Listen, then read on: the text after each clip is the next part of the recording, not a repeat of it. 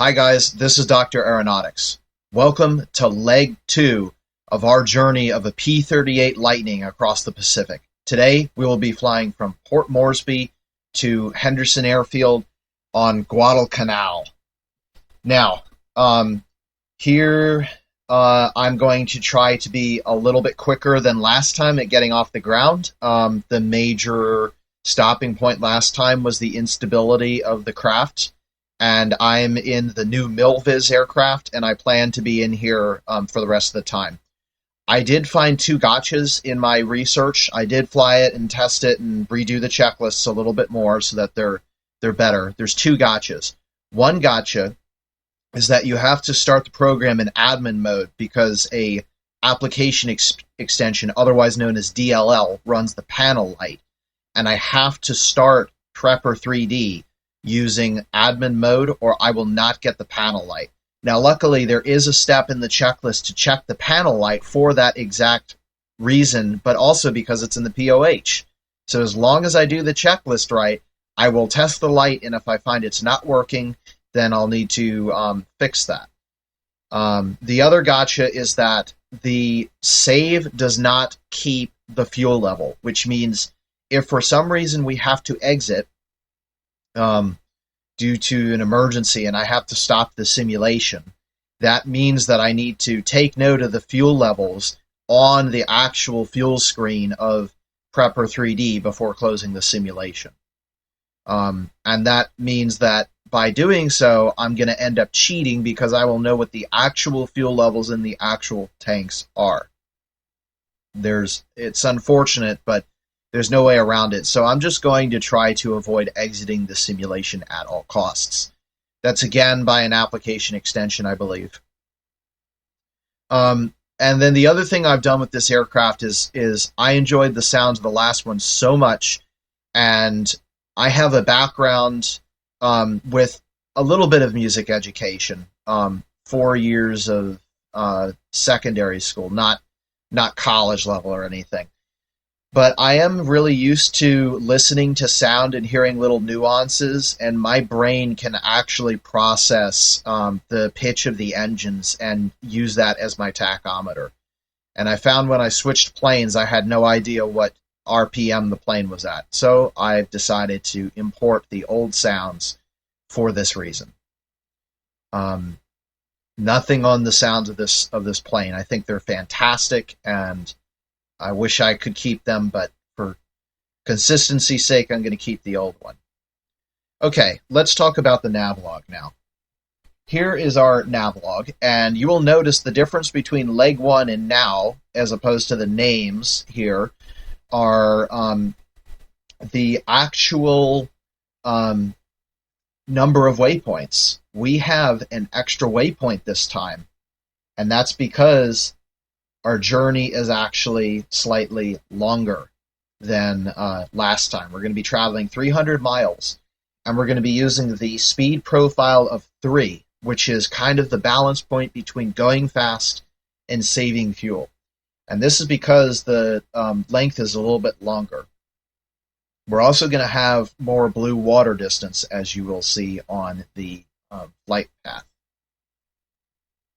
Okay, so now taking a look at our celestial snap here, you can see that I have updated it for the time, and basically the way that I did this was so that we would take off in the morning, and we can use the sun for speed checks when we're on Papua New Guinea, and then the sun will switch from more easterly to southeasterly azimuth, and our route will change from eastbound to northeastbound. And what this is going to do is allow us to shoot the sun off the right side of the craft, and we will be able to determine course at that point because the sun would have moved roughly 45 degrees to the right, and we would have moved about 45 degrees to the left. So we can take line of positions off the sun, and they should be roughly parallel. I've timed the time of flight to be so that the sun is directly perpendicular to us on that really long, scary open water segment. We won't be able to take speed shots but that doesn't matter because we're not going to be worried about fuel on this flight. But we will be able to take core shots, and that will prevent us from hopping over the island by mistake. Now, if we actually come back to the airplane and I do Shift 2, here she is. So I now have access to the bubble sextant in the flight simulator, which I am super happy about again. That is fixed. Okay, so now moving back to our fuel chart here, you can see that the ahead line is a lot more shallow than it was last time, but it also extends further.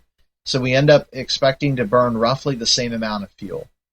The other thing that I'm going to note here is we are one engine out to the Solomon Islands all the way, which means that if we lose an engine, we'll be okay on fuel.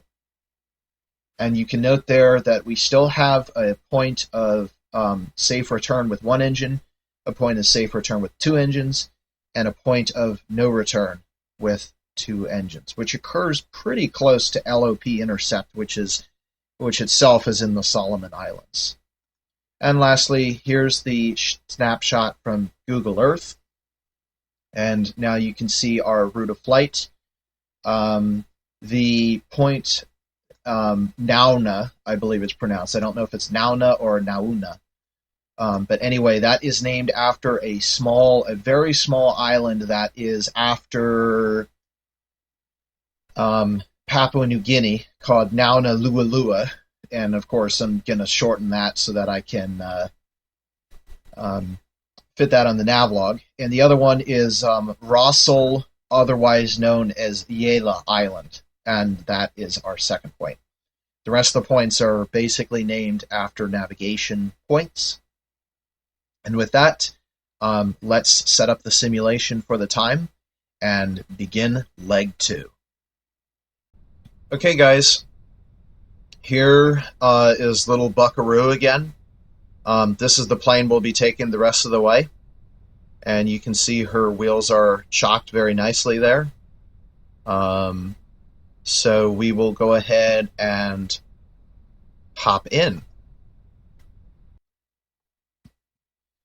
I had to change the at aircraft time to be 40 minutes back because there's more. It turned out that there were more things to do after I revised the checklist for this aircraft. Okay, actually, let's not hop in now. We have to do the exterior inspection. Okay, so pitot cover removed. Yes, I know I said pilot cover last time. I do that all the time. It's a bad habit that's been going on since I was like 10 years old. Tires inflated. Oleo struts extended. Nose wheel, we want that to be straight. Yep, we're good. Cowling fasteners secure. Everything looks good. Obstructions cleared. Going to take the chocks out. We're on flat land and we're by the airport, or the airplane rather. Baggage compartment, we can't open it in the Milviz plane, sorry to say. So maybe I should get rid of that item on the checklist. Fuel tank's full. Okay, now this is important. Remember how I said that we would have 630 usable gallons? Well, this aircraft takes more than that, but in order to enforce the fact that we took off on our leg with 630 gallons, I don't get to magically cheat more fuel. So when we pull away from the pump, I'm going to pull the numbers down to 630 gallons, which is the maximum that we're permitted to use. And then we got to check the dive fillet clearance here. And I believe you can actually see it in this plane. The exterior is that good. Yeah. So we're looking between the window and the flushed thing there. That's supposed to be 3/16 of an inch. I have no way to, or less. I have no way to measure that distance. So we're just going to have to make do. And that's it. So we're going to go into the cockpit now. And the first thing to do, secure the seat, which I've done. Headset connected, it is. Canopy closed and locked. Let's see, we want this guy. Okay, good. And 2, 3, and 4 just to get other doors just in case.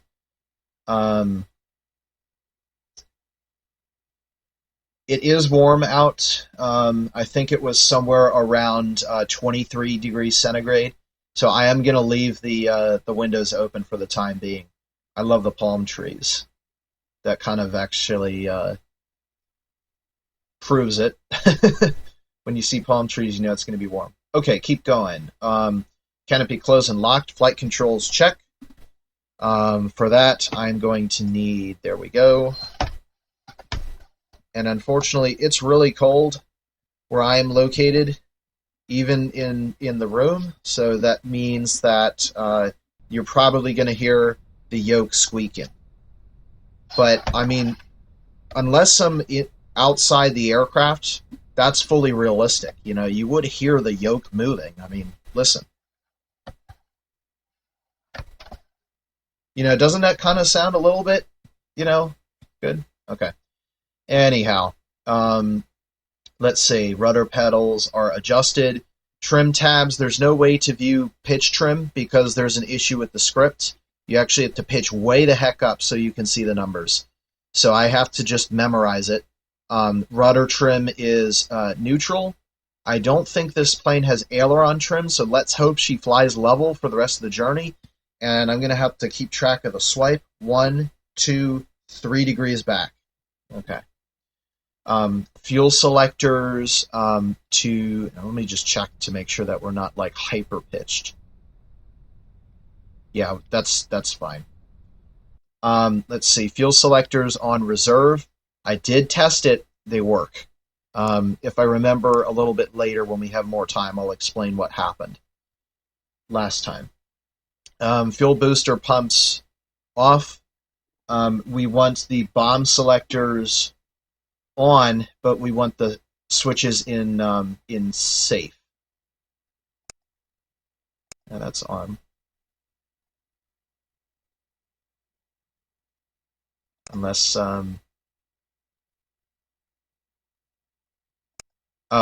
okay, it says arm regardless of whatever the position is. Okay, so we're in safe and the master switch is on. Okay, so we're good. Fuel booster pumps off, bomb selectors on, arming switch is safe, throttle's cracked. So we'll put it right about there. Prop governor, full forward. Propeller switches.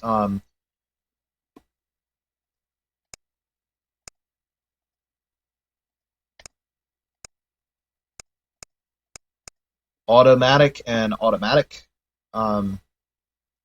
Mixture control idle cutoff. Propeller circuit breakers on. Believe it or not, that's simulated, and they are down, so that means they're on. Propeller switch feathering switches are in normal. Check, check. Clock set. Let's just note that seconds and minutes, 36:45 and 36:45, so we're correct. Altimeter. Well, somehow I missed that last time. I'm going to set that to what I have here. 2977. Or you know what? Better yet, let's just set it to the field elevation, which is 129 feet. So right about there. So we're set. Okay. Gun switch off. Yep. Gun switch is off. Wing flaps are up and closed. That's actually simulated. Wow. So flaps are up, and then the switch is in the closed position, I believe. Oh no, that's the closed position. There we go. That's actually simulated. Aileron boost is in the on position. That's the little switch on the hex, the thing that's capped with a hex nut. Auxiliary hand pump, we can actually test this. That moves just fine. Parking brake, we're going to set. Okay. Night flying checks, just to demo it, I'm going to test the cockpit light here. But we need the battery switch on.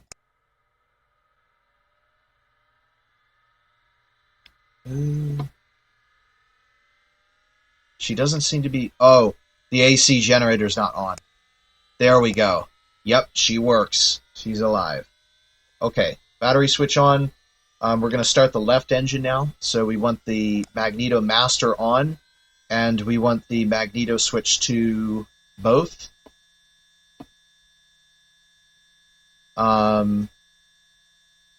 Okay. And generator, left generator on. Whoops. Prime, we're going to pull that once because we're cold. Starter energize, left engine. And starter engage.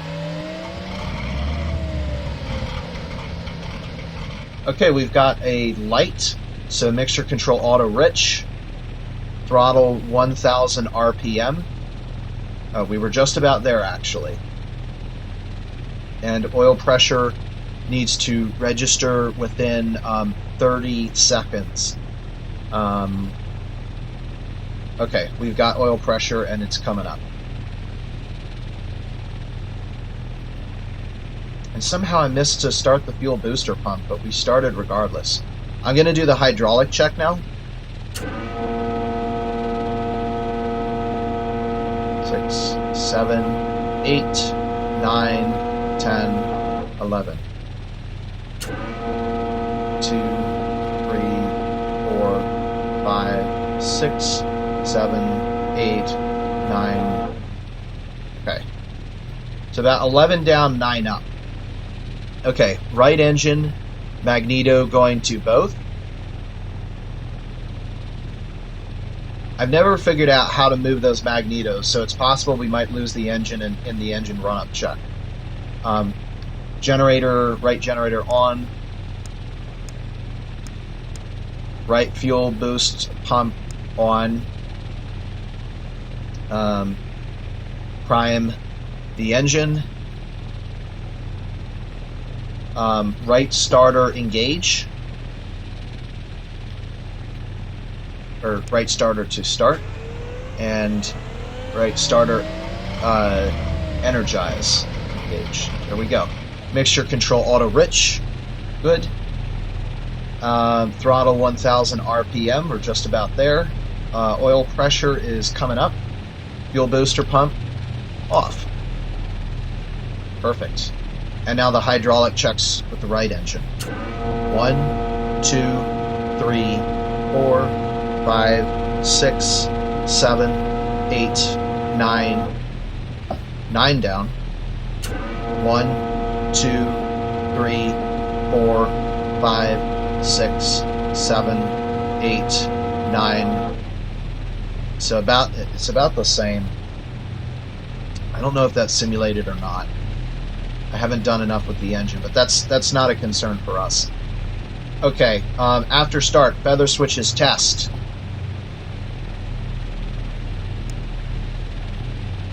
Yeah, I don't know what the deal with Prepper 3D is. It won't let you stay in the feathered position.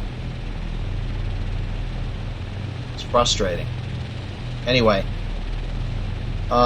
switches have been tested. Radios as desired. I already said that we're not using radios because we didn't take off with any, so no radios. AC generator on, and that's in the last plane, by the way. Okay, and I see that our standby has come to life now. We want the coolant shutters in automatic. Coolant. Where are you guys?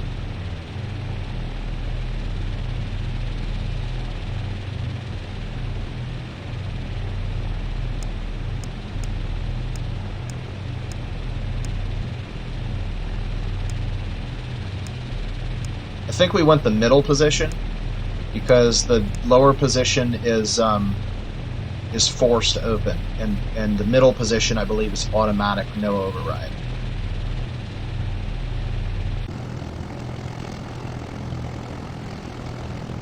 And yeah, it looks like those have come open, so our temperatures are staying down somewhat. Oil shutters automatic. Gun sight light check. Let's see which one that is.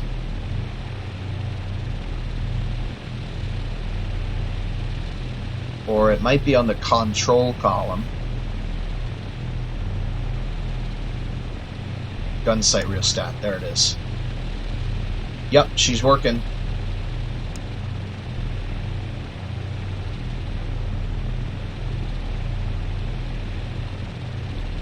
Okay, fuel gauges. Oh wait, no, we wanted the fuel warning light. We got to check that first. Okay. Well, there's no low fuel, so that's fine. This is a test button, but it's not simulated, so we're going to skip that. Gyro instrument, we only have one of them, and that's uncaged. So we're good. Oil temperature, we want to check to, yep, that's at 40 centigrade. And I know I said PSI last time. Oil pressure is at 75 PSI. Are we at 75 PSI?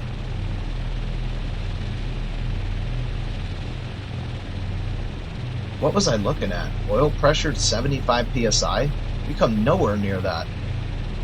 I'll have to check that later. Fuel pressure, check 16 to...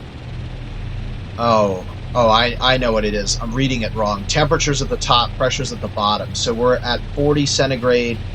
Let's add a little bit more throttle to get our... Yes, she comes into green. So we're good. Okay. Hydraulic pressure, 1100. Yes, she was there when it was higher. Intercooler shutters. I've been told to put those full open, which is that position. Hopefully that will keep our temperatures down. And lights as desired. So let's see, we've got landing, which I'm not going to fiddle with, tail, wing, and cabin. Yeah, I'm going to go no lights. Okay, we're ready to taxi, so let's go ahead and ask the folks at Papua New Guinea, give us a pushback, please. And then after that point, that's when I'm going to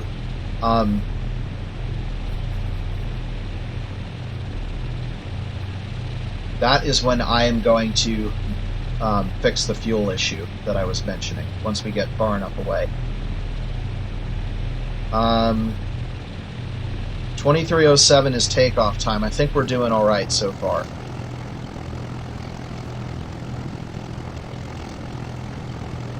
And I'm going to go back pretty far, because I do want to make 100% certain that I'm not going to get refueled again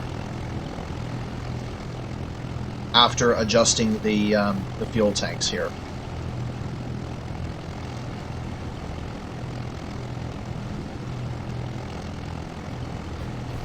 Okay, we're going to adjust the fuel tanks now.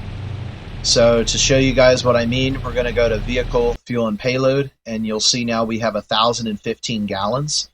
So what we're going to do is we're going to eliminate the tanks that we don't have. So we did not take off with a left tip, so we're going to set that to 0. We did not take off with a right tip, we're going to set that to 0. We carried 165 gallon drop tanks, so we're going to set those to 165. And now we've got 635.96 gallons, which is exactly what we were expecting. So I'm going to press the OK button. And there is no point in saving because, like I said, that information is not going to be carried. So I'm going to check the fuel one more time once we get going. But anyhow, time to roll. Whoa, way too much gas.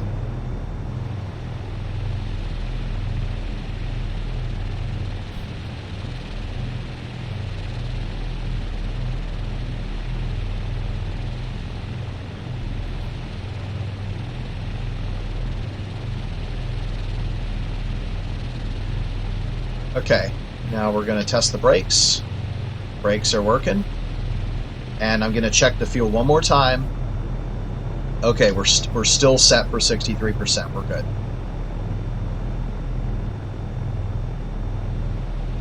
So wind is light and variable, which means we get to choose our runway. In real life, the tower would give it to us, but that's not being simulated. I'm going to go through my before flying the flight nav log. So we want to confirm that our altimeter is set, and it was set, and it still looks good, so the pressure hasn't changed much. Dead reckoning is a 10-to-1 rule, confirms celestial navigations are planned for a 10-to-1 rule, and I did exactly that. So we are good, and I'm going to just confirm one more time. Yes, we've got the whatchamacallit. Do once during the flight, take the first sight at top of climb. So we're going to, now would actually be a really good time to set the values for celestial top of climb, which is, yeah, I should get that plugged in right now. So that's 937, 147.50.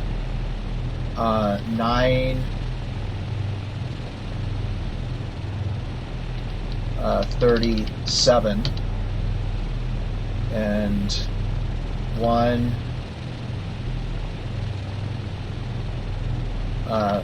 37.50, right? 137.50, is that what I said? No, 147.50. Okay, and current GMT time, well, actually no, we want GMT top of climb. GMT top of climb is going to be 23, 23,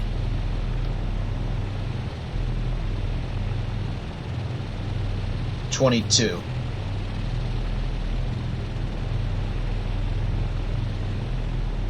Okay.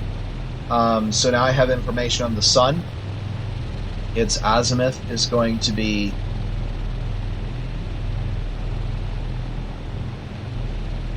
oh, wait a minute.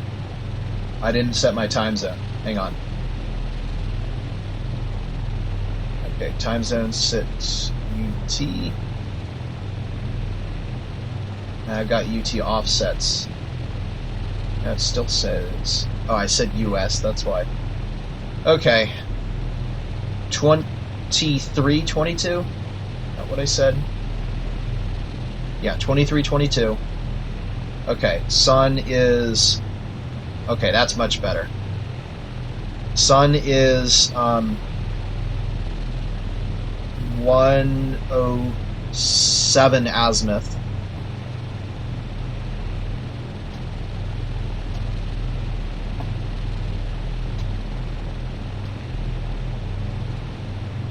Okay, and our position is 9 south, 35 minutes, and our longitude is going to be very mouse wheel, and it's only going to get worse through the flight. 147.50.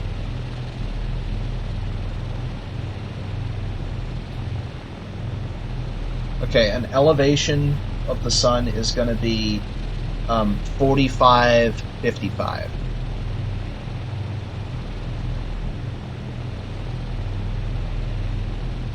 Okay, I believe we're set up now.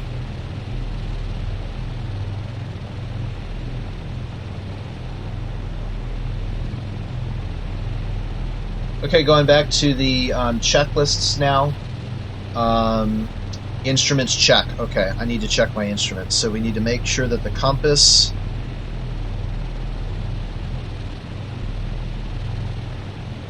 is working.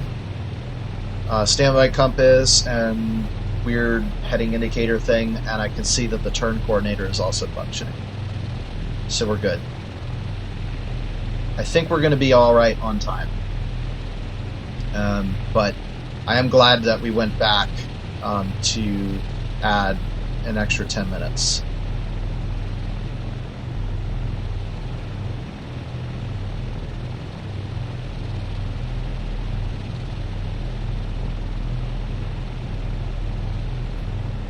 And now's a good time to adjust my sight.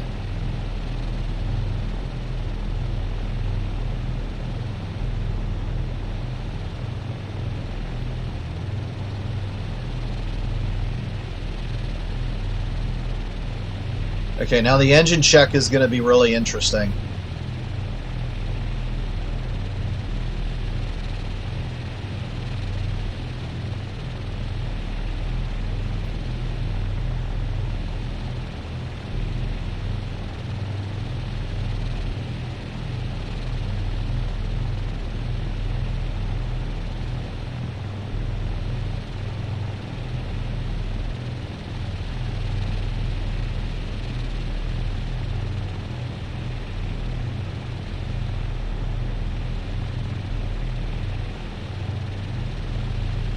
Okay, we are here, so let's put the parking brake on again, and we're going to confirm canopy is locked, side windows closed with ratchets on.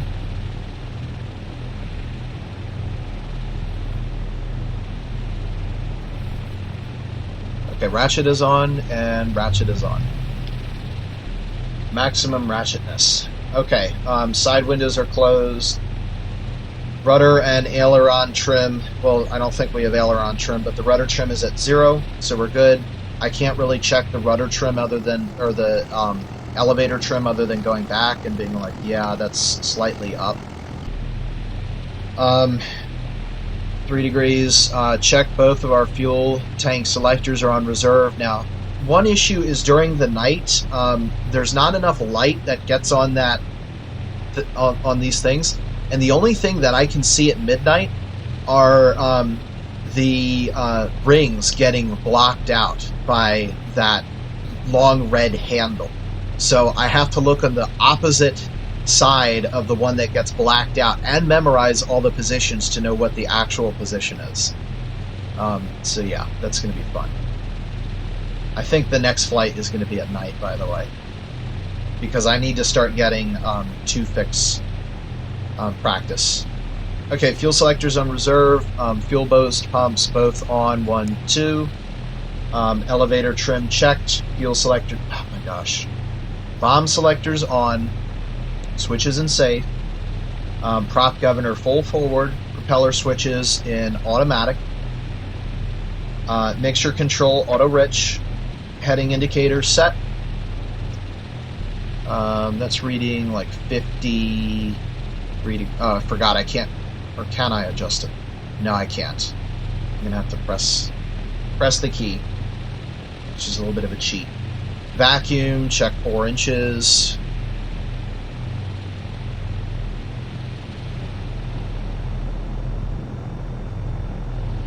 Okay, we're gonna have to check that during the actual engine check because it's not coming up.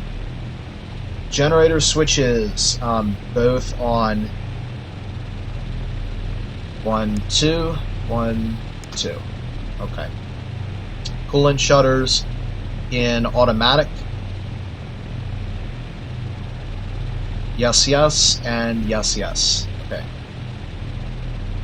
Intercooler shutters full open. Yes. Dive flaps up. Those are the dive flaps.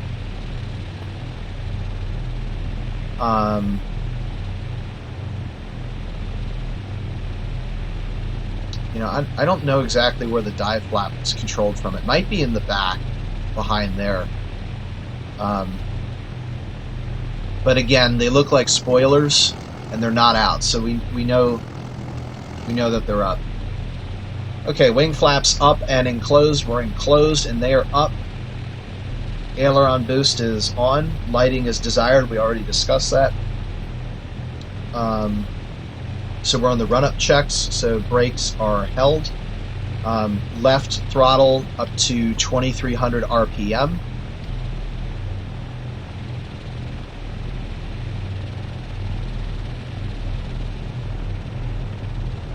Okay, that's a bit much. Go back a little bit here. Still much. Okay. Yeah, this is part of feeling out the new aircraft. Okay, that's a good enough for me. So magnetos check, and here's the fun part. Okay, that was left.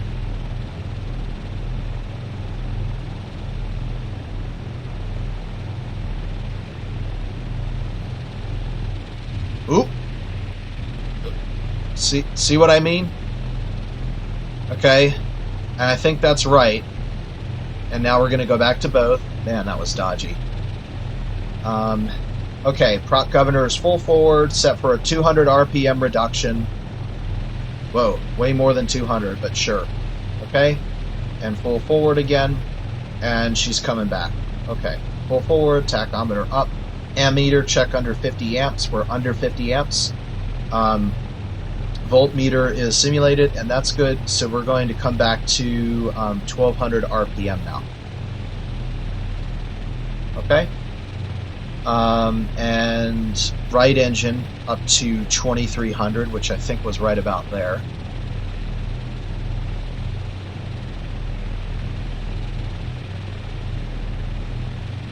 A little bit more. There comes a point where it just goes zoom. Yeah, right there. I didn't do anything. It just went straight up. Okay, magnetos check. We're in both. Nope. That's off.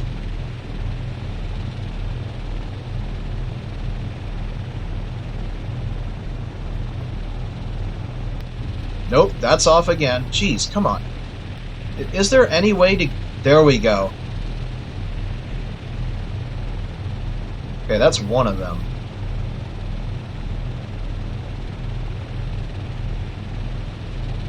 Okay, there's pretty much no reduction there.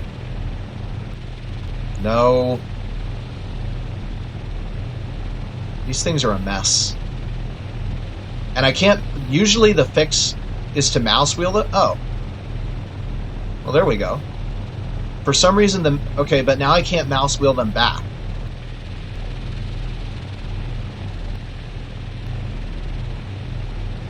Yeah, I don't know. But anyway, I think that's both of them. Back to both. We're good. Prop governor full, and bring back for a 200 RPM reduction, and that went down, so we're going to go back up again. You know, I kind of think that automatic is actually back here.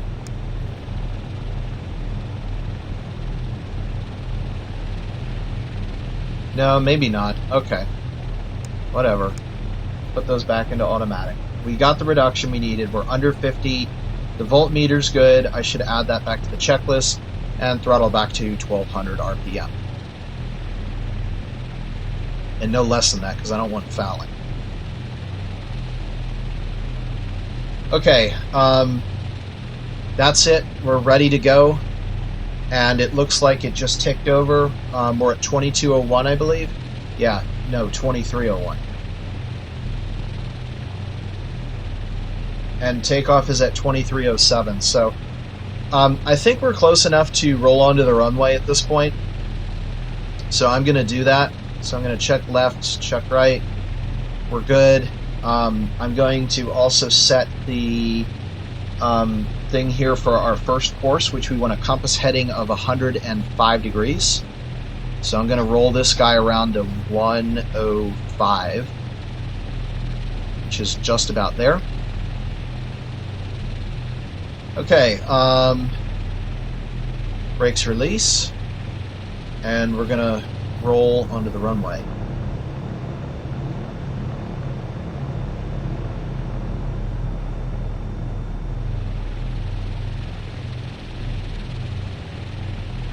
She's plenty long, so I'm not going to go all the way back to the threshold.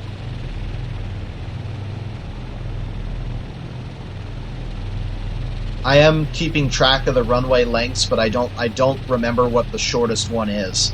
But I will be prepared for it, regardless of whatever happens. Okay, let me set the sight up again. And I'm going to save. and I am going to pause the video. We'll come back when it's time to go. Once I fix our orientation here. Okay. Okay, we got 60 seconds to go now. So at 23:07.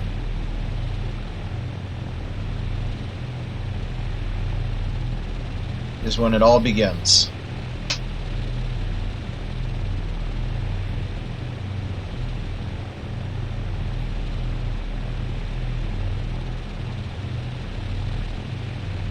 I'm going to take a left turn when I take off.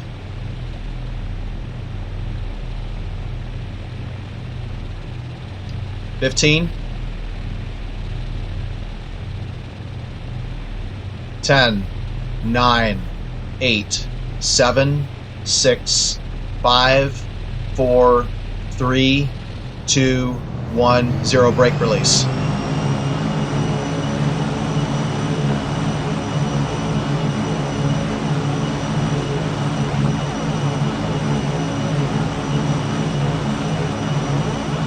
And there's 100.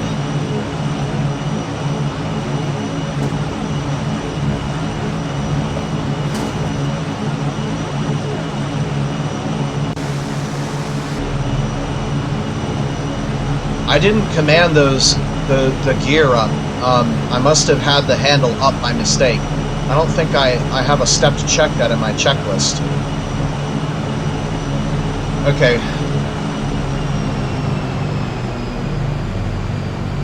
Alright, checking temperatures. Let's see, the coolant temperatures look a little bit high. Let's see if we can fix that.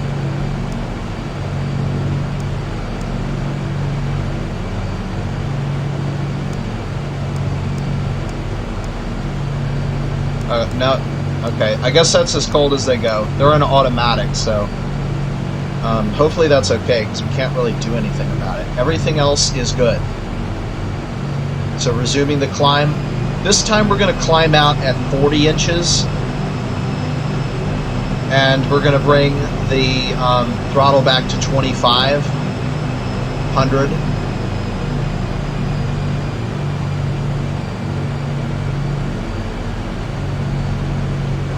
Okay, right about there, I think, is where we want to be for on-courseness.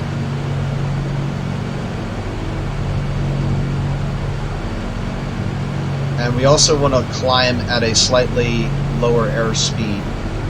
So we want to establish 165 miles per hour, and while we're doing that, I can check our engine instruments here. I never did check suction now that I recall. And you can see some cumulus clouds. There might be one thunderstorm that we have to dodge. Just, we'll have to look out for that. Let's see, I want to climb at 165, please.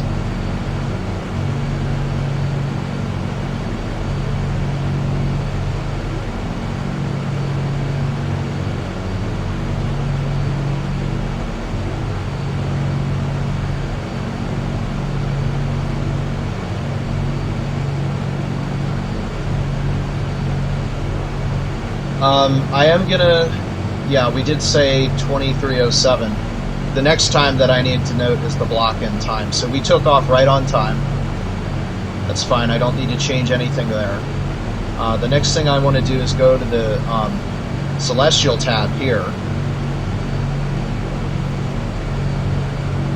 We're still going too fast, so let's try to put the nose on the horizon here. Get us a nice more pitch up altitude, or attitude.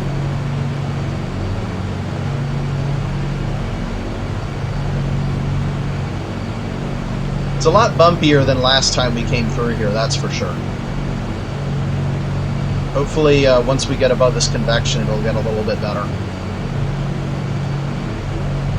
And I am going to be actively avoiding thunderstorms. This is cumulus humilis, so I'm not that concerned about it.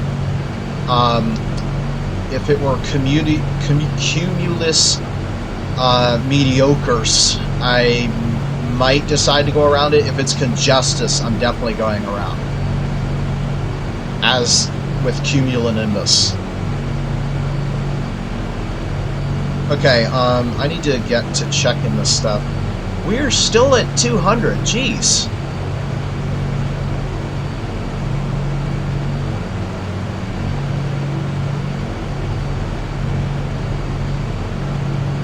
I think everything's looking fine. I don't see any issues with any of my instruments here. So it says to fly the first 15 minutes on reserve, and then we got to switch tanks when we level out at cruise. We want to burn the drop tanks first. So we'll do that once we get to altitude. Dang, we're barely climbing. Come on. I might have to give it more gas, which is not what the POH said.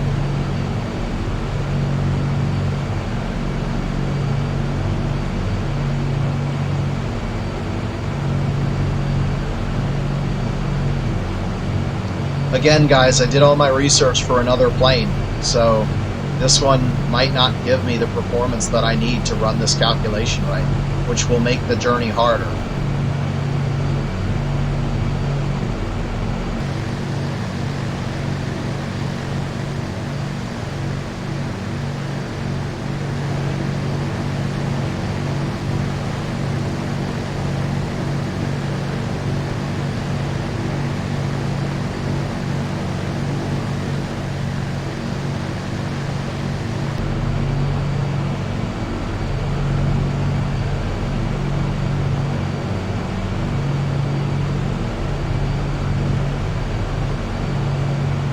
I guess she just wants to climb at a really nose-high altitude.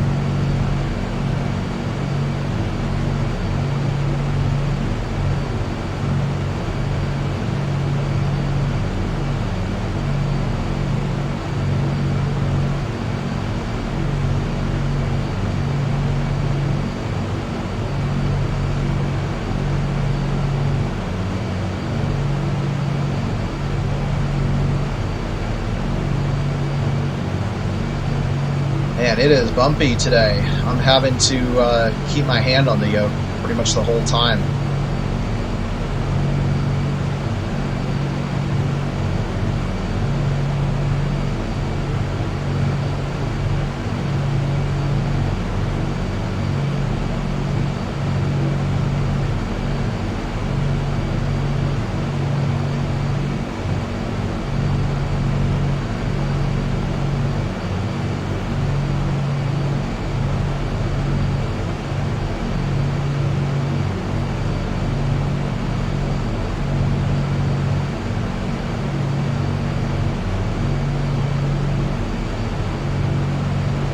So just to think about the sun, if it's higher than we expected, it means that we are fast.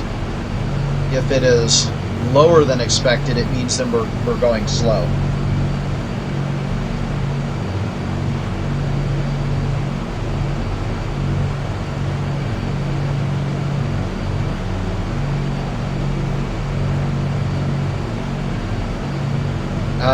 Or it might be the other way around, because it's kind of, the sun will behave a little bit like a speed shot at this point, because I think it's basically almost straight out from us.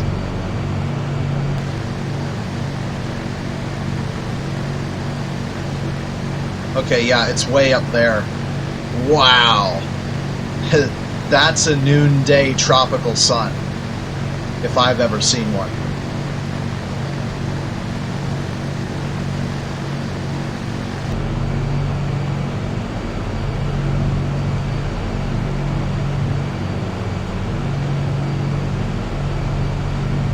Okay, it's getting a little bit smoother to fly now, which is good. Looks like we're at 10.95 actually. Now, if I check my flight plan, I think the pressures are exactly the same at both. Yes, both are 2.9 or 7.7, so I won't have to adjust my my altimeter at any point during the flight. And guys, this is insane. We take off at latitude 9 minutes south, 26 minutes. We land at latitude 9 minutes south, 26 minutes. It just so happens that the Port Moresby Airport happens to be exactly at the same latitude, to within 1 mile, as Henderson Airfield on Guadalcanal, which means if you average it out, this is a pure east-west flight. We're drifting. Okay, looks like we're at 10.5 right now.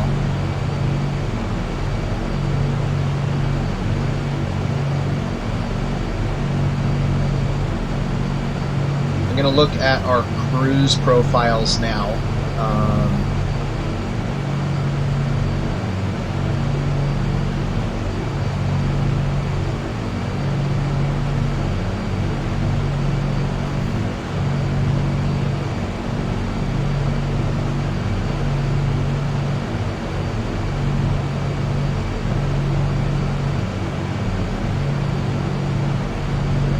Okay, so we want speed regime of 5 at 15,000, or sorry, 3 at 15,000 feet, which means 2150 RPM and 34 inches of manifold pressure.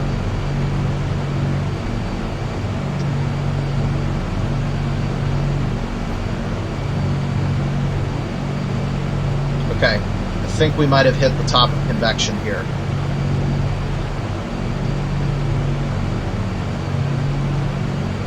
$12,000. Okay, if climb continues above 12,000 feet, boost pumps both on. Oh, I never turned them off after takeoff. I need to add that into the checklist. O2 flow on. Blinker check. O2 pressure check.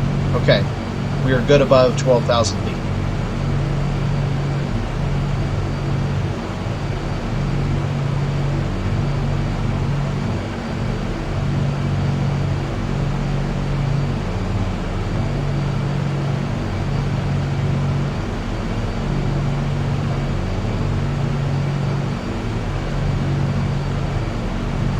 Yeah, she's foot flying now.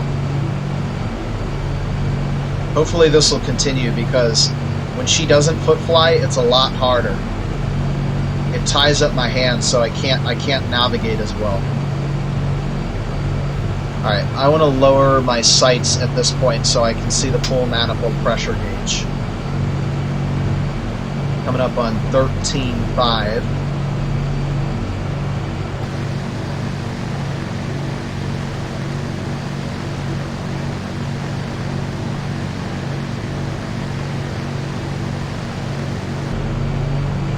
Yeah, I really love these sounds. Not only am I more familiar with the sound versus RPM, but it's also so much more calming. You know, the last one is like, and this one is just, I don't know, it sounds like an orchestra just kind of playing one note together, but just a few instruments playing, like a piccolo playing a really high tune, and like they're off by just enough to make harmony. It kind of sounds like harmonization, believe it or not. Maybe slightly in the minor key. Okay, 14.5, getting ready for the level off here.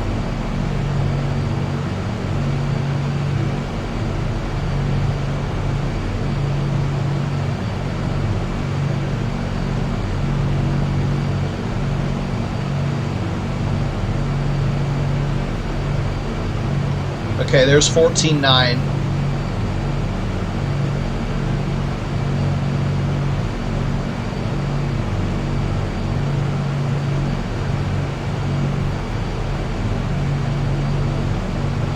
Wait, what? What was I reading? Oh, no, that's the 10,000 foot gauge. Okay. I got confused and thought I was at like 11,000 feet again. Okay, picked up airspeed now, throttle as desired. We want to bring that back to 34 inches of manifold pressure. And we want to bring the RPM gauge down to 2150.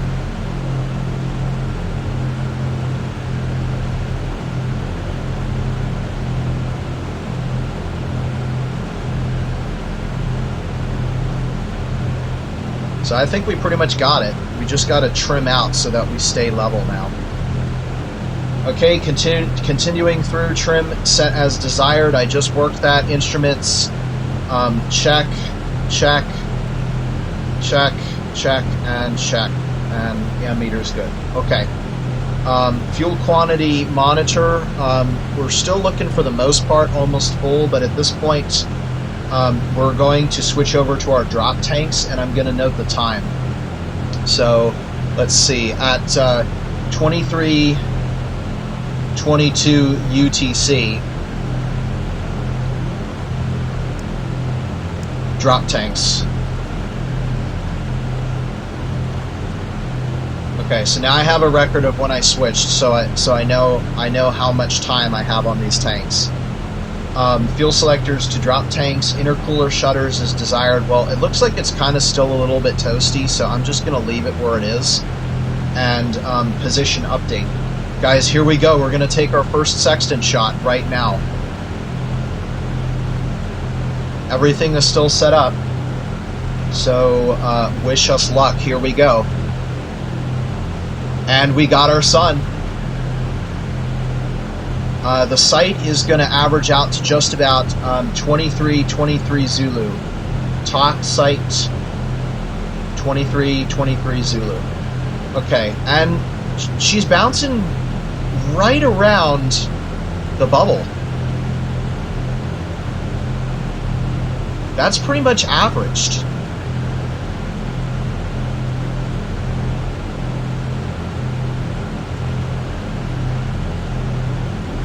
Yeah, I'd say we got it.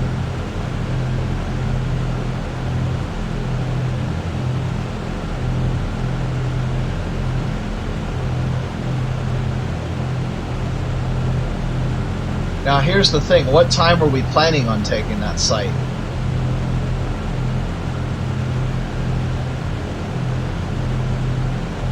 (23:22). Okay, so 1 minute is not going to make that much difference. I'm okay with that. So we've got a distance offset of 0 nautical miles, meaning we're right on course. Now check this out. If I choose *1, bam, that plots the LOP.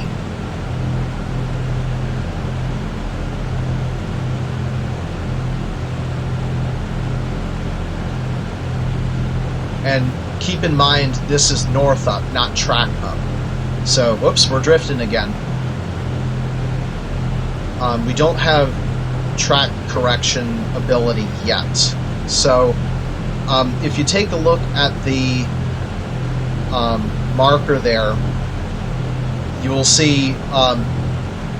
So what I did was I just checked the sun is roughly in front of us, and we're on a southeasterly trajectory.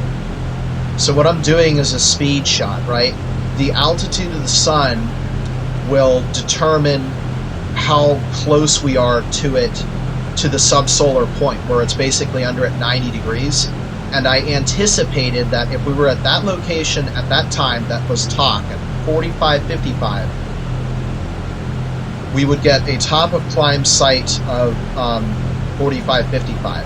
And because the bubble averaged out at that time, it meant that we were within a minute precision of where we are now. So what this means is we're going to draw the line perpendicular to our azimuth of the sun, which happens to be just about in front of us. So if you draw it perpendicularly to our track, we end up with a slightly north-south line, which is what you see there. And because we have a distance offset of 0, it means that our current position is the line of position, which means that we are on time.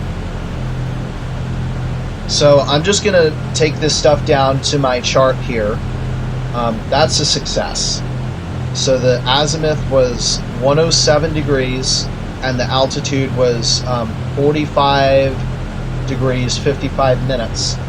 The actual time was 23:23, which is just 1 minute off, so I'm not that concerned.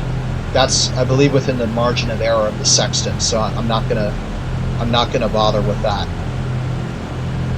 The next thing, offset was 0 nautical miles, and that's all the information that we can gain from this. I'm also going to put offset of 0 nautical miles in start 2 because I have it set to check the.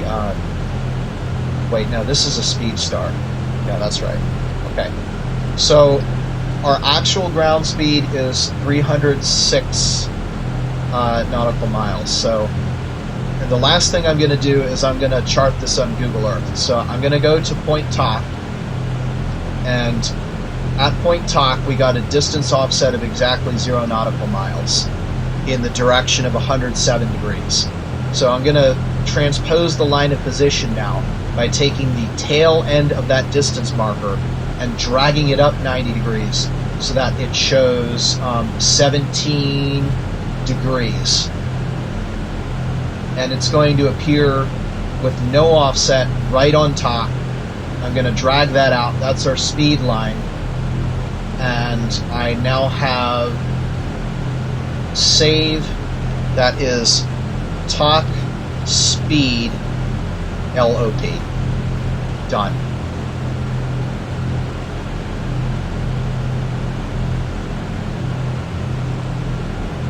Cool, so we did it. That's the very first one,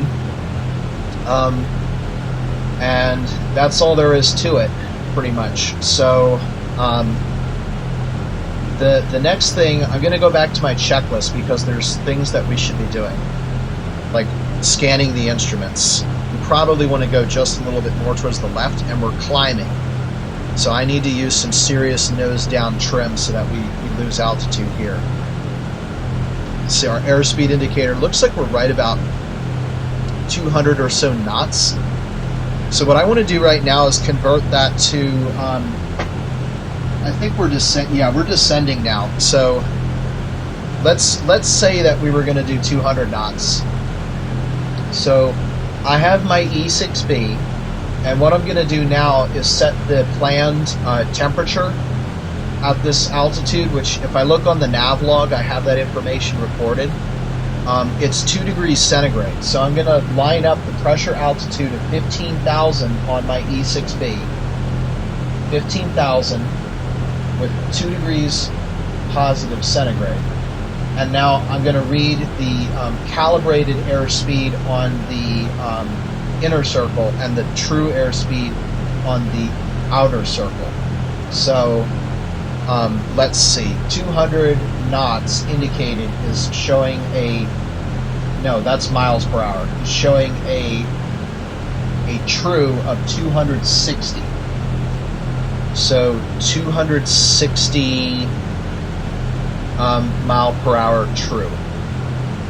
And let's see what the POH says we should be getting.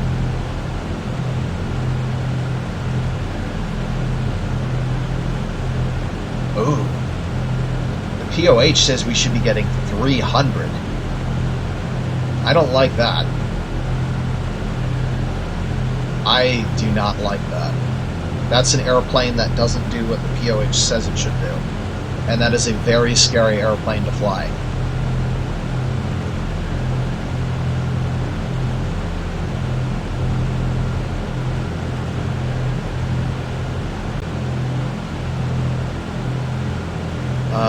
Maybe we have let's try shutting the coolant shutters and see if that makes a difference here. Let's see, are our oil cooler flaps open? Yes, they are. Alright, let's try shutting some of those and see if we get any speed boosts here, because that's a little bit disturbing.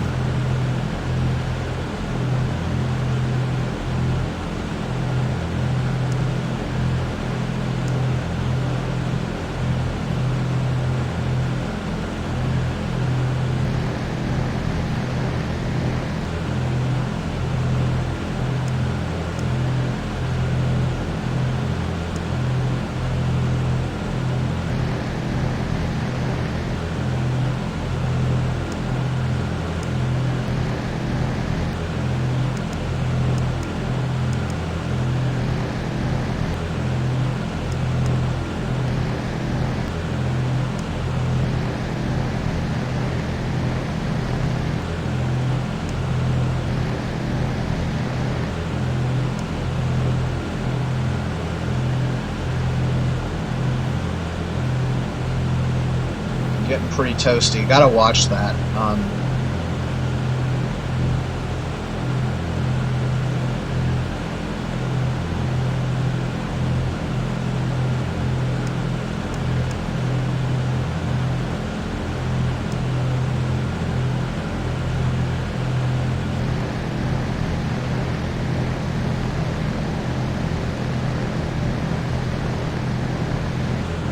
Okay, everything is shut now, but like I said, we're going to have to really watch the temperatures here because I do not want to overheat.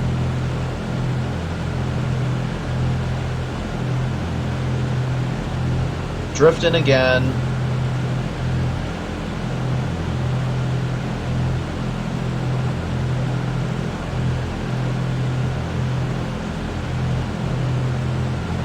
Okay, let's keep going with the checklist here. I have 30 minutes. The next celestial sighting I want to take place at 23:52.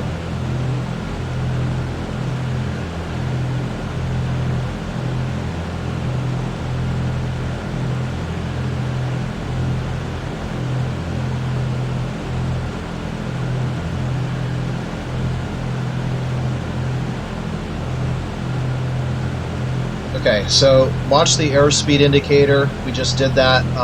We have islands, so I'm not going to watch for islands. Watch the outside air temperature. I don't have access to that information. Chart update. I think we just did the chart update, but I can start drawing it out on Google Earth. If we are moving at 260 miles per hour, grabbing my E6B again, and I'm going to move the inner circle rate to 260, and the time that we've traveled since Tok's site is exactly 10 minutes. And 10 minutes says that we should travel 45 miles from Tok. So that gives me a definitive position fix. We should be roughly over near the town of Abo, or Abao. Yeah, I don't know exactly how to pronounce that. Sorry. Okay, so that's our position update. Know at any time during the flight, fuel consumption rate in gallons per hour. Okay, POH says that we should be getting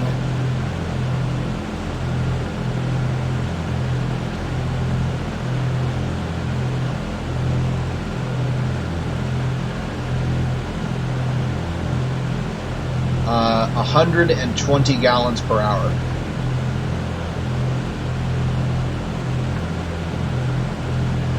Okay, that was easy. Total usable non-reserve fuel. Okay, so let's see. We started with 630 gallons. Now we're going to subtract 10 in taxi, and then we're going to subtract 32 in climb, and then we've been going for 10 minutes after climb. So 10 minutes at 120 gallons per hour is going to burn 20 gallons, I believe. Yes. So that's 620. Actually, let's do the 32 first, because that's easier. So that's going to go to 598, 588, 578, 568. So we have 568 gallons on board, of which 10 has been taken out of the tip tanks. And we don't have indicators that say how full or empty the tip tanks are, so we have to be careful. Okay, so I guess that means we need to figure out, okay, so we've taken 165 and 165 together is 330 gallons. So at 330 gallons at 120 gallons per hour means that we can do safely E6B again, 120 gallons per hour for 330 gallons shows up as 165, which basically shows up as 2 hours 45 minutes. And now we have to add 2 hours 45 minutes to the top of climb time, which is 23.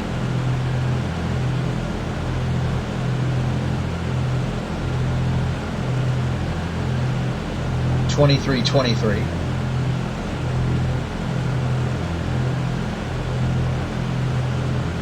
Okay, so that's going to be 23:01. So it's going to be 1 plus 23 and 45, which means it's going to be 2.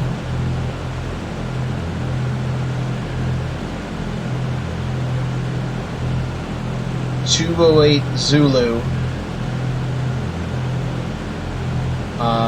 Drop tanks out. Out of fuel, or as I like to call it, oof. That's actually what it's going to be called on our Robinson Crusoe leg. I am actually going to have a point called oof, and it means out of fuel. That's where we fall out of the sky. Okay, so we're good there. Amount of fuel consumed, well, that's easy. That's 10 gallons plus 32 gallons plus 10 gallons, so that leaves us with 62 gallons consumed as of this time. Amount of fuel remaining less reserve. Well, we said 568, so minus reserve 518. Distance flown. Well, we just did a chart update, but we can do it again. So now we're 15 minutes beyond, and 10, 15, 45 at 22.5, so 67.5 miles is the distance that we've flown so far, which is near the town of Segili.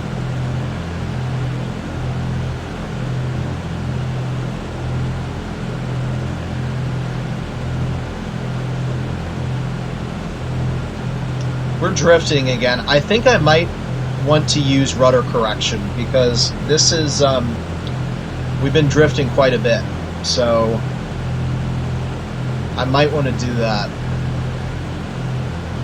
In other notes, we've just hit 15,000 feet again, so I'm going to need to trim up some here.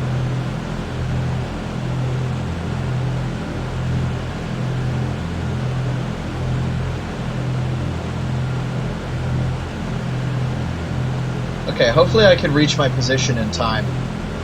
Distance remaining. Well, that's easy. That's, let's see, we've flown, there's 939 miles, and we've flown probably now about 70 miles. So,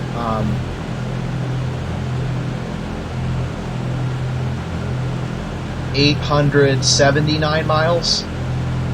Yeah.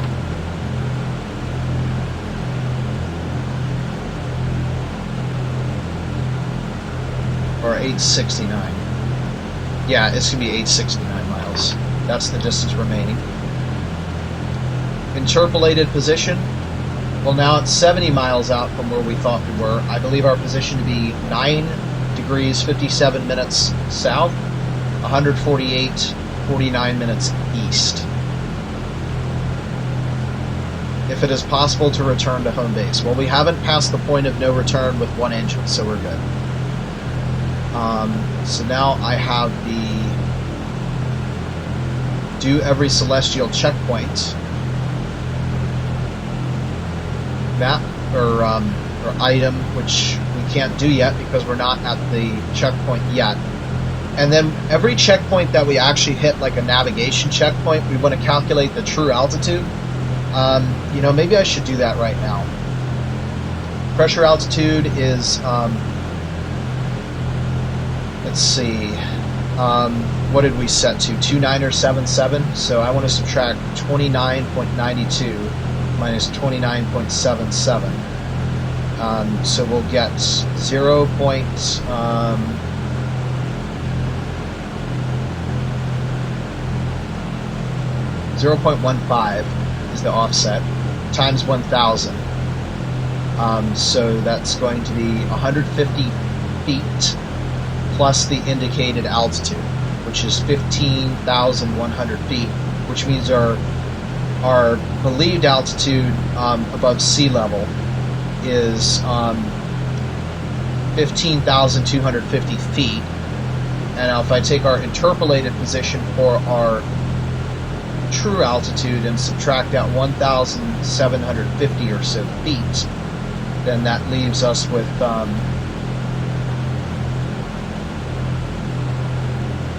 13,500 feet above terrain. Let's see if there's anything else that we should do here. Find true altitude by setting the E6B pressure altitude opposite OAT. Well, I could have done that as well, but that's the same calculation. Calculate actual ground speed from the previous site. We can't do that yet because we don't have a second site. And we can't calculate wind direction and speed because we don't have a second site. Cool, so that's everything that we had to do to the next celestial checkpoint. So let's check our time and see how much time we have left here. 42, and we're 10 minutes from the next site. All right. I can't believe I thought I'd be struggling to take sites here. All right, so I'm going to update everything for the next position. So I need to go out 30 minutes at, what's our assumed speed? 260 true? I don't remember what that was. Yeah, I think it was 260 true. Okay. So 260 for 30 minutes is going to be 130 miles from top of climb.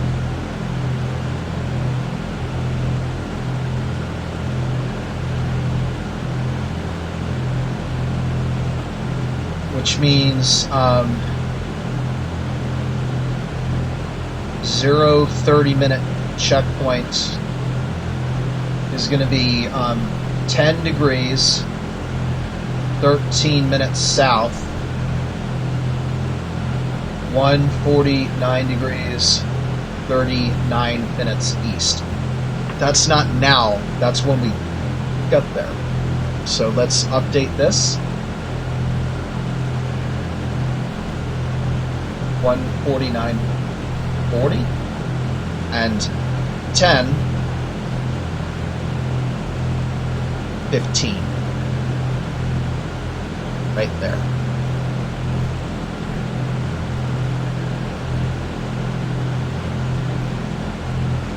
I think we're back to Orangery Bay. So this is where we made original landfall when we screwed up.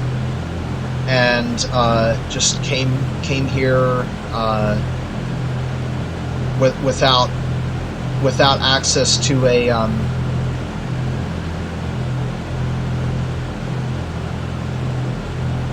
we came here without access to a bubble sextant, and that really messed us up.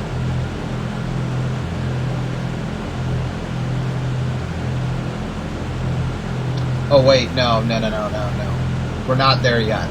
Well, actually, that will be happening when we take our next site.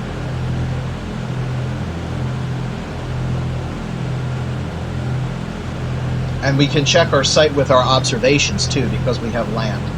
So this is why I want to do it for every leg, so that I can check and confirm, okay, now how much am I actually right? And if I'm really right, then I know I'm good.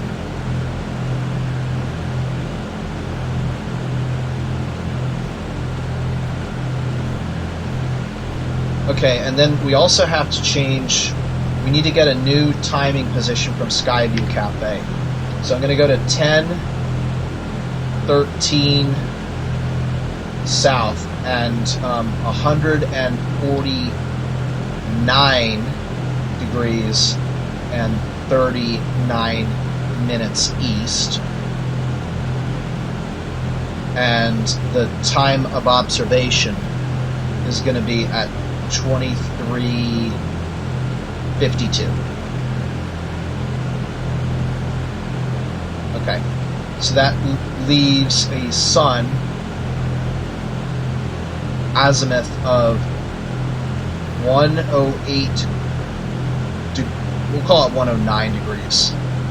And the elevation is going to be exactly, and when I say exactly, I mean to the second, 54 degrees, 50 minutes.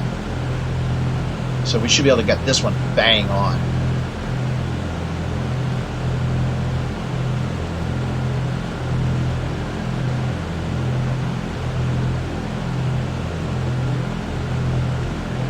And we're going to click *1 to clear out our LOP. I have it checked in Google Earth. So that's the end of it there.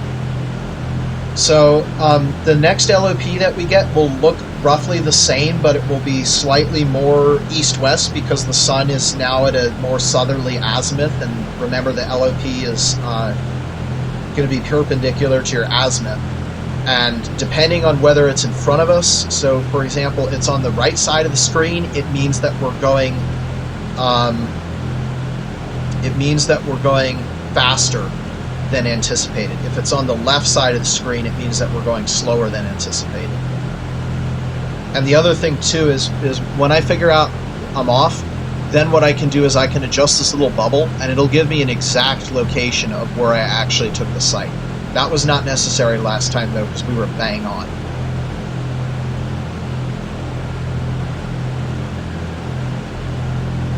So we're waiting for, at this point, 23:52.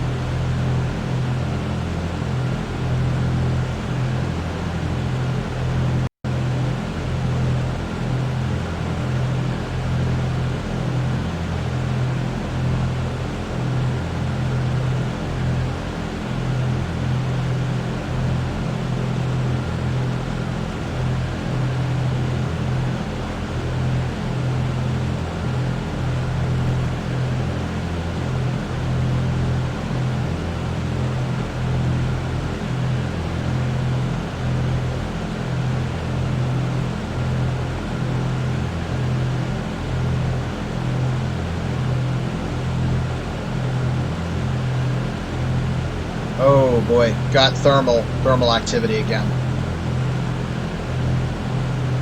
Big thermal activity.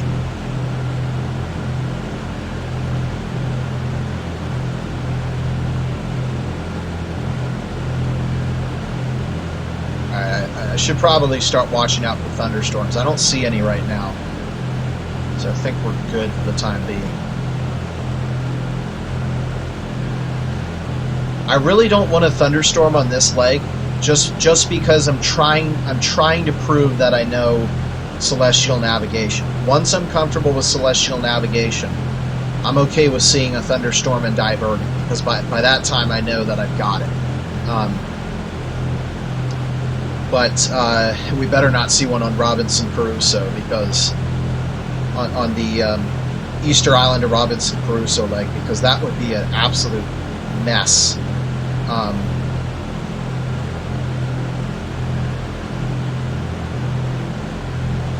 If we did that.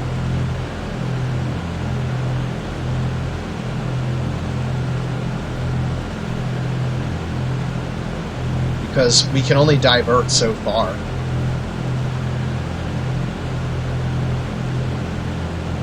So just to confirm, just in case for some reason we're burning more fuel than the POH says we should, if we lose the engines, we're going to go to well, actually the boost pumps are already on.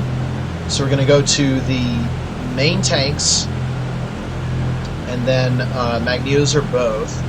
So all we got to do is just push the plane down to get the engine to relight.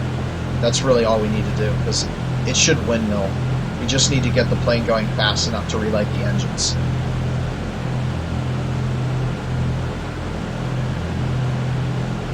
Oh yeah, and by the way, that red light that's down there is for the tip tanks. I don't believe it works for the drop tanks. So it's pretty much useless because we're assuming that we don't have tip tanks. So it's always going to read empty. And the POH warns to never run a fuel tank dry, so I want to get it as close as I possibly can without it actually running dry.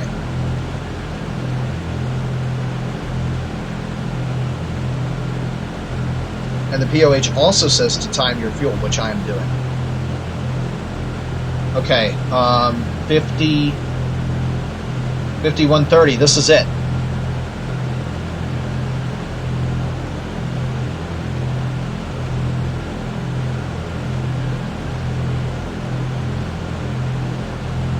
Oh my gosh.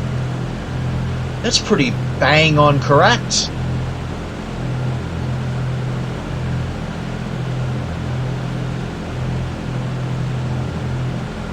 So I'm going to mark 2352 for the next site. Star azimuth is 10.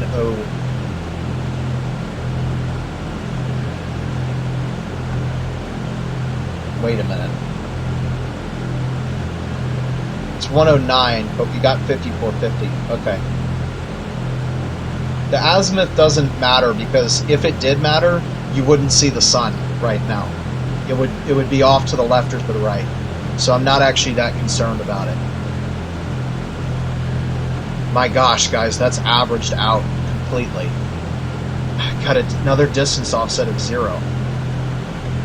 So altitude is 54 degrees 50 minutes. Actual time of sight was at 2352 as anticipated. And the offset was 0 somehow, which means that we are bang on schedule. Let's plot star 1 again, and there we go.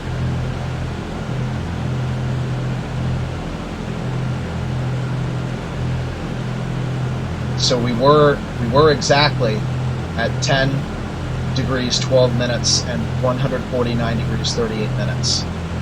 So I'm going to draw an LOP at that point. We're going to call it the 30-minute fix. The degree is going to be 109. So subtract, I get 19 degrees is what the LOP is going to be. And drag that out.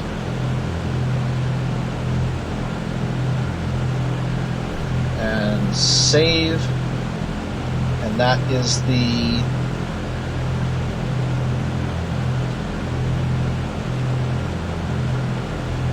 30-minute fix speed LOP.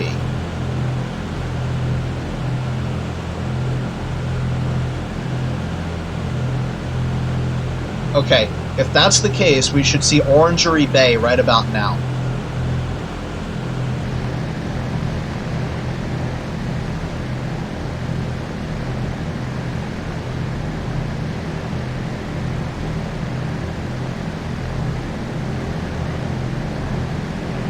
Okay, we've got an island of some sorts there. That might be, yes, that's Bona Bona Island. And that's just behind us now, which is okay because we've drifted forward now. Yep. And then that's that peninsula that I saw. So amazingly enough, this is where we made landfall last time. And then back that way is Mailu Island, I think. Wow. So we're still on now. Just to test that I'm not screwed up in any way. Let's see. We should by observation. Actually, no. Let's use by distance. We're now a full 4 minutes after the sight should have taken place. Let's go by what I'm getting on the nav log because I do have a speed fix now. Actual ground speed is 306. So I'm going to set the rate to 306. So in 4 minutes, we would have traveled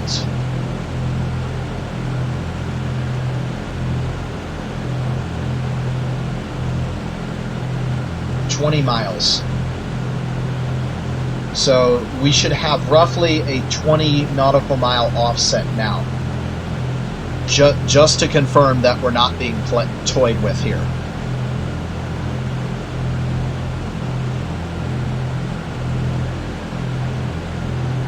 Yeah, and we're averaging above. That means if we have to scroll up further, it means that the sun is further behind.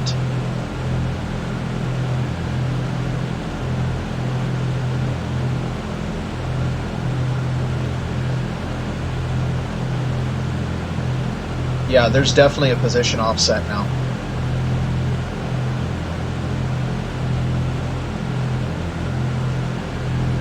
So we're good. That pretty much confirms it. So that's the end of the second sight.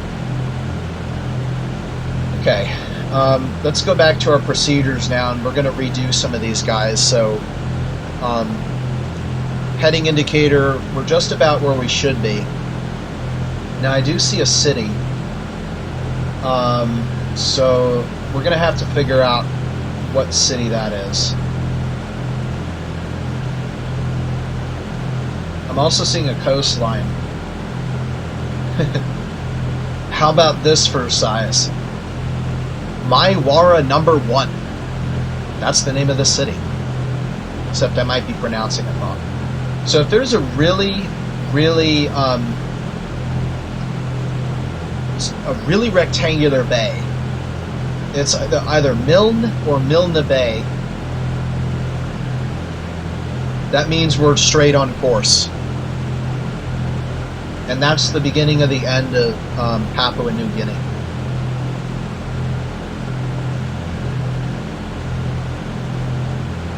So I've got our interpolated position dragged out now. Okay, so heading indicator, I believe us to be right on course now, assuming, yeah, that's a pretty square bay. That's pretty good. That is agreeing with the sextant. Okay, airspeed indicator, we're showing 210 indicated now. I guess that's going to be our speed, 210 indicated. POH says we should be getting 245 indicated, but for some reason, ooh, what if that were knots and not miles per hour? No, it says miles per hour. I was going to say, if that were knots, that would account for the difference that we're seeing in speed. That would definitely do it. I'm not allowed to cheat, so I can't check that. But 210 is what I'm looking for. If we don't see 210, I'm going to be thinking something happened. Okay, we're on a big island, so I'm not going to watch for islands. No OAT, chart update. I just did that. If I do it again, 52 to 8 minutes now. 8 minutes after will take me 40 miles. So 40 miles says that we should be just about to Milne Bay. And yeah, this is a rectangular bay. So this is Milne Bay. And we are absolutely on course. The white line goes just to the right of, just to the south of Milne Bay, and that is exactly where we are now. So I'm feeling pretty confident to making this over the water leg. So chart update is complete. Fuel consumption rate in gallons per hour. There's no way to confirm it, but we're claiming that it's 120. We won't know until we start consuming fuel in the main tank. Total usable non-reserve fuel. Okay, so we've been going for, well, let's round it up. We'll say we've been going for 40 minutes at 120 gallons per hour. So rotating the rate on the E6B to the outer line, and counting off 40 minutes says we're going to have burned 80 gallons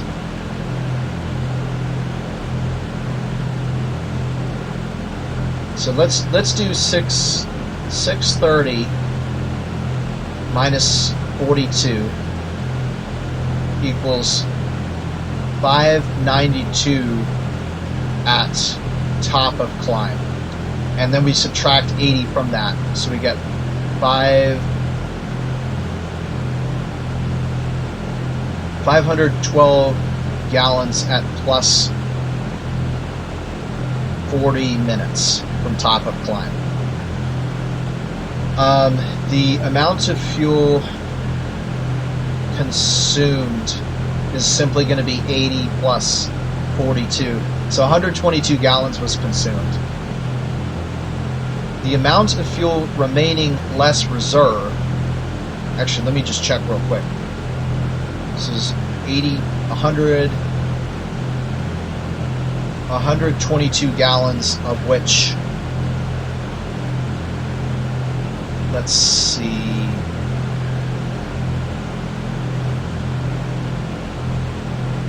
of which 80 was burned out of the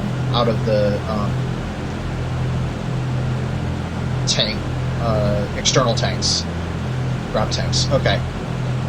So the amount of fuel remaining less reserve, we have to take 50 from that, and we'll get 462 gallons less reserve at plus 40 minutes.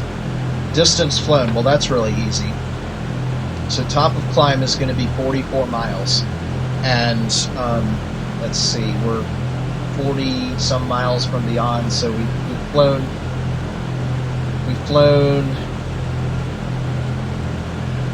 Let's set the E6B again to our true airspeed here, and we went for 40 minutes. So we've got 200, just about 204 miles plus 44.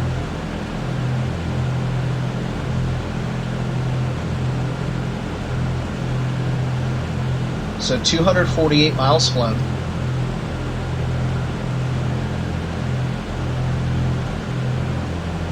Which means, let's see, our total distance, I believe, is 939.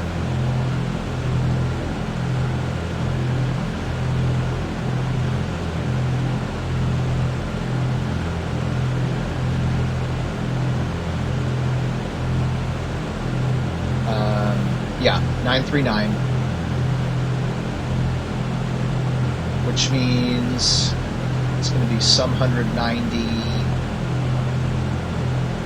690 miles remaining. That's statue miles, by the way. Oh shoot, we are majorly drifting.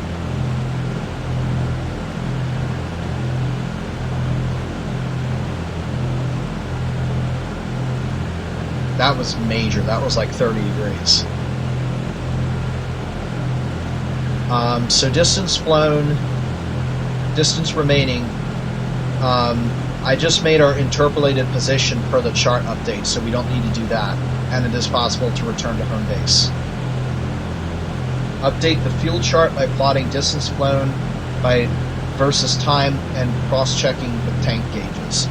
So I've flown 250 miles. So if I go to my fuel chart, 250 miles says that we should be almost at Point Nauna, and we should have burned a little bit over about 123 gallons. Yeah, and that's exactly what I was saying. So we're in agreement for my calculations, but we still have no actual confirmation from the tanks themselves.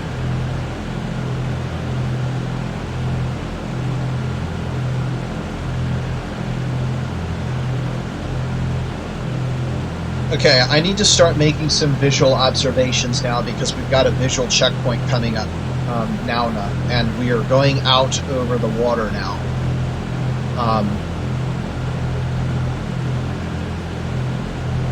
There are quite a lot of clouds here. That it should get a lot better once we get past Nauna, and well, technically past Yela, because at that point we'll be going out into the Solomon Sea, and the last time I looked at the satellite it was pretty darn clear out there, so I think we're going to be all right.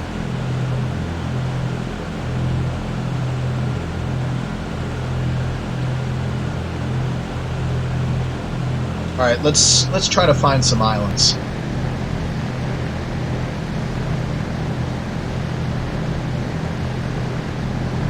Standing out like a spike should be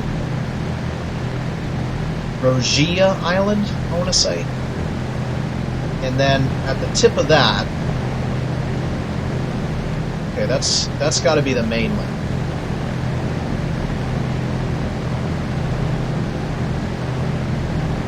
Castoria Islets would be just off the tip.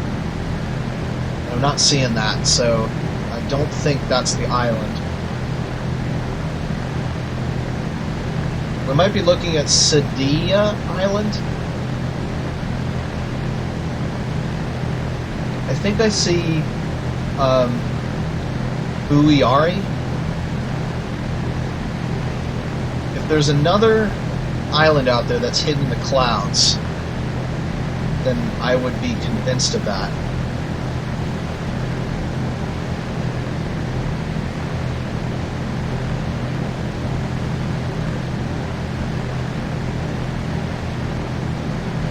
Well, we've been on course so far, so all I need to do really is just look at my actual. Yeah, this is a big long. Big long peninsula. Yeah, that's going to be Sedia Island.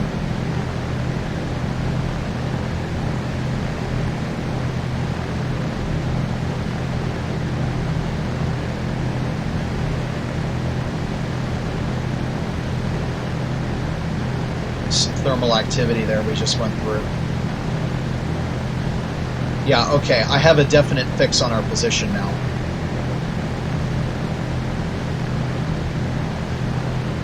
So visually, we are 1.2 miles to the south of course.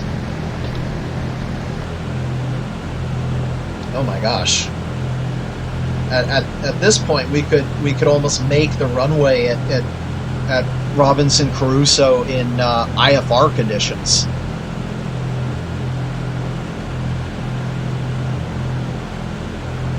Now, I am overcorrecting, so at some point we're going to have to fix this.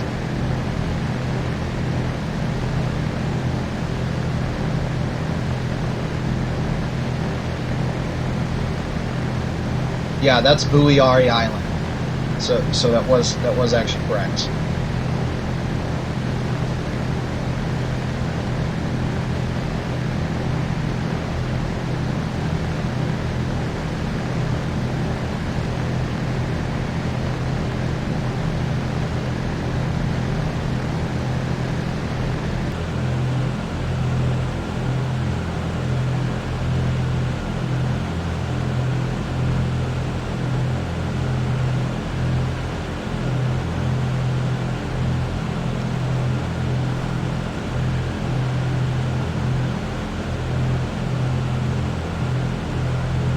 I really want to look up the weather to see if these clouds thin out, because there's a lot of them. But I guess that's still scattered and not broken. Once we get into the broken territory, that's when I'm going to start to get concerned, because then we can't cross-check. But so far, we've been doing really good for celestial navigation. So I should probably set up for the next actual checkpoint. So we want to do that at all balls 22. Well, it's not all balls anymore if you do that at 22.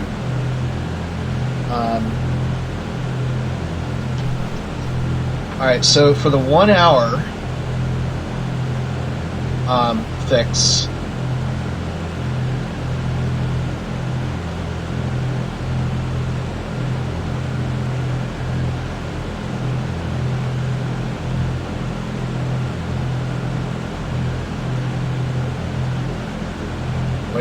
30 minutes at 130 is 260 true. We're not doing 300 true, we're doing 260 true.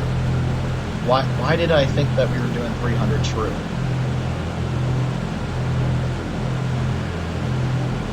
Which means...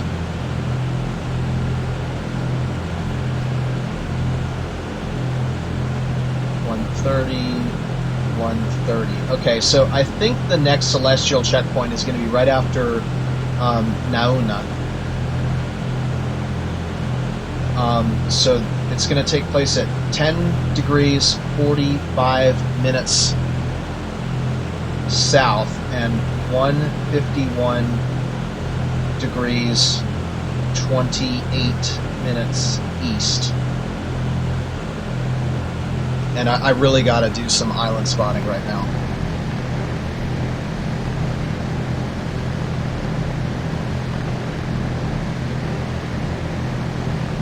Yeah, we might be getting into a broken sky. But the good news is we're heading up that way, which I believe is more clear. Okay, so... Oh, you know what? I think we're almost to Nauna.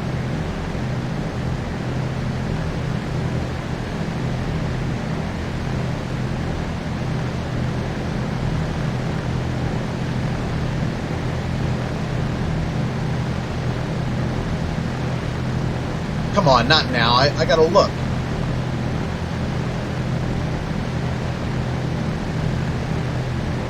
Okay, I think I see Anakusa and Nair Islands.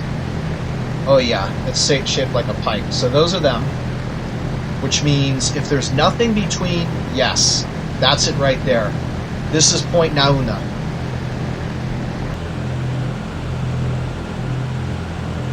And we want to head straight for Anakusa Island.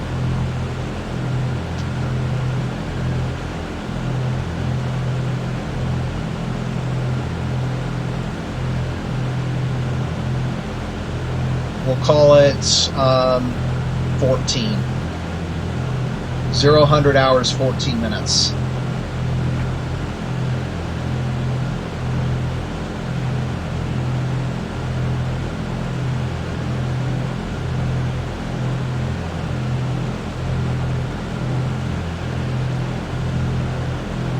Alright, let me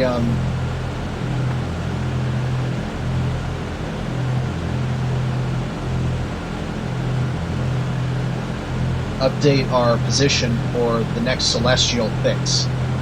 10:45 south, 151, 28 east. The sun is at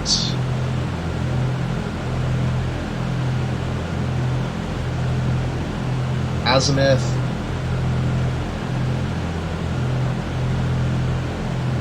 111 degrees and altitude is 63 degrees 40 minutes. Okay. And now we've got some things that we need to do every checkpoint during the flight. Calculate your true altitude. Well, we're not changing the pressure, so 150 plus, and we're over water now, so 15.5 plus, so 15, we're about 15,620 is the true altitude.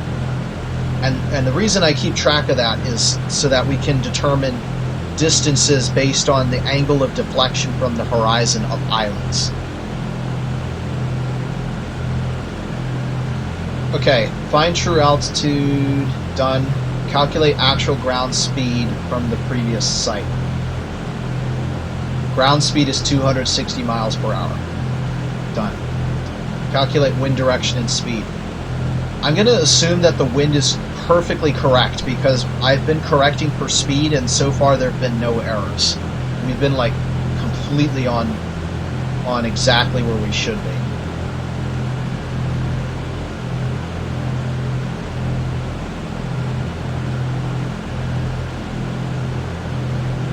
Okay, so we are just about done with our visual checks. Now we're on a different leg now, which means we're going to change our compass heading to 101 degrees.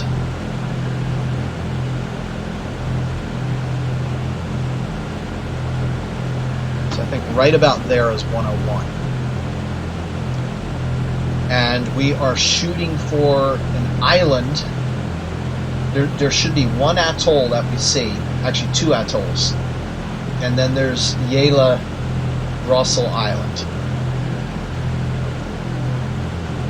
Okay, let's start setting this up for the site. We've only got 5 minutes to remain. So, going left to right. 1045 south.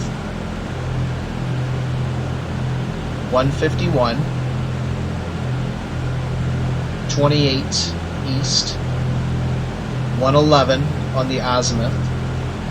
And the altitude is going to now be 63 degrees. And 40 minutes. And we're going to clear out star 1. I think we're good.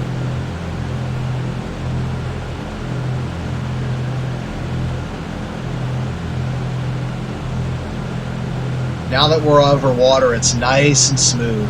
That's the nice thing is when you're over land, you're getting lots of thermal activity. But when you're over the water, there's nothing obstructing the winds. They just go. And water absorbs, and there's water everywhere, so there's the same amount of heating.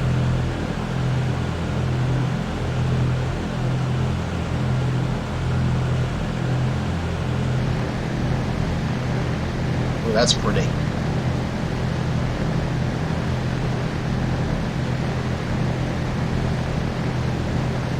Okay, we got an island coming up. This is where the watch for islands step is very important.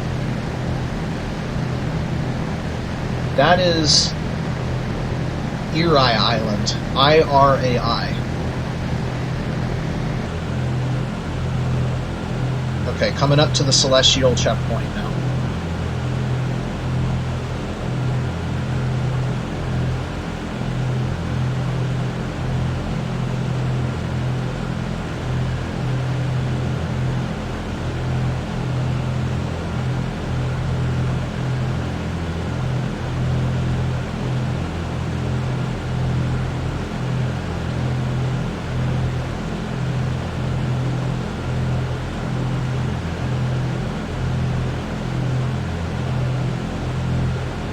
Now, once we get to Yela, we're actually going to do a celestial sight because that's where a visual is exactly at the same place as a celestial.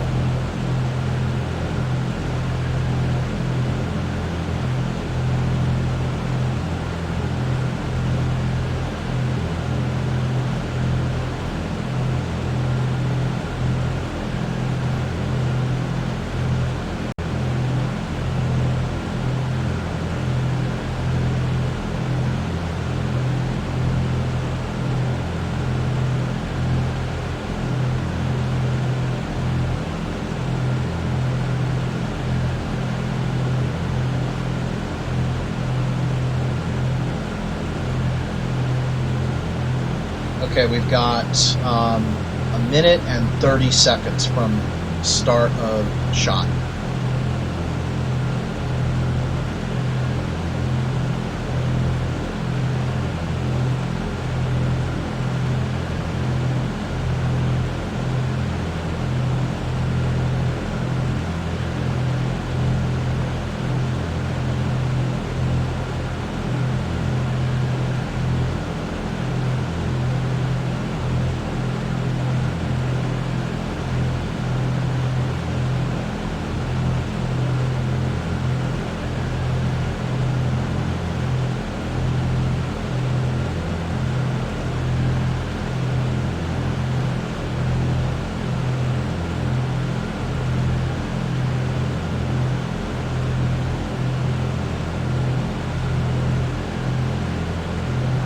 Okay, 2100. We are 30 seconds from the start of shot.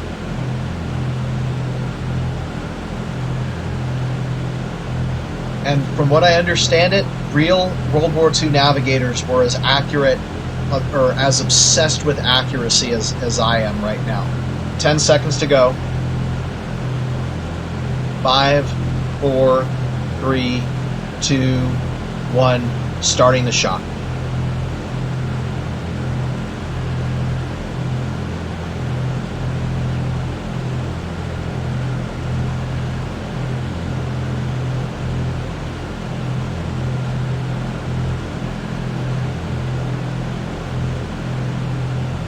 That's about bang on.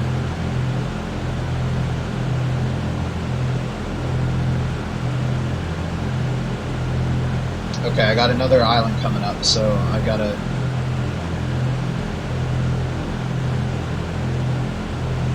That's probably Torias.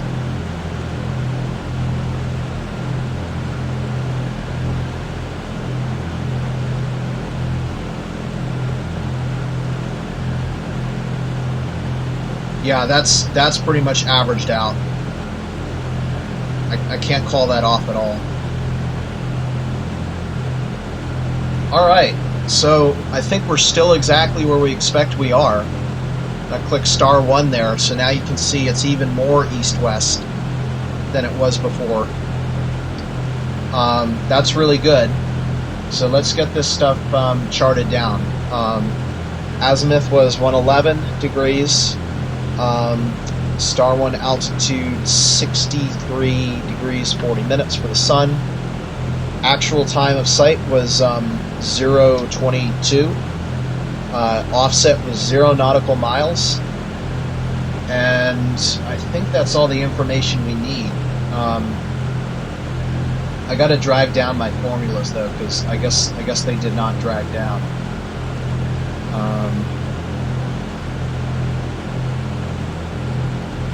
Yeah, there's a little bit that I need to update here.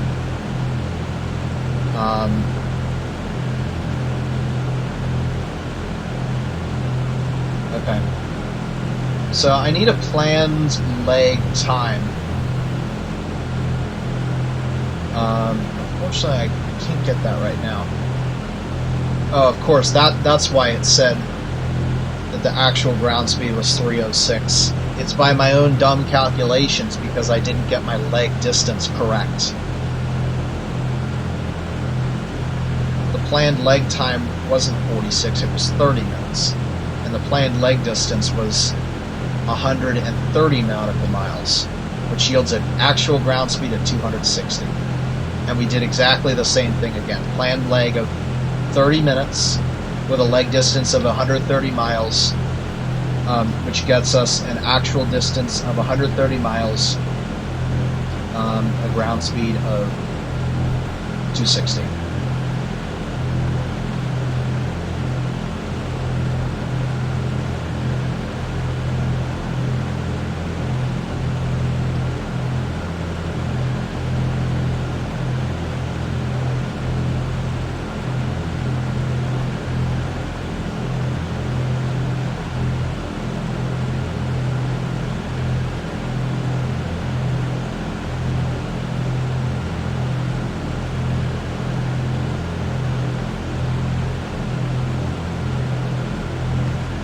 Okay, got another island off the left side.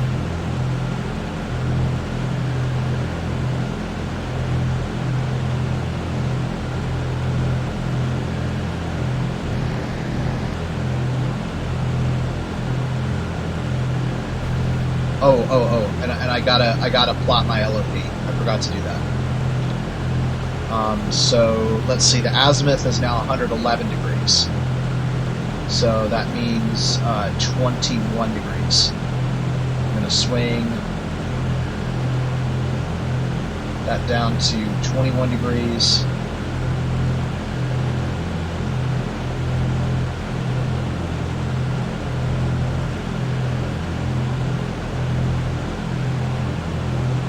Okay, and save.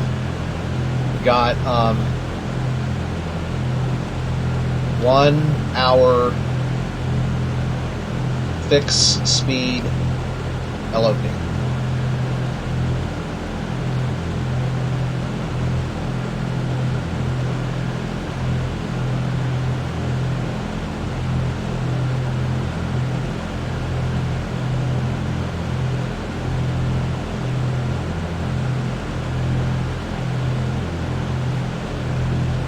Okay, and so what that's telling us is we're a little bit behind schedule.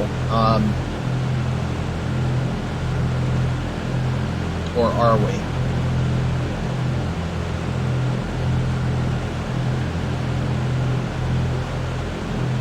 No, there's still something very dodgy going on here.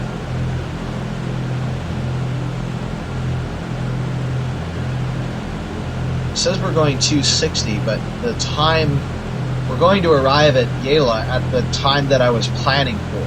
Otherwise, we'd be late. That's what I don't understand about it.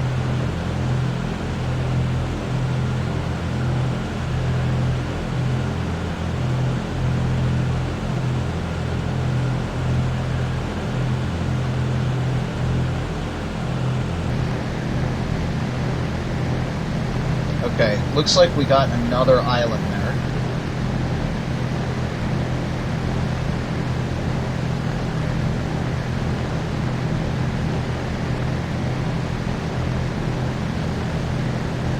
Yeah, I don't think atolls are simulated, which is frustrating. Because, you know, you can just look down at an atoll and see its shape, and the shape will tell you exactly where you are.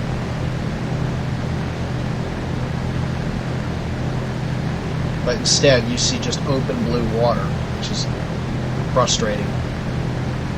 With a couple of ring islands, that's all you get.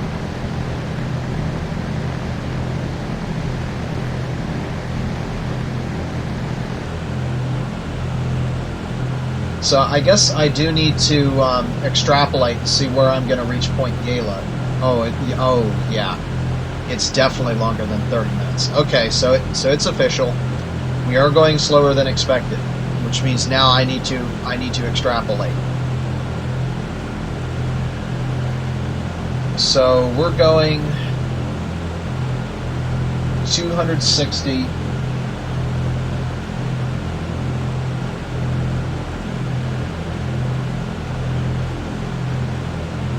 Miles an hour, and we need to go 622 miles. That means we're going to be up for 2 hours 30 minutes, which means we're going to burn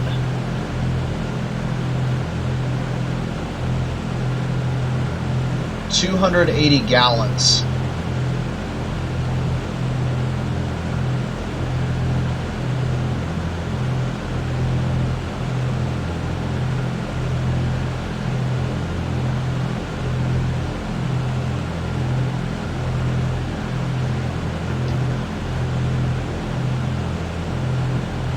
Now I got to figure out how much we've burned to this point. So it's 120 gallons an hour, and we've flown for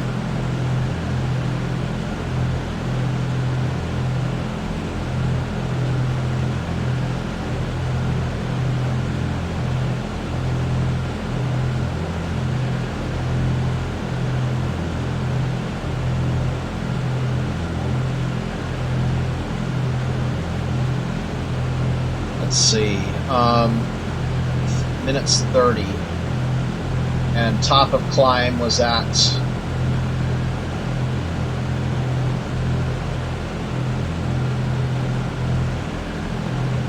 an hour ago.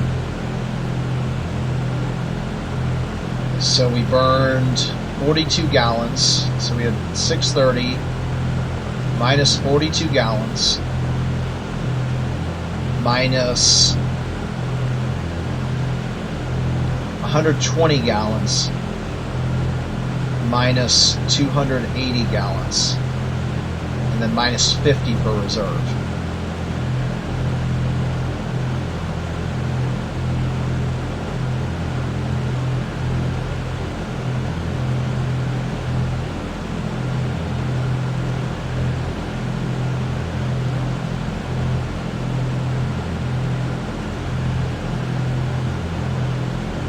Okay, this is showing 192 gallons with reserve, and without reserve 142 gallons when we get to Guadelcanal.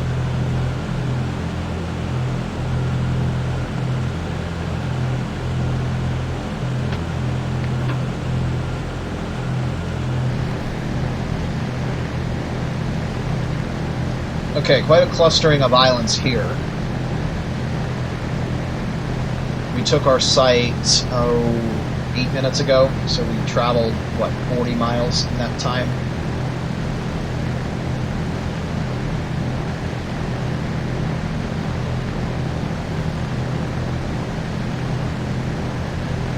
I want to look for Panapapam Island. That's a pretty big one.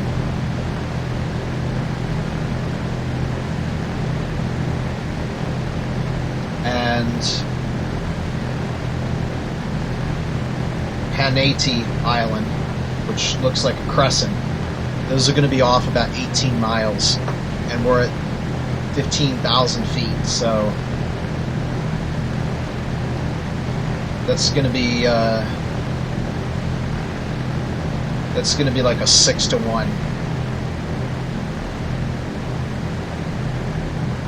which is right about there. We might be seeing that right now, and that would make sense because, you know, we're right on time for that. Drifting again, fix that. Okay, yeah, and there's a chain of islands that should be crossing under us right now. And then there should be a chain of to the right.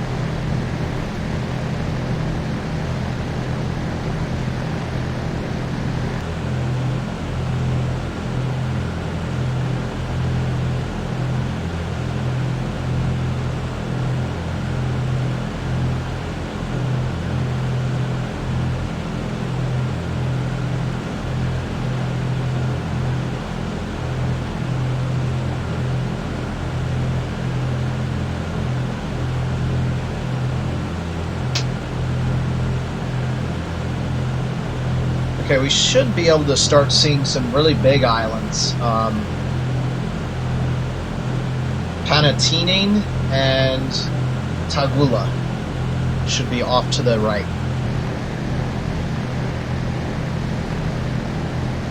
They might be obscured by that cloud.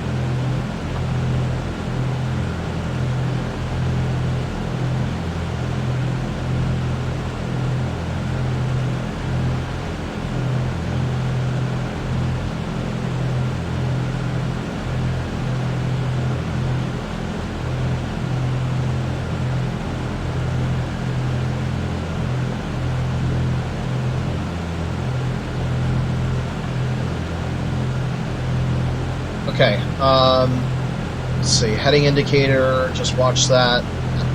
Airspeed's still doing good. I am actively watching for islands.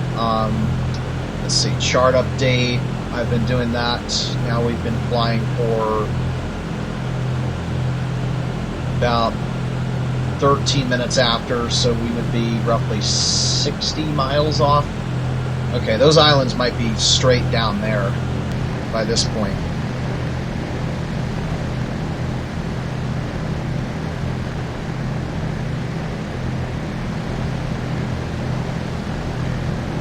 Okay, that's a little bit concerning when you're expecting to see a big island and don't. Oh, I don't have the cursor in the right place. That's good. Okay, so we should be straight abeam Panapapam Island.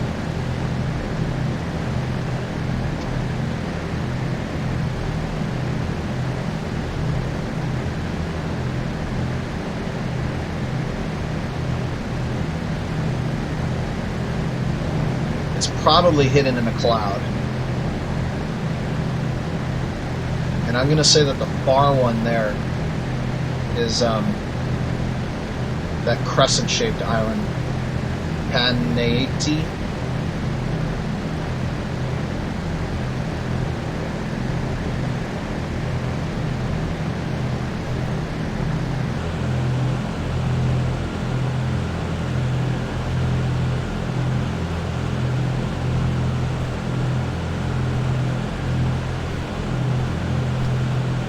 Okay, let's see. Next is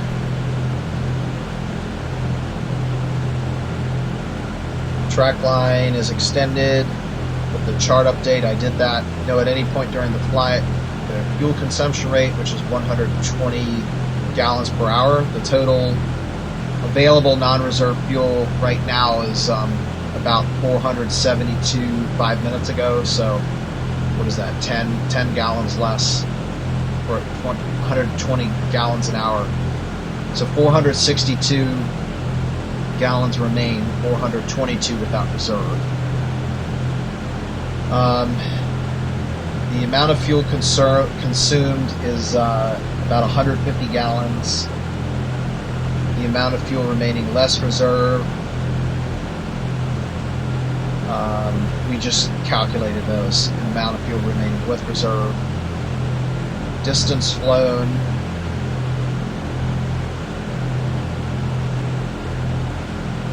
Distance flown is... Whoa boy. Okay, the weather just seriously changed. I don't like this. The problem with clouds above you means you can't take a sextant shot if the sun is obscured.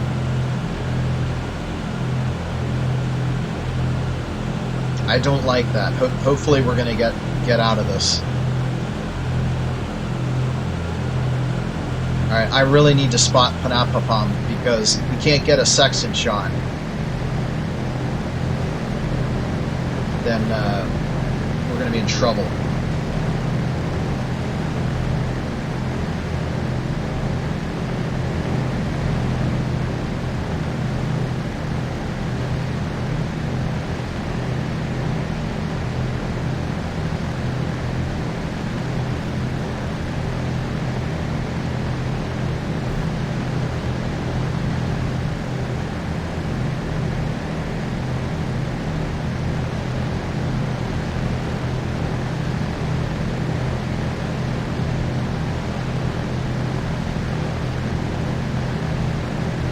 Okay, that might be one of the big islands I'm looking for. Yeah, we got a broken sky now, which is a little bit more concerning. Okay, going back to the checklist here. Amount of fuel remaining, distance flown. Oh yeah, we were doing distance flown. So that's going to be the distance from our last point plus the time. So we hit Nauna at all balls 14 and it's 39 now, so that's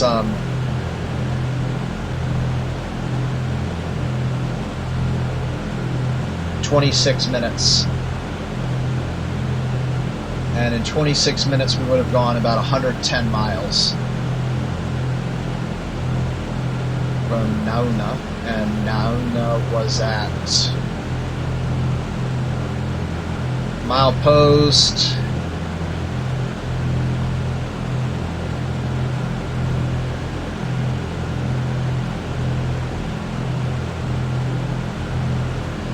$279,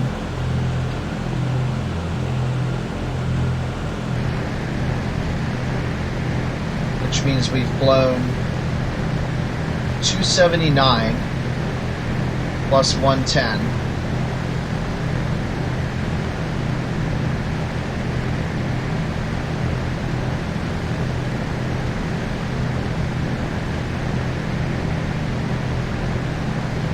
So right now I'm getting about 389 miles flown, and 939 minus 389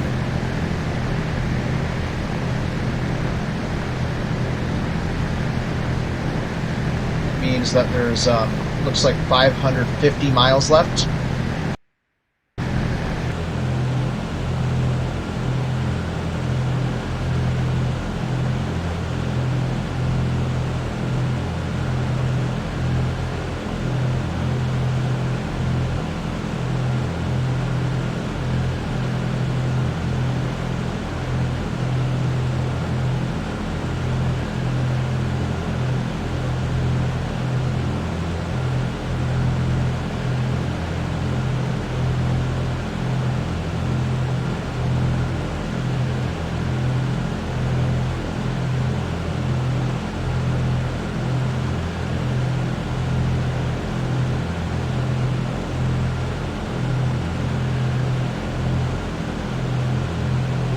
Okay, and we just found our interpolated position anyway. Okay, return to home base.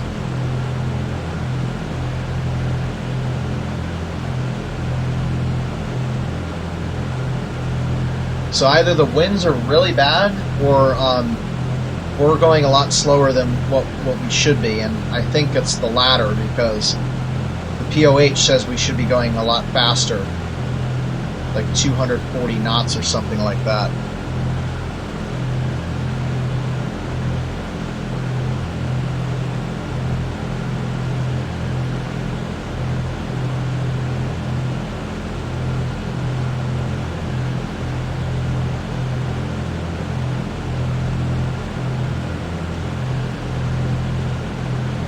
So,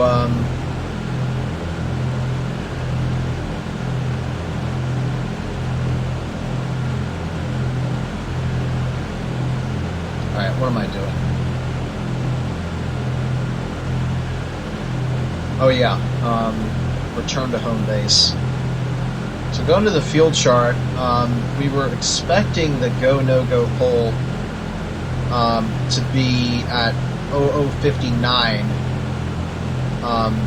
And let's see, Yela is at 0052. So basically, the go no-go pole for one engine out should be at 0052, and I might have to revise that on future flights because it seems like the timing is off, or the burn rate will be off distance-wise because of our speed being off from what the POH says.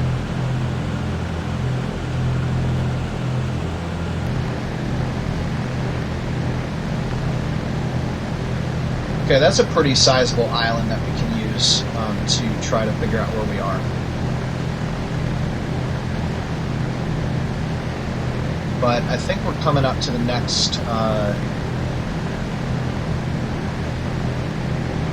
celestial navigation point.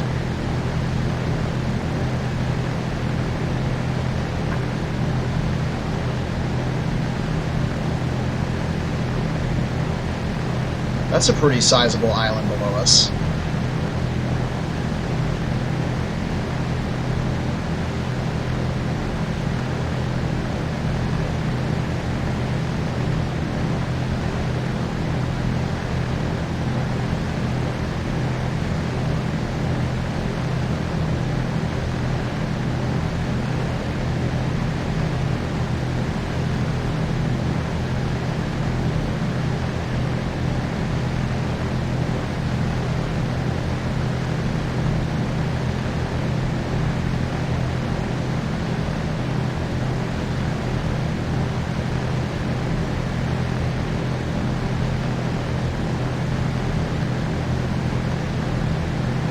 Alright, so yeah, I want to get set up for our next celestial shot.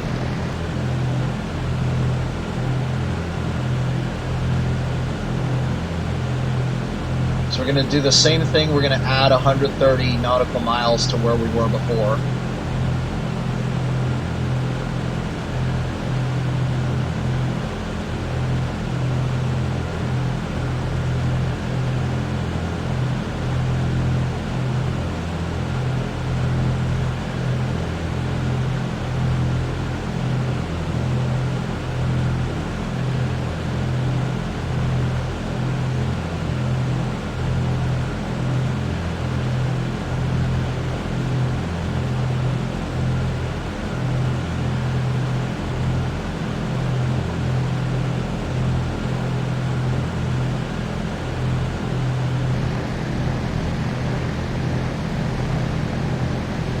Kon-Tiki Island, I think, is just to our right.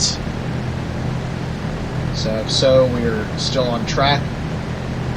And then ahead there should be a pretty sizable island. Guinea Island. That's not shaped like it. That might be Hemanahi Island that we're looking at there.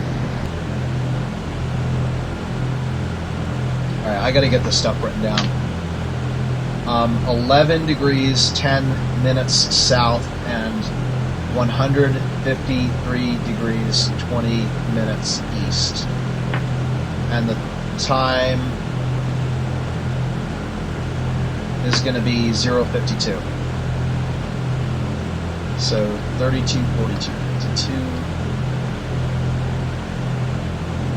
Sun is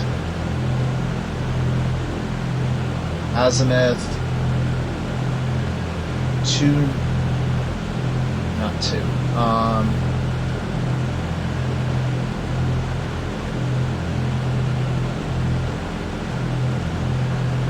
117 degrees.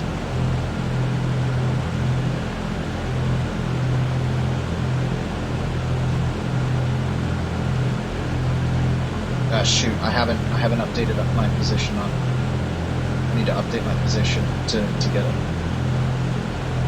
fix here. I was gonna say there's something wrong with that. 153. 20 minutes east. Okay. So sun is at still 117, no, 118 degrees. And altitude is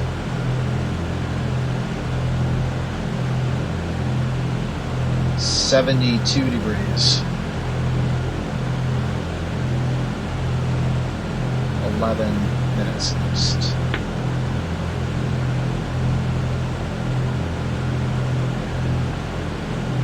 Jeez, I'm using half the full deflection of aileron for that.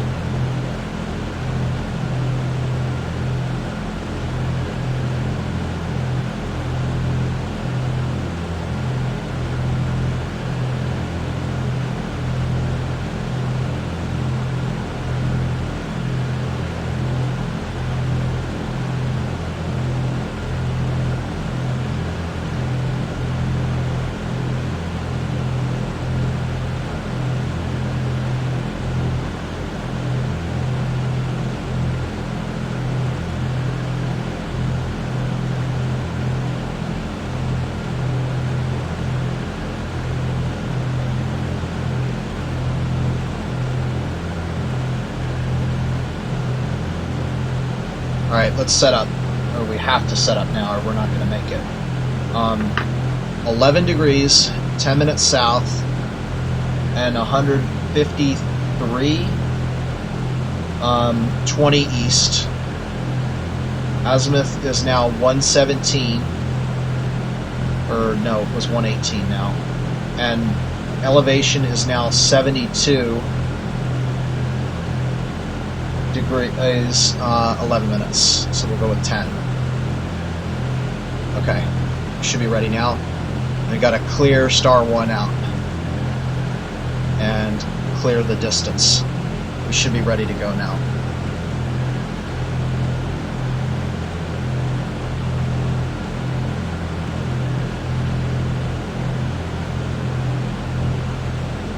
Okay, if I'm where we say we are, Guinea Island should be just to the right, and that's a little one, so, or it's under us.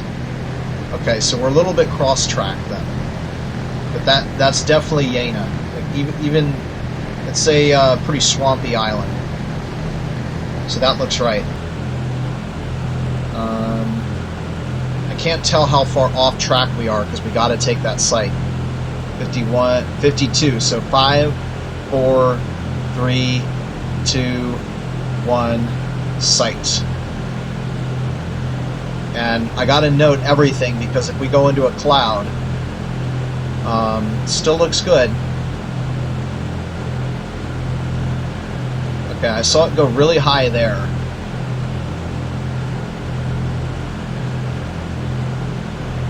Okay, I'm seeing it go really high, but not so much really low. Yeah.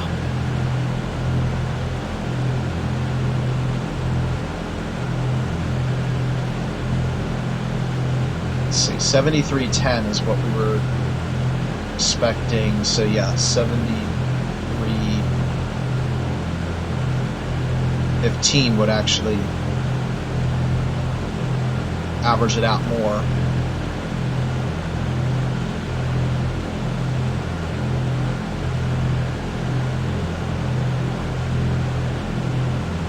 Okay, we got a distance offset of 5 this time, so let's go ahead and mark that down. So we got 118, 70,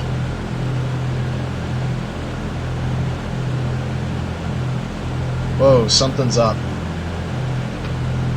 73, no, we should get 72 degrees. Something just happened that shouldn't have.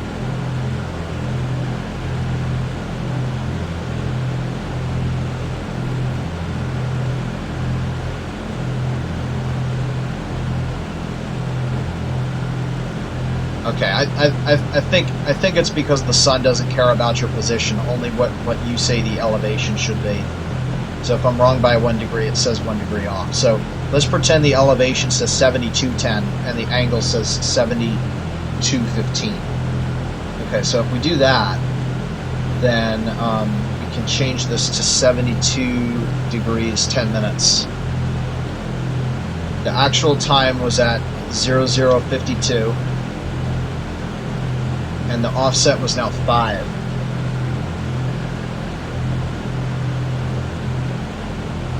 Planned leg time was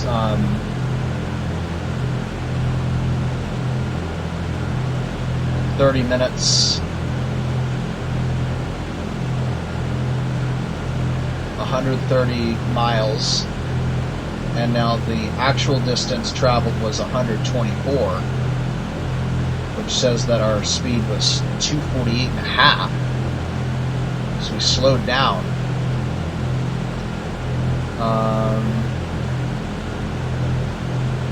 I think that might be a measurement error on my part. The sextant is only accurate to 5 miles.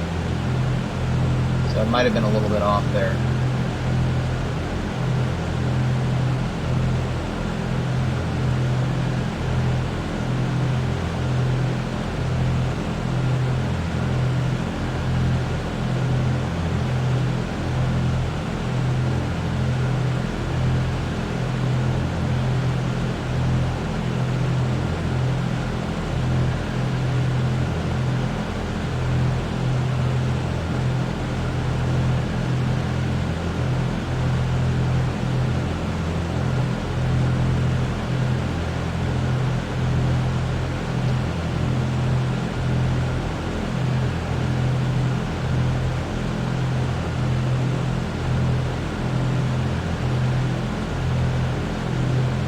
Click *1 here.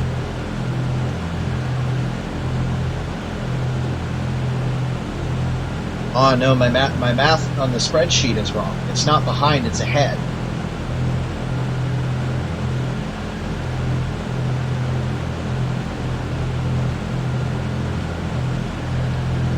There we go, fixed it. Actual speed is now showing 271.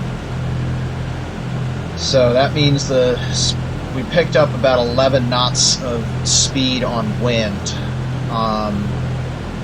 Okay, so now the next thing that I need to do is draw my line of position. So if I go to where I actually thought we were, I'm going to draw out 5 nautical miles. I have to be careful because I have to change this to nautical miles.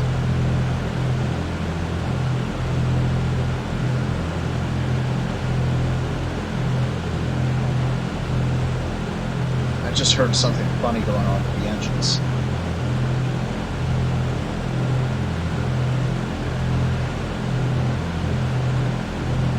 Alright, and then I swing the line out to 118, so 28.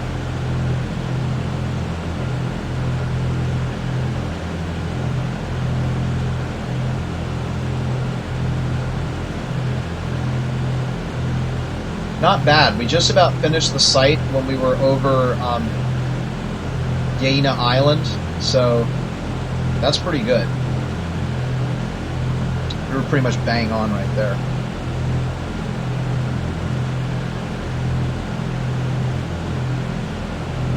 Okay, so this is the 1 hour 30-minute fixed speed LOP.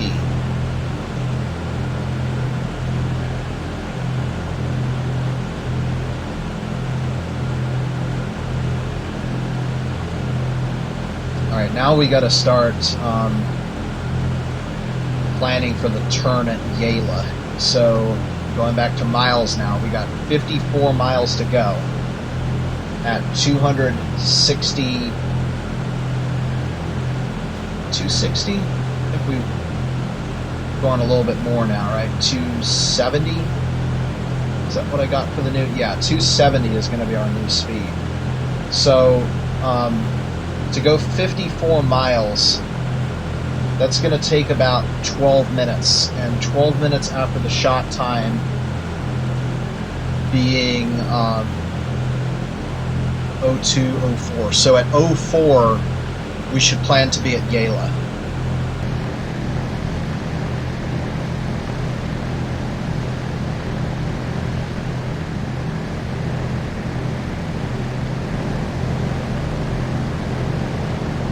I think this is the end of Tagula.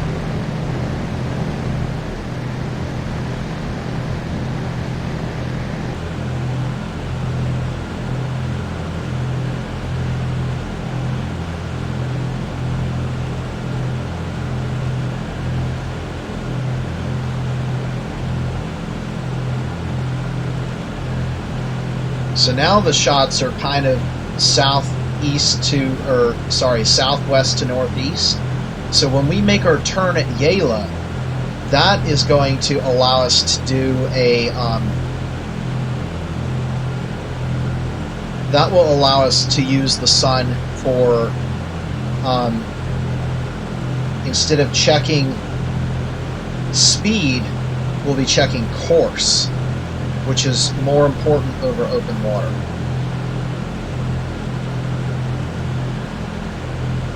And like I said, I'm not worried about the drop tanks until 2:08, so we've got over an hour and 8 minutes to go.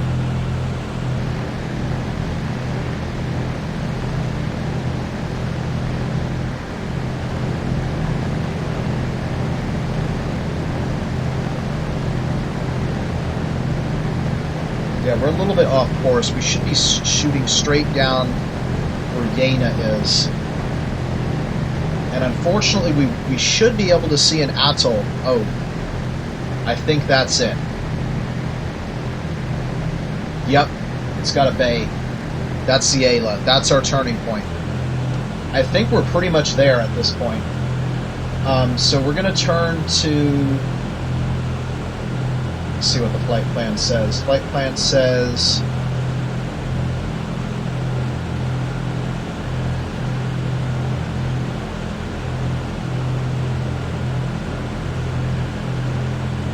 turn to 53, and I was mistaken.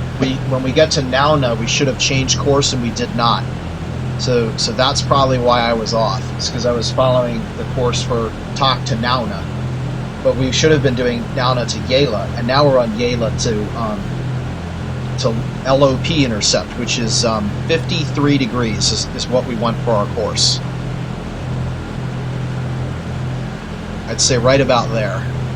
So we'll just keep turning now, and we were intending to fly directly over Yala. So let me get back to Yala so that we can be perfectly on course, and then we'll worry about flying 53 degrees.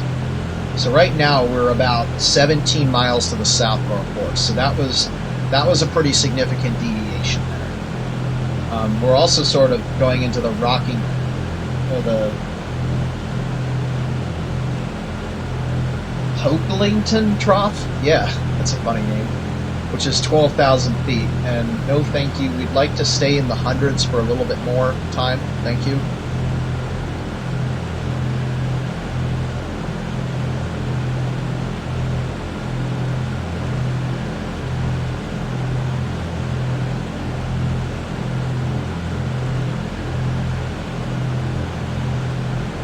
having to make this course correction is going to give us a bigger flight time too, so I really need to keep track of where Yayla is. And after this point, guys, we got blue open water for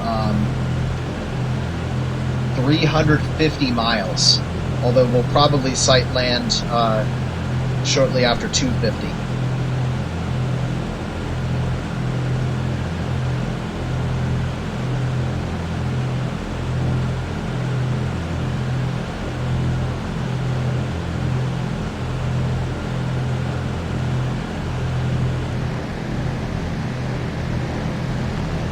Yeah, so this island is an atoll, which means you should be able to see some coral rims, and you can't. That's one of the shortcomings of this. Although I do see a little bit of blue water, like lagoon water, so maybe what I need to do is look at the color of the lagoon, and the lagoon would tell me about where the sandbar is.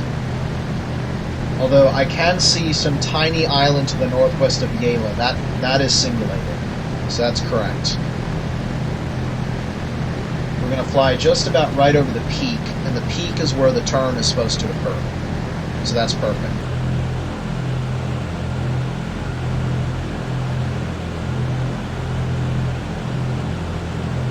And it's when we turn up from Yayla that we are supposed to clear the sky.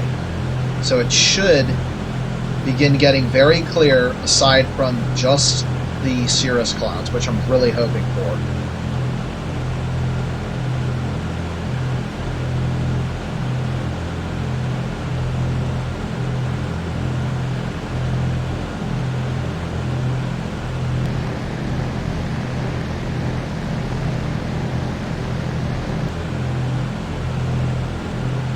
Hopefully this is just like a frontal passage that we're going through right now.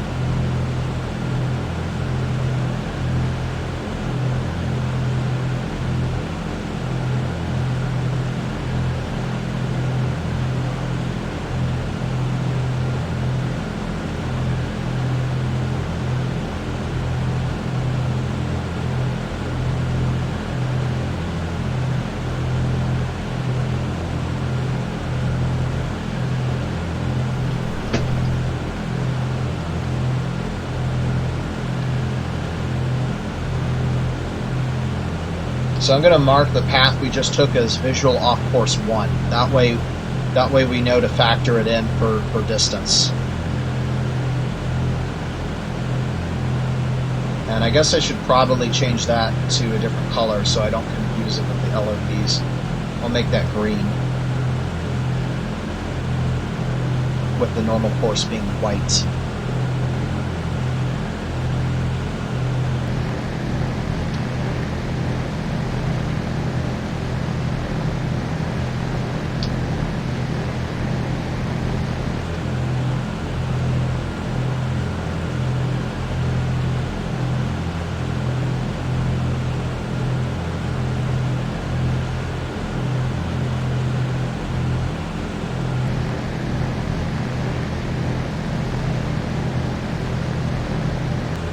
Alright, we're losing Yayla a little bit, so I'm going to put the time down as 106.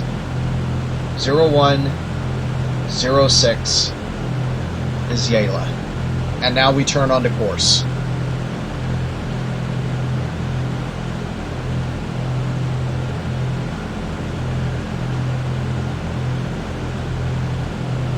The good news is I've been trimming down very slightly through the entire trip. And the intent of that is as we burn fuel, we become lighter. And the good news is with that is the more you trim down, the more speed you're going to get. So we should accelerate through the trip over time. That might have been what we were seeing on the ground. But so far, the winds haven't really seemed to cause any factor, but it also hasn't been long enough between waypoints, and this is the first time where there's going to be quite a long distance between visual checks. So this is where it really starts to matter, your off course. And if I'm lucky, the sun, if I planned it right, the sun should be just about straight up from here. Yeah.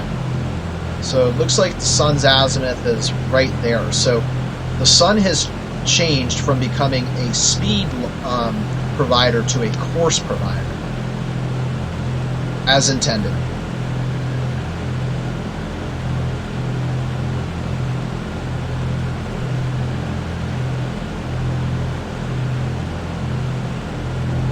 I want to start getting set up for the 1 hour, actually it's 2 hours I think at this point, the 2 hour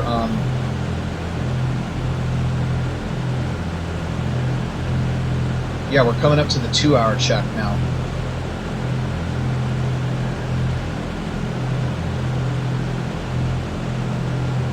Oh yeah,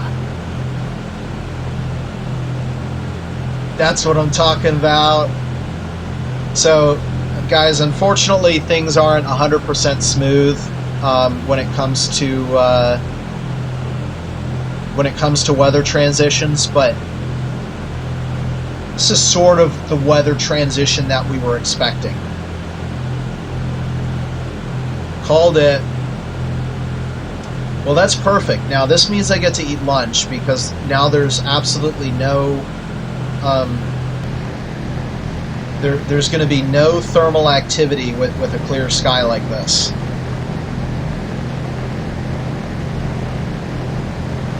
Say bye-bye to land, because this is it for 300 miles.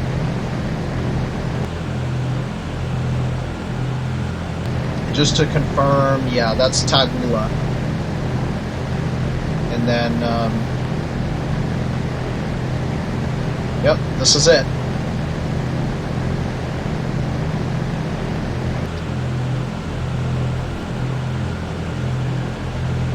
So now this allows me to get my heading perfect, because once I get it, it shouldn't be off for a long time, and I should be able to sight the sun no problem now, which I'm also happy about. So we're going to say we went 135 miles to the next check, over the Pokelington Ridge. Just a little bit more here. So the 2 hour fix, I'm starting to put together my navigation notes as opposed to just smishmash and actually having something reasonable. This is where we start to turn north, so we're back into 10 degrees. 54 minutes south. 155 degrees, 3 minutes east.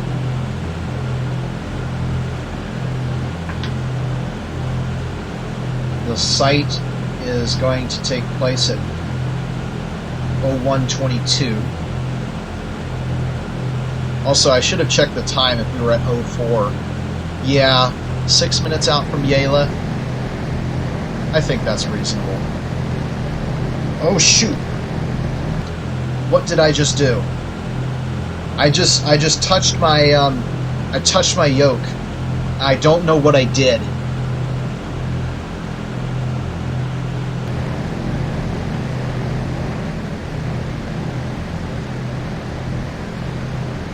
I think I just put the dive flaps down. Nope, that's the dive flaps. Shoot, what the heck did I hit?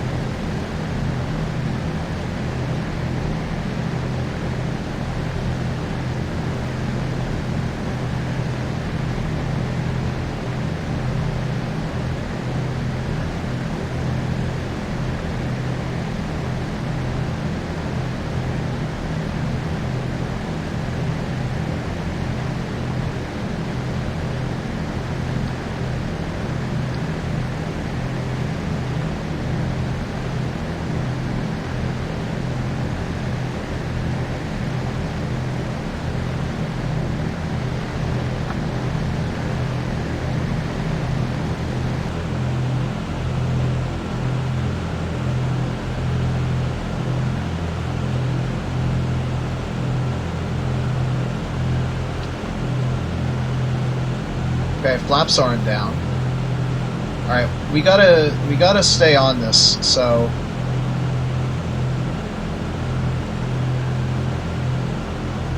Oh my gosh! I can't believe I did that to myself.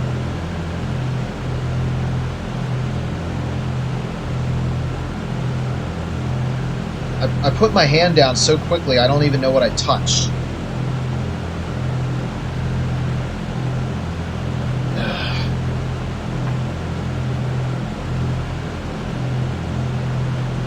Alright, so 122.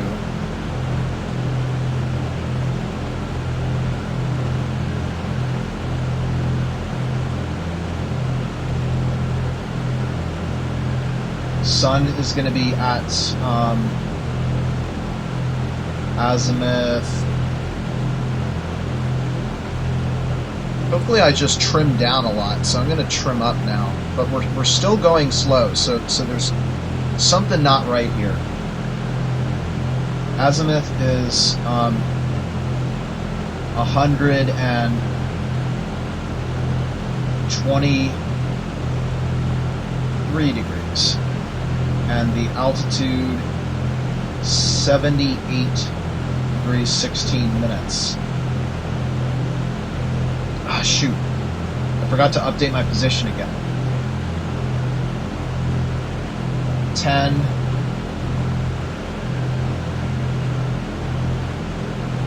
54. 155. Great. Okay. Sun azimuth is going to be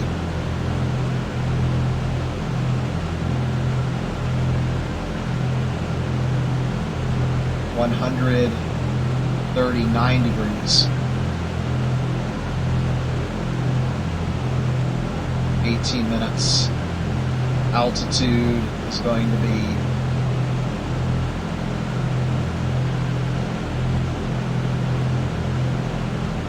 79 degrees. 15 minutes.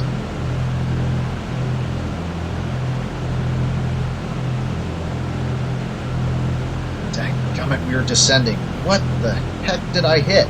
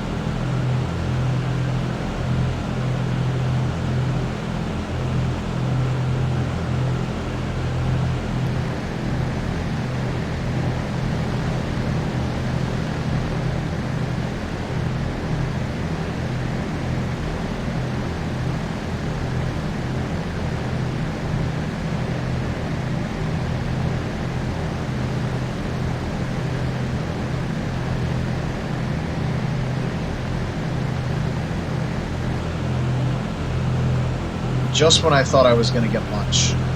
Unbelievable.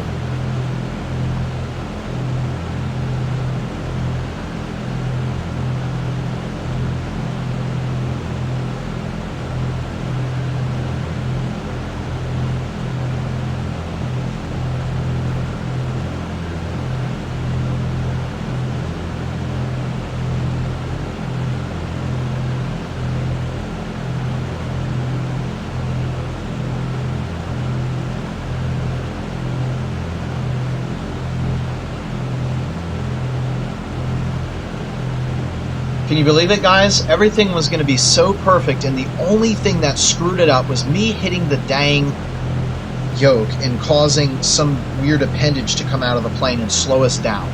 Unbelievable.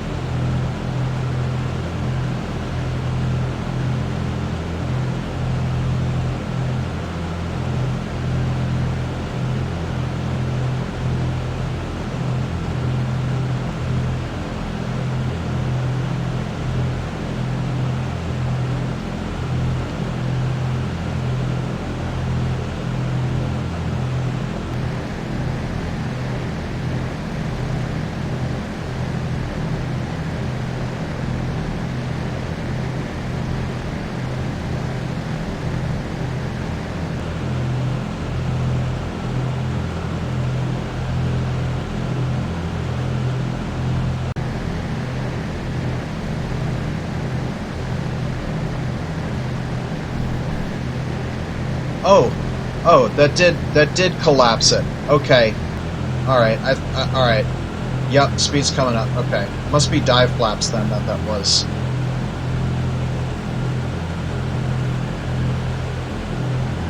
And then we just gotta trim way up again.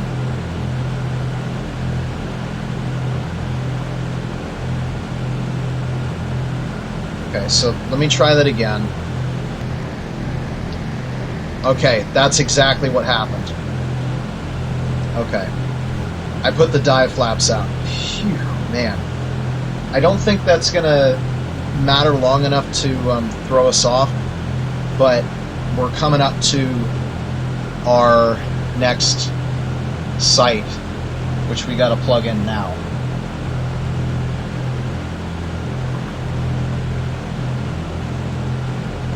$10.54 and 1:55 3 minutes, and we have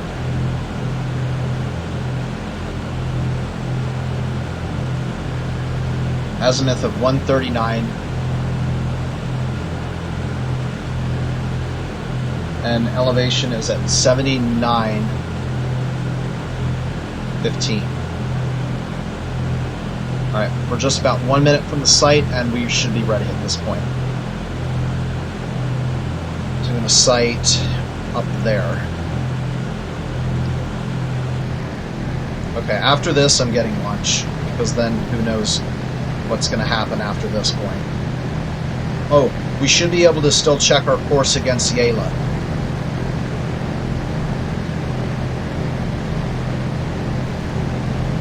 Yeah, it looks like we're probably a little bit east of course.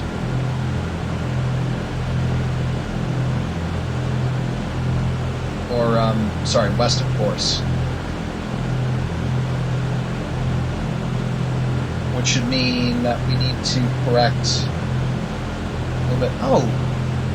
Oh my gosh, I didn't even notice this. There's a tiny little coral atoll, which is not an island, but it's high enough to perform a lagoon. We might see that. We should look for that, because that might be almost right on the route. Okay, sighting time.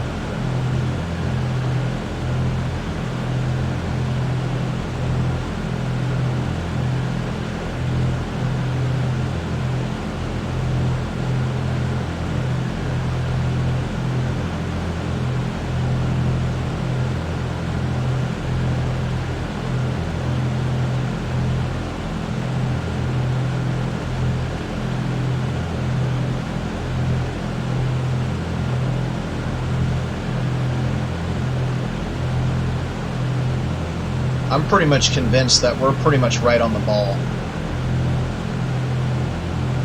Yeah. Yeah, I'm going to leave it here.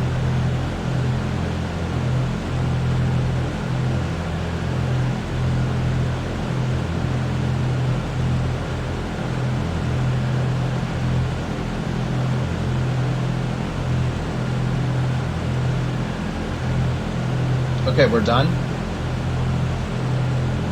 And let's see. We got an offset of 0, and the azimuth was 139, so I have to subtract 90 from that. I think that gives us 49 degrees. Yeah. So it's almost right along course.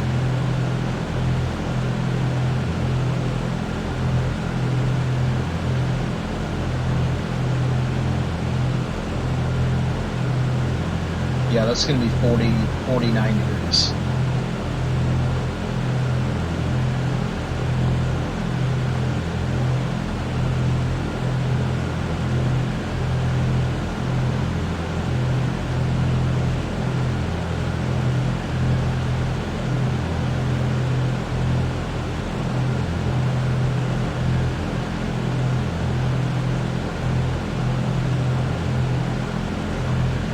Okay, this is the 2-hour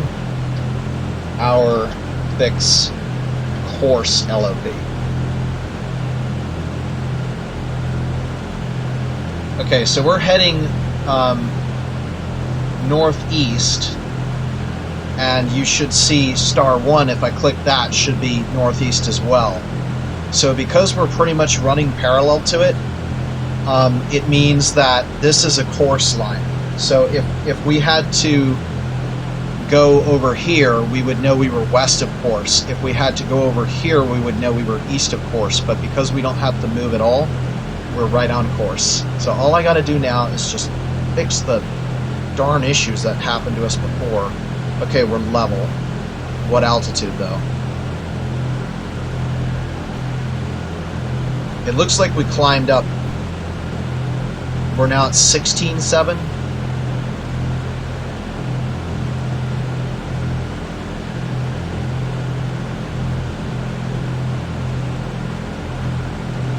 Oh, no. We're low. We are low. We need to climb up.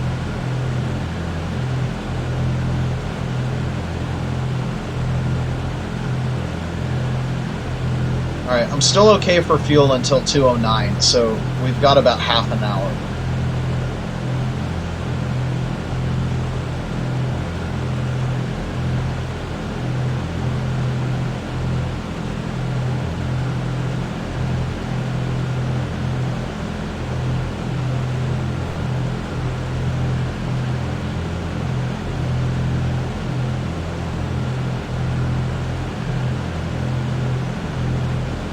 Alright, let's see if we can spot that atoll as well.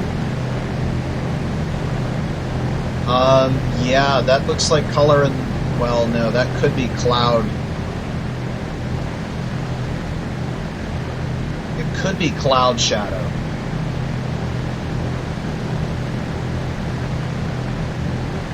Oh, right there, right there. Okay, I'm going to keep that in sight, because that's the closest thing we have to land.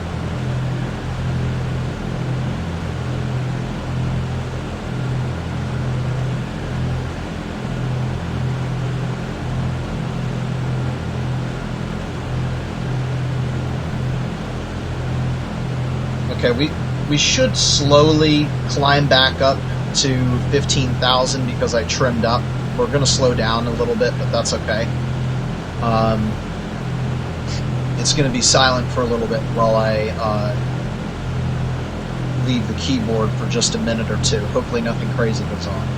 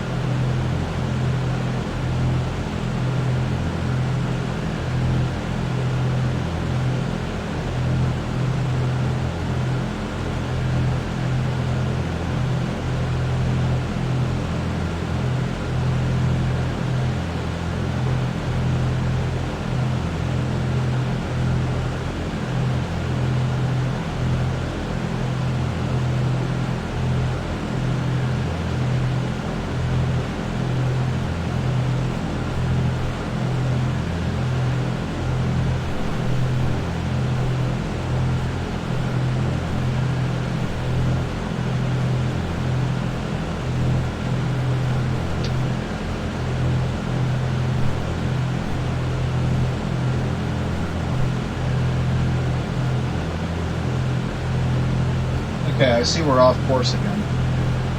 So I'm going to get on that.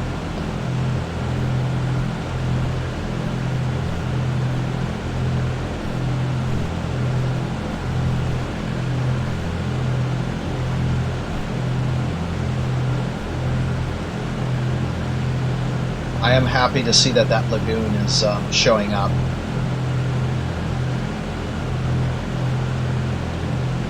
And it's okay if we deviate to the east of the course, as long as we don't go past that atoll, because that atoll actually lies in a straight line to Guadalcanal.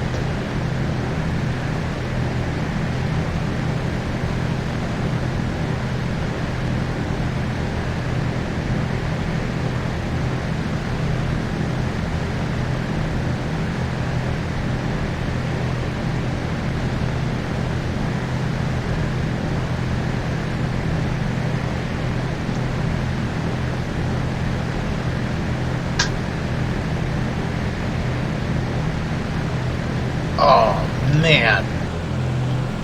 Oh man, that's a punch in the gut. I wasn't expecting this. Alright. Looks like we're directly abeam the atoll. Does this thing have a name?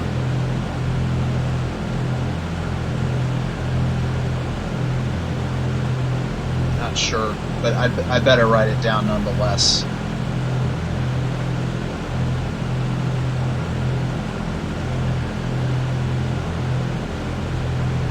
North end of atoll at 0135.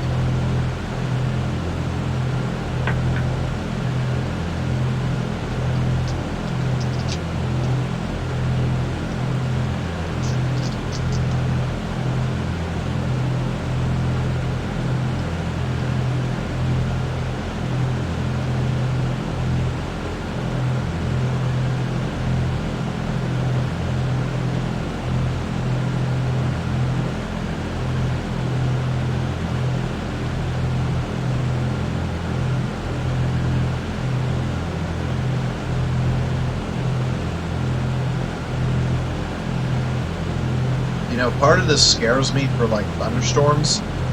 So, like, there could be a condition where,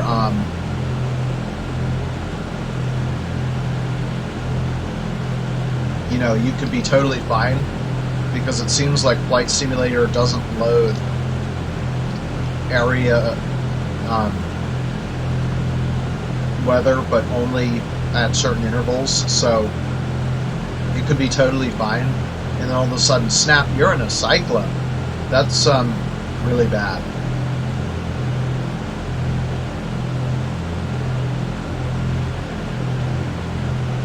But at least you can still turn around and fly out of it.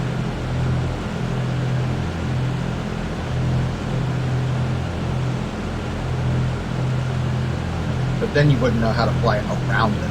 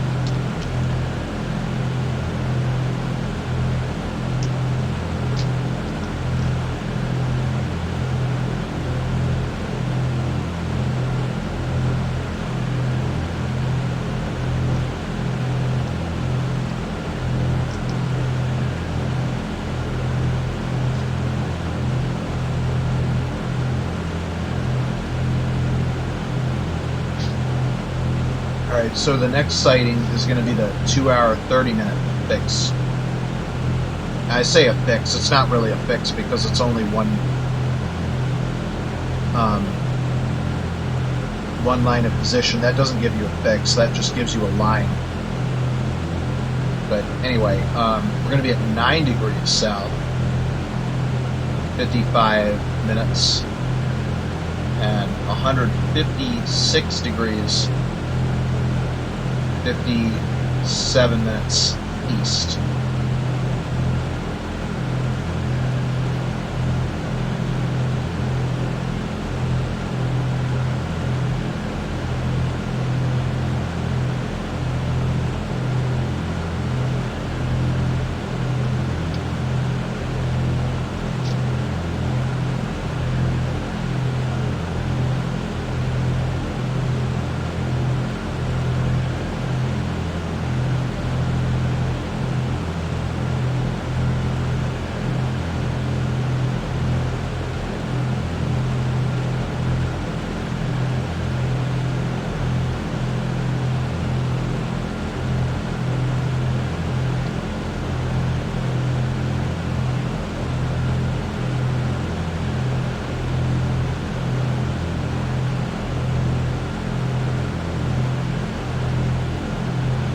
Oh, you know what? I forgot about our go no go poll for continuing.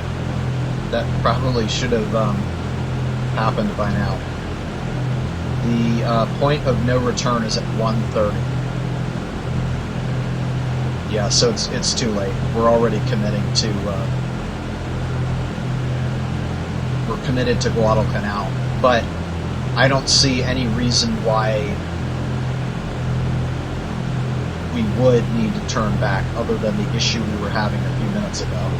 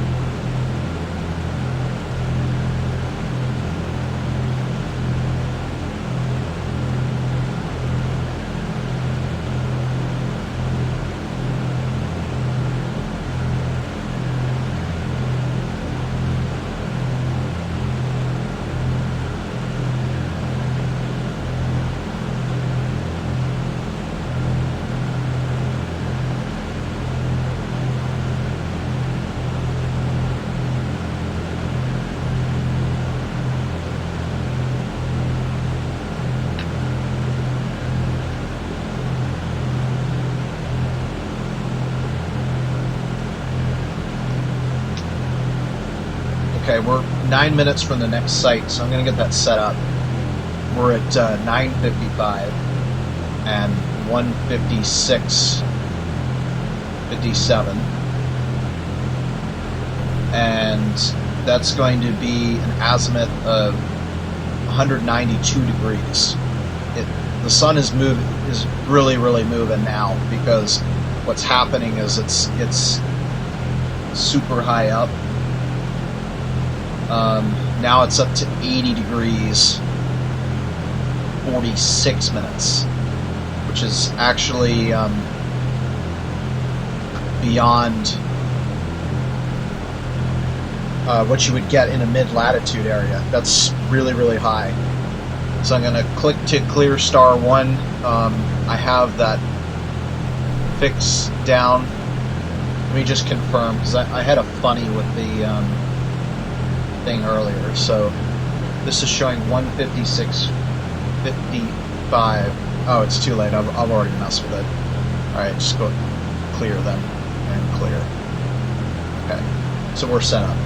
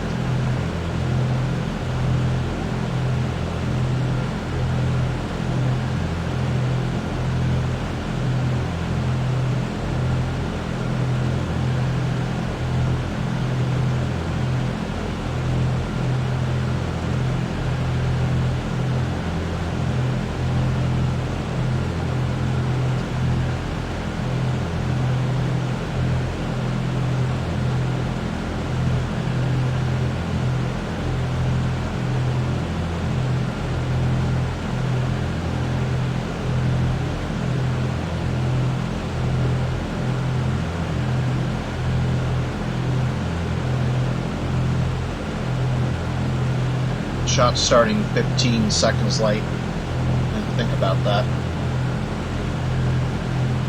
Alright, we are all above.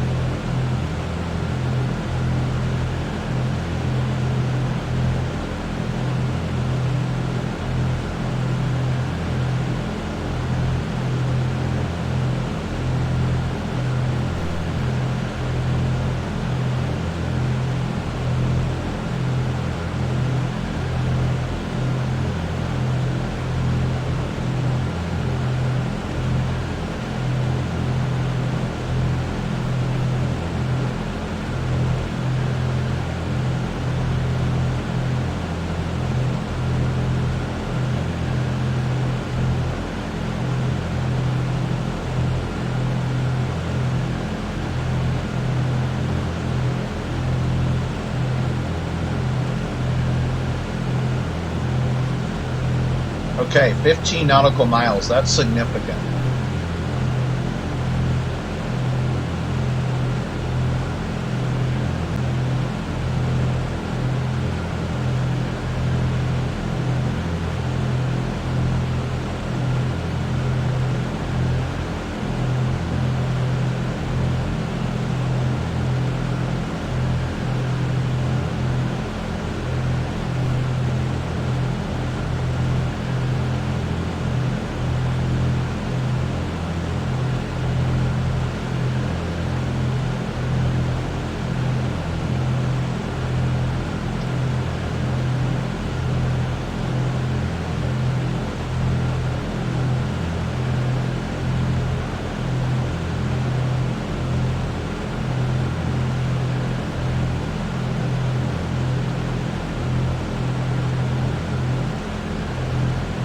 So we're kind of at a 45-degree angle at this point. So it's kind of hard to tell where we are, but we're definitely off a little bit. We've been pretty good on speed so far, so I suspect force. But we're kind of in the middle now. We've passed the ideal shot time.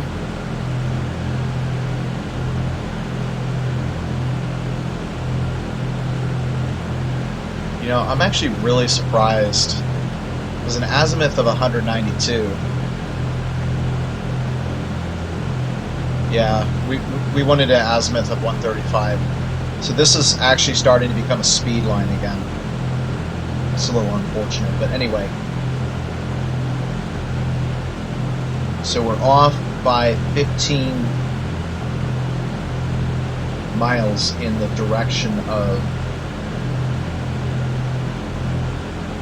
that. So now I'm going to drag out, and we'll say 192.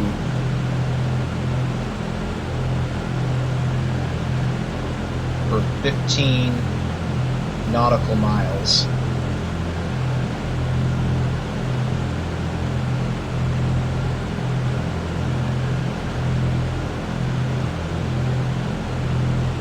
Which means the reciprocal is going to be 12. And then add 90, so 102 is what we really want.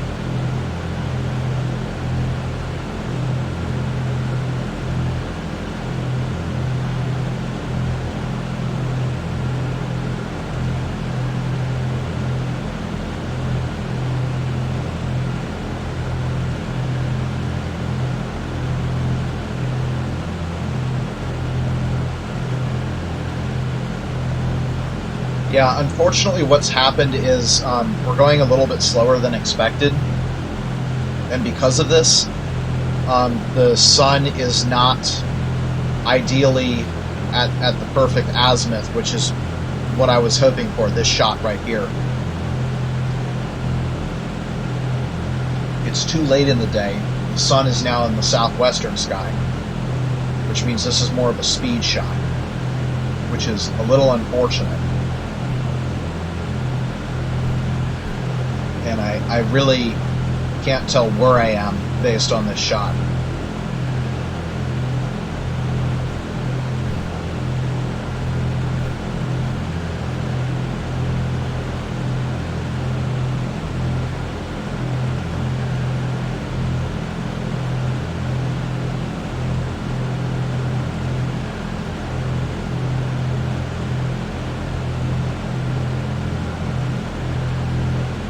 So I guess that's just a note for the future, is if the sun is not coming straight down the path of light, or it's not directly abeam you, you pretty much got nothing to put a fix on you.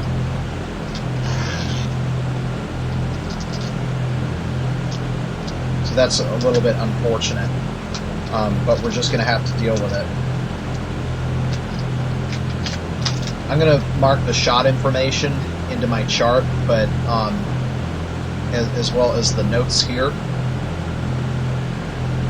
So that was an azimuth of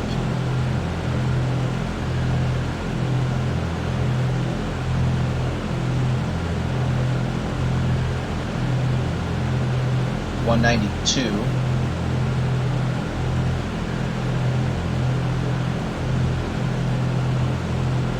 And we shot 81 degrees, 0 minutes, at an actual time of 0:52. And now we're 10 minutes away from where we need to switch tanks. So I got to keep watching the clock. 52. And once I switch tanks, we'll know for sure what our fuel rate is. And then the offset was 15 miles.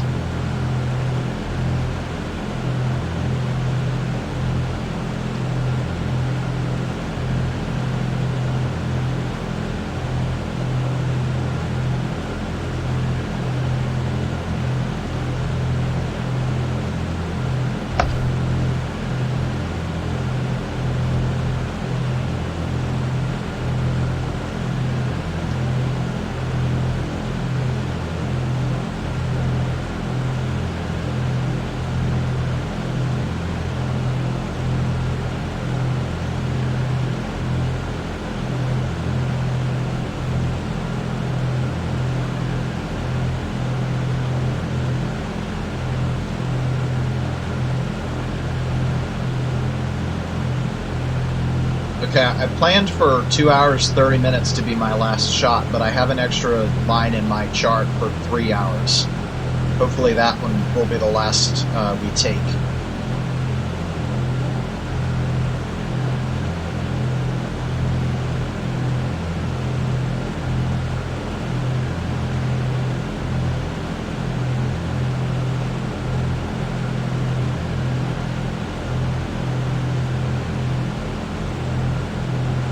If I'm where I expect that we are, then we have 50 miles until we sight land.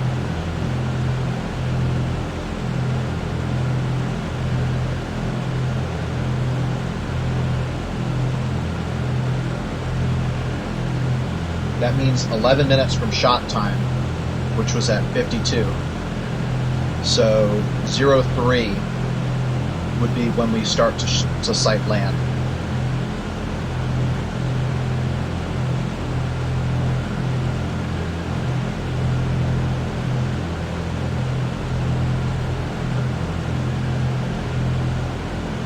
That's just 2 minutes away.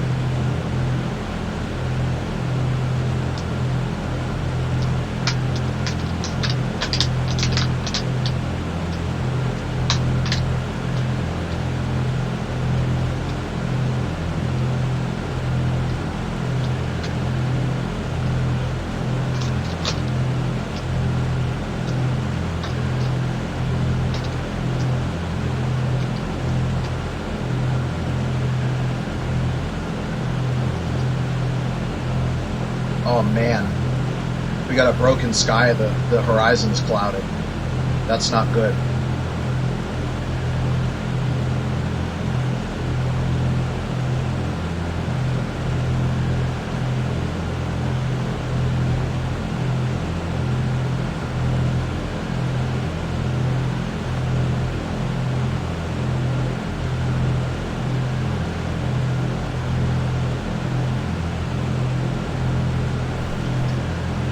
That's going to delay our landfall time.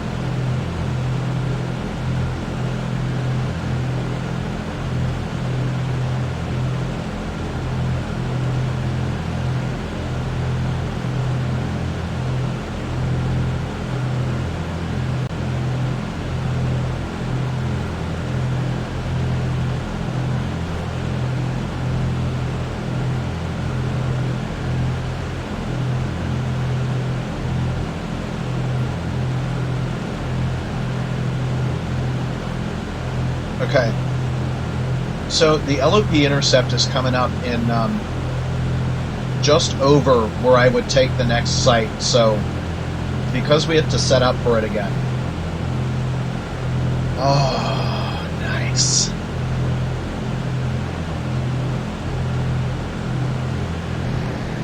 Let's sight land while we can.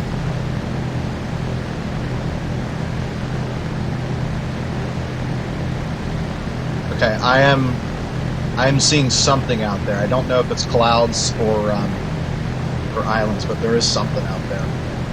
So to watch out that way. It should resolve itself very shortly. So anyway, the point that I wanted to make is we're going to skip the 3-hour fix and just go right to the LOP intercept. So that's at 8 degrees 57 minutes south. 158 degrees 47 minutes east,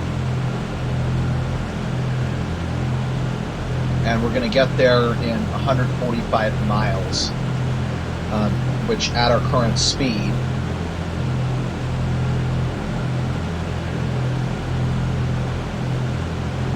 we would get there in 32 minutes.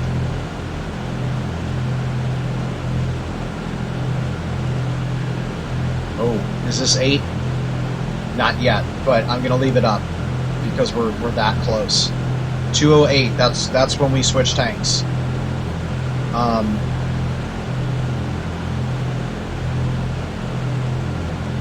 So 32 minutes from our last site, which was at minutes 52. So 152.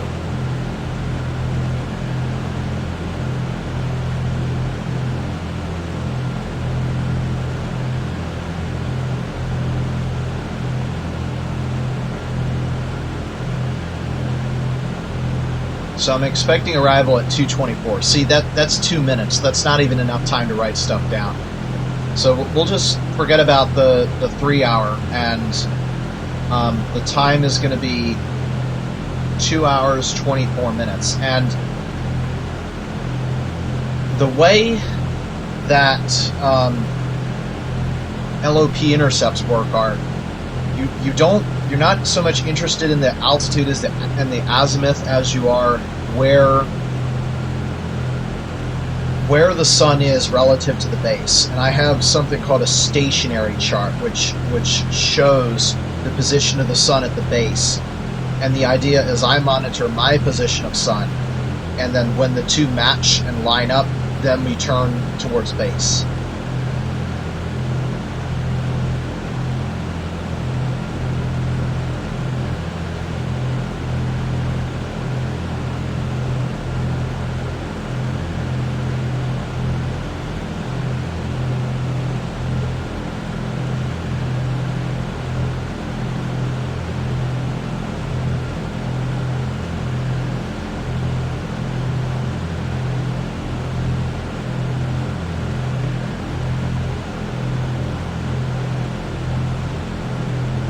Okay, so the closest one is going to be, looks like 71 degrees and 45 minutes.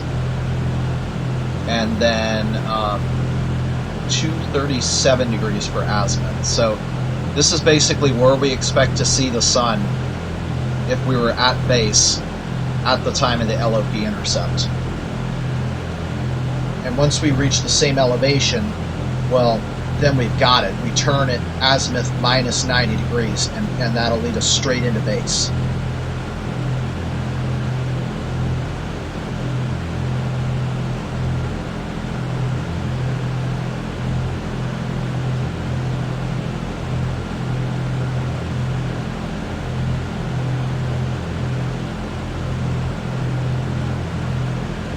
Actually, you know what? I'm going to take a sight at 216 just to assure myself.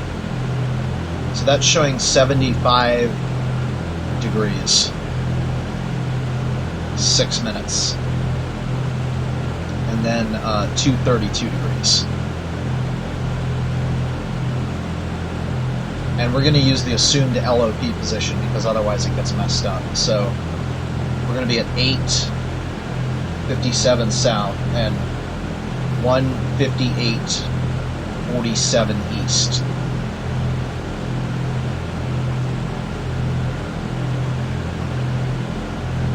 And that should give us it per 0216. Oh, it's 0209. We're switching tanks right now. So we're going to switch over to, and bring my checklist back up here.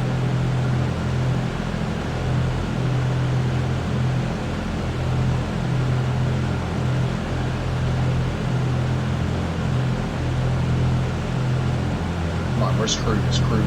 There we go. Drop tanks, then main. Okay, so 1, 2, 3. 1, 2, 3. Okay, the switch occurred at 209.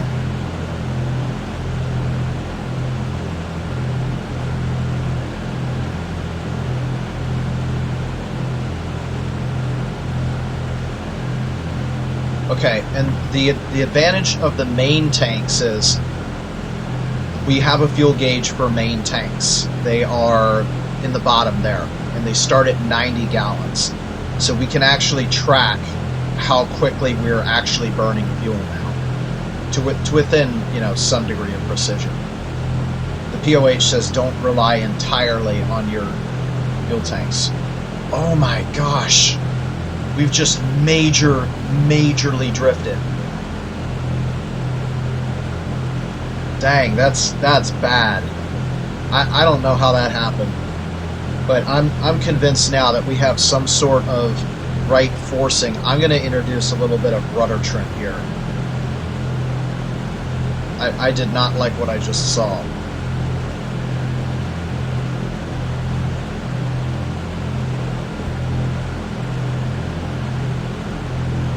That was almost a 90-degree drift.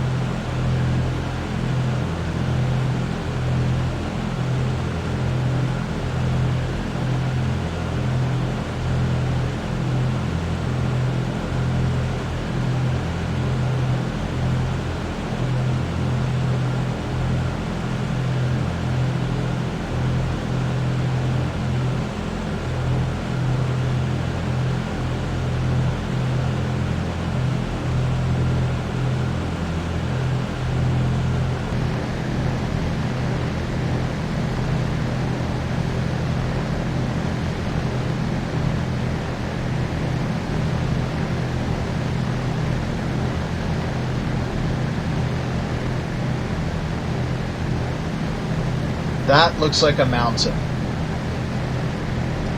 Let's see. Guadalcanal goes up to 7,000 feet, so that would not surprise me if I see Guadalcanal. Yeah, that's a mountain. Okay.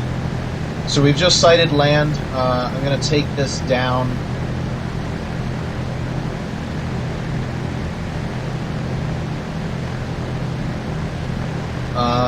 Let's see what our current... Let's see, the bearing is at about 20, and it's 60 degrees off.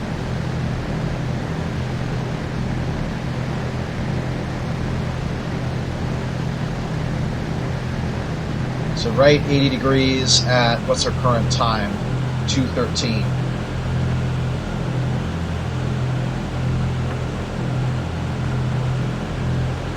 And we want to keep that in sight at all times.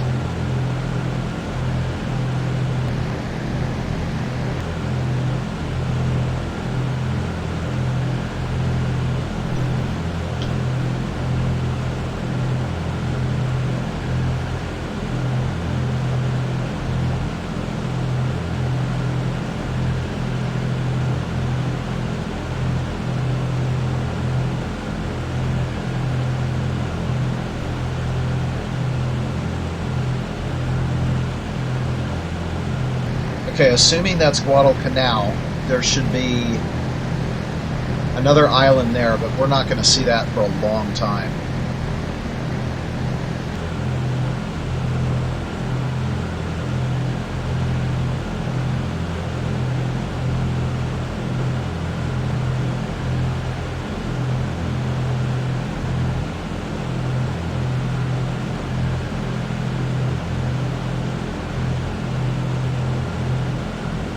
So I should be able to get another line here.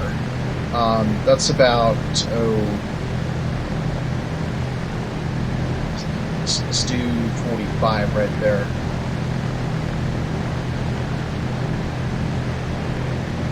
Okay, so maybe 60. So it's 60 degrees from us, and we're at 20 degrees.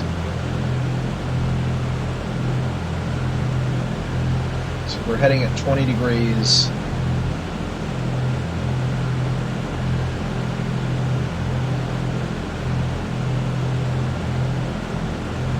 -7, so we're at 13 true.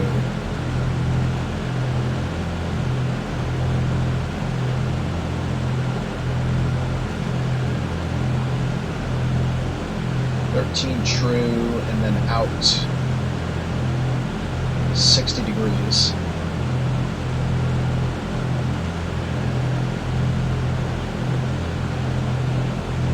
$327-ish.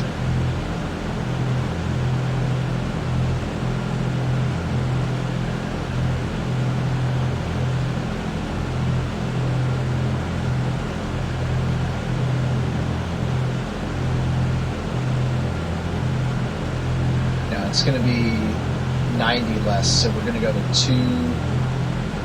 287, and that's directly a beam, and then after that it's another 30 degrees, so 257. Okay, I can tell where we are. We're east of course now. I just got a visual line of position off of Guadalcanal based on where I see the mountain. That tells me a line that we have to be on. Not necessarily where exactly we are, but I know that we're somewhere on that line, which basically goes east of course the entire way.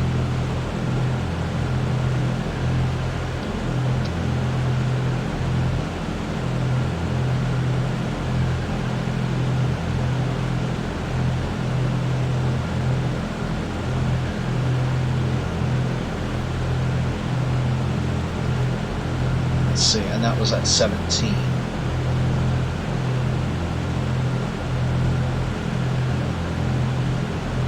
Okay, let's demonstrate LOP intercept. So if we turn around to face the sun now, which is going to be somewhere around here, we're going to try to sight the sun, and we're actually getting pretty close. So The green dot represents where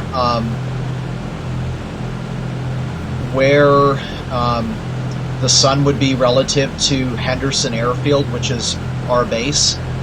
And the difference between where we see the sun and where it sees the sun can also give us another line of position. So if I can combine that with the direct line of observation, and then we get a celestial line of position, I can get a fix.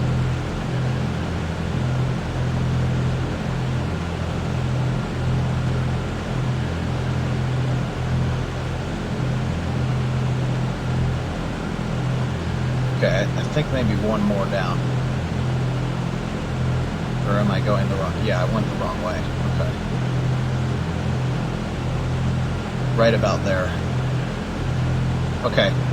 There we go. So we're 35 nautical miles off. And that's not off course distance, although our off course distance probably is going to look somewhat like that. That's off of the line of position intercept. So what I do is I need to draw a line from Guadelcanal at 232 degrees plus 90.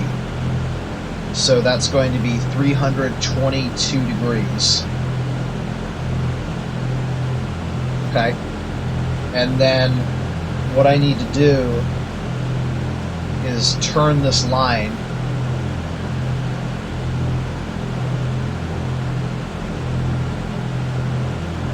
so that it is at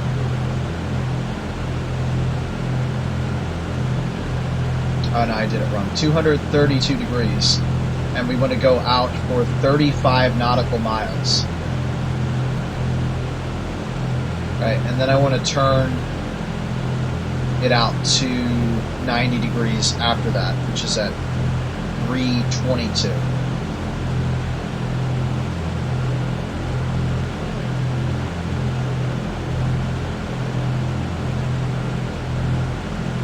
And then extend the line.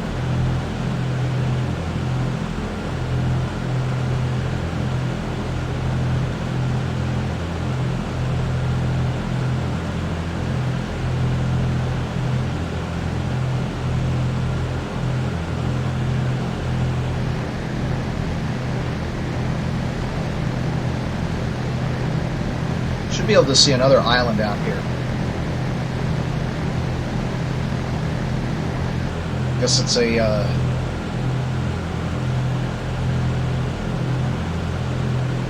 Pavuvu is what we're looking for. Looks like it peaks at 1,000 feet, so that might not be up over the horizon yet. So let's plot this out here. Yeah, that represents the line of position from base.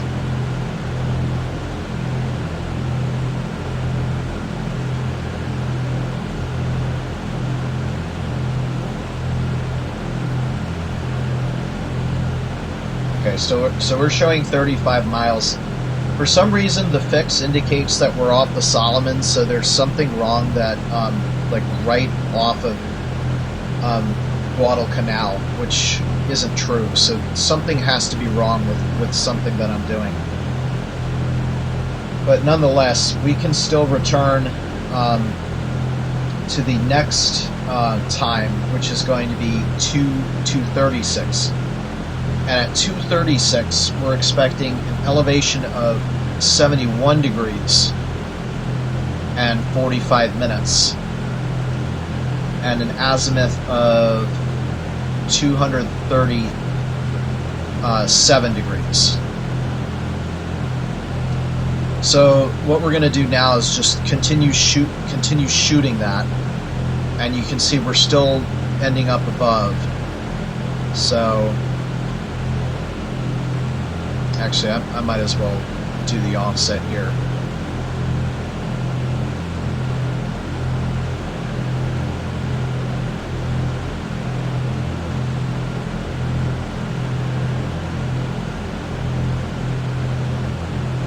Now this isn't valid until 2236, so it's a little bit tricky. And what you're supposed to do is you're supposed to leave it and just track the position and see when it lines up. Yeah. So we're still That's still showing we're 35 miles off, so at least we're in agreement there.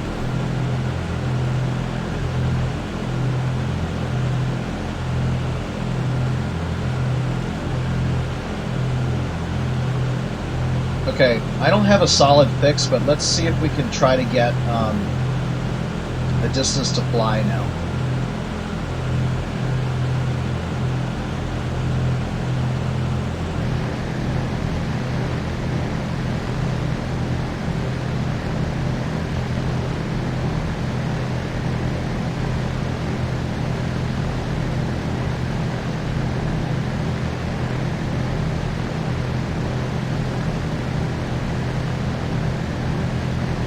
Whoa, holy, this guy was hiding out. How did he get away from me?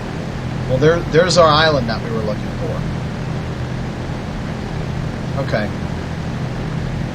You know, maybe we're not actually that far off the LOP intercept.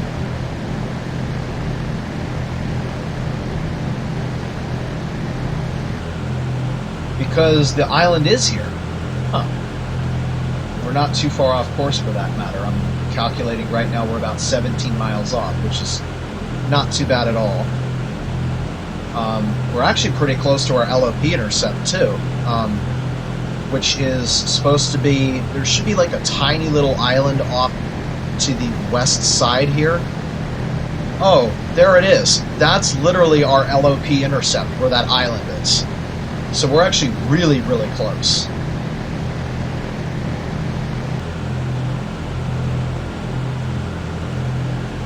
Oh, you know what? That's why. It's because I reset the view. Okay, so that's another important, you know, keep in mind thing. So we've got 188 miles to go, and at our current speed, 188 miles will take about 45 minutes, no more than that, which will burn 80. All right, let's do this. 120,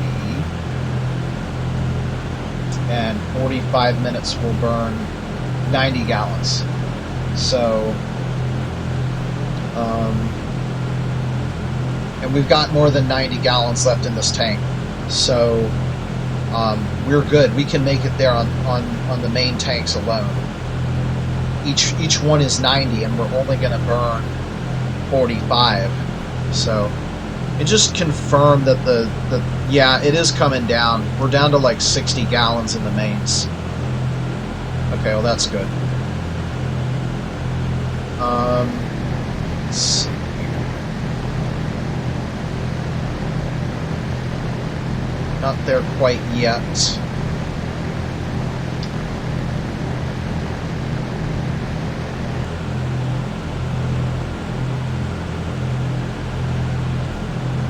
So we're about 10 minutes off now for LOP intercept. For that time being most valid. I mean, what you're supposed to do during the night is pick a star that's basically flying over the island. So if this were night, I'd be looking out towards Guadelcanal and eyeing a star and saying, okay, that star not only lines up with base, but it lines up with me. And you turn towards the star. Note when you turned and the heading that you're turning to, and then you just hold that heading the whole time, because the star will move as the night progresses.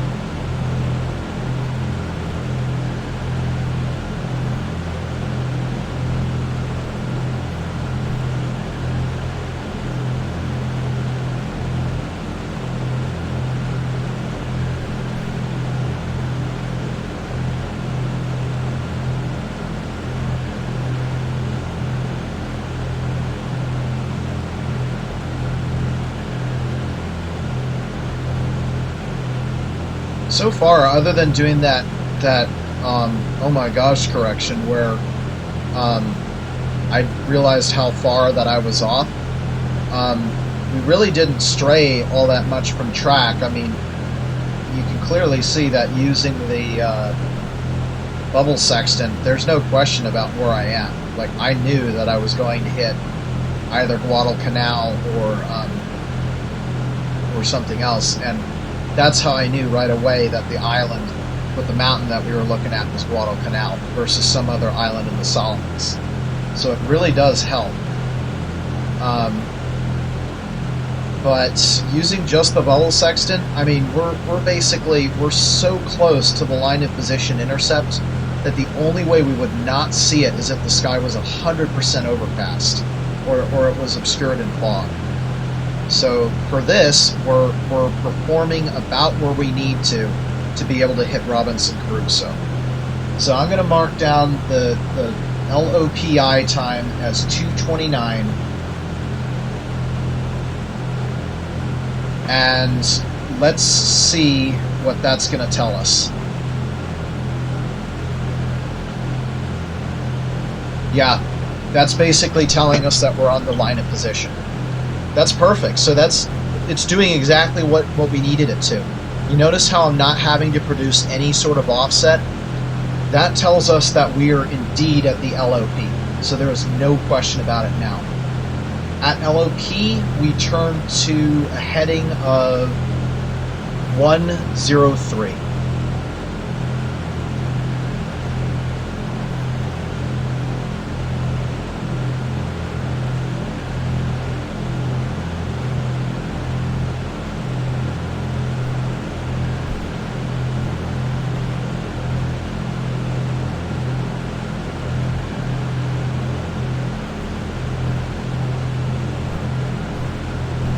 And just as a visual marker, we're basically going to try to overfly this island as much as possible. And mark star 1. Bam! Right on the LOP. So what we're doing now is what we would normally do is turn down that line of position. But because...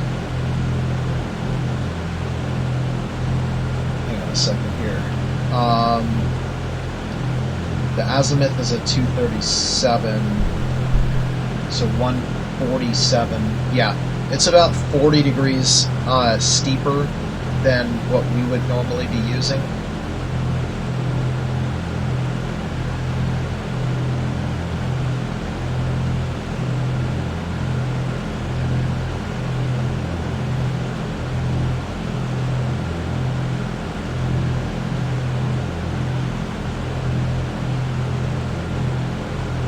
And I'm going to have to think about why that is.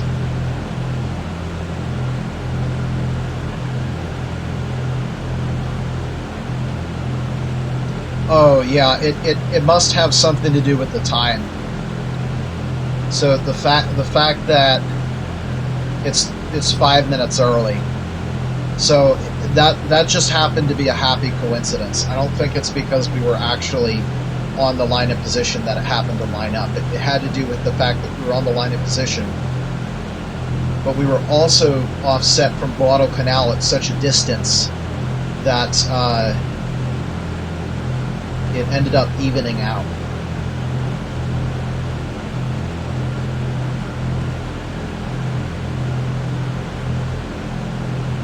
Oh my gosh, there is a perfectly hexagonal island that looks like the shape of a sapphire called Savo. And that's off to the north coast. Hopefully we'll get to see that, because it looks like a hexagon, but it's natural. I've seen hexagonal unnatural islands before, but no hexagonal natural ones. So we've got 92 miles left in this flight, and at our current speed, turning the E6B again to 270, I think is what we're agreeing on. And, oh, whoa, we climbed way up. I guess I forgot to untrim. Okay, well, we'll pitch down then and start a cruise descent. Okay, what did I say? 193. So it's 20 minutes. We are almost done. And I think I can see Sabo coming into view now. Although it looks a lot different than it does in the satellite image, so not sure what that's about.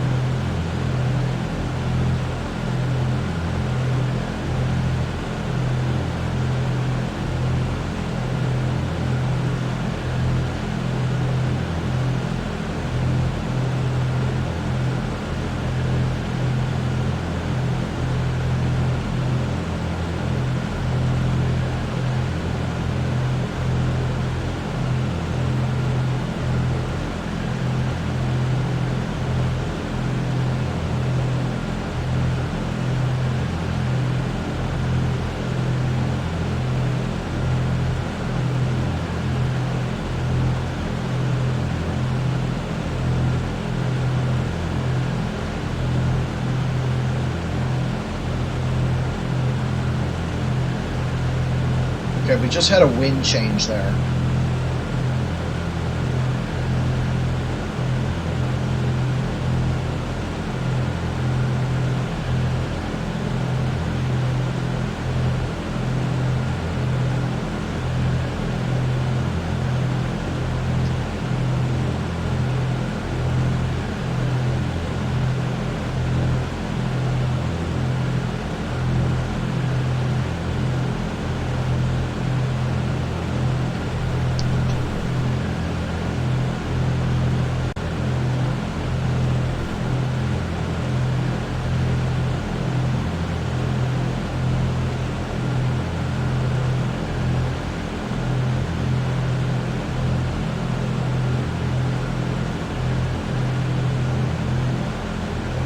Got a nice visual landmark to aim at here.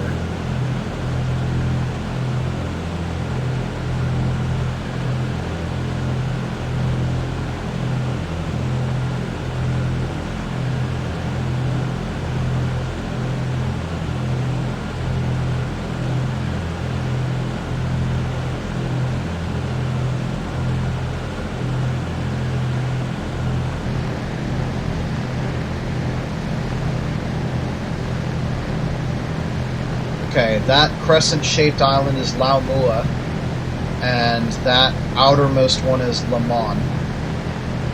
And then it's just a couple more miles after that is the beginning of descent point.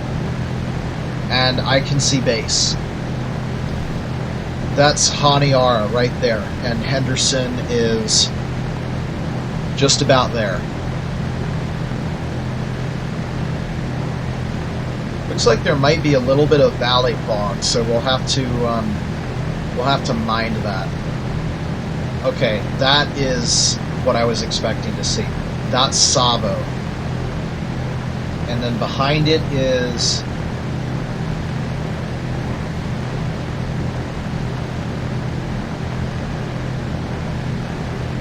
Nagila.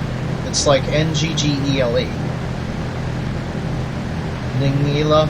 I don't know exactly how to sound it out.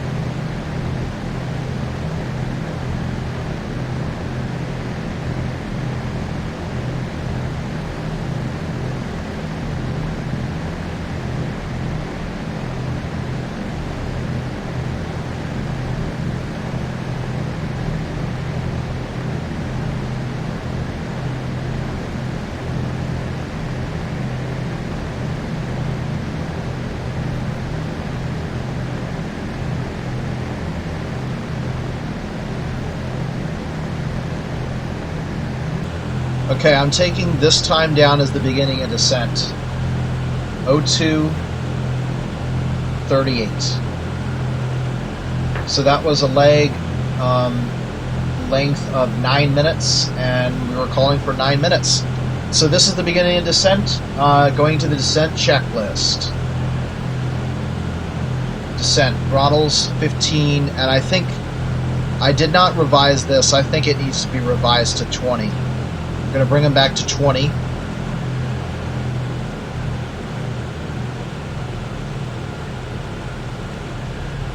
Going to bring the throttles back to 1600 RPM.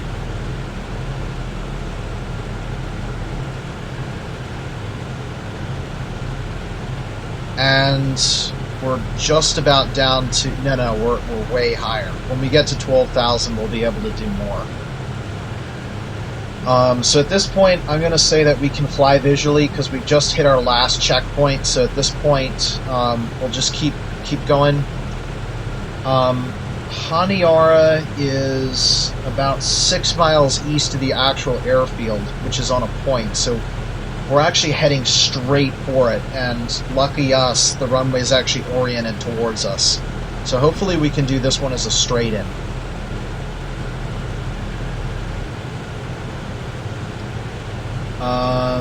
And then there's one or two other things. Oh yeah. Just in case we have to do a go around or use any high power activities, I do want to get these guys back in automatic. So we'll put those in automatic. We can open the intercooler, and we'll put the oil cooler flaps back into automatic.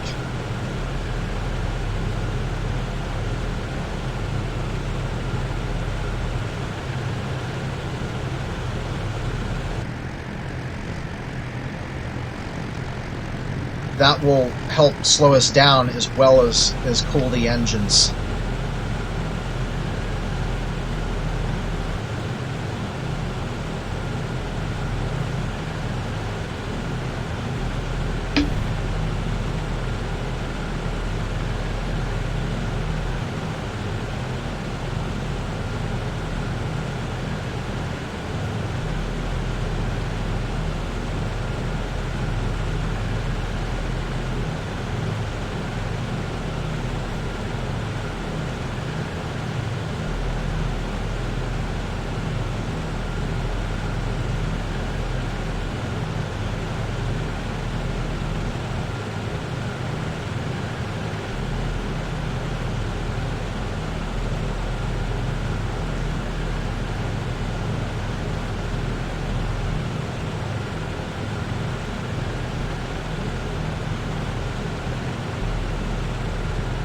Alright, and then on the checklist, I'm going to prepare the block-in time column.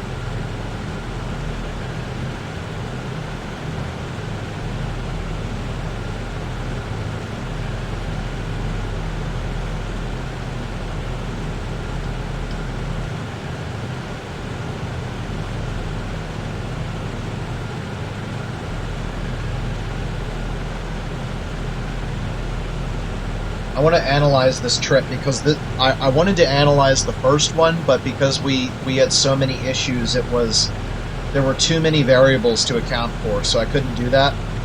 Instead, we're having to do this one as the analysis.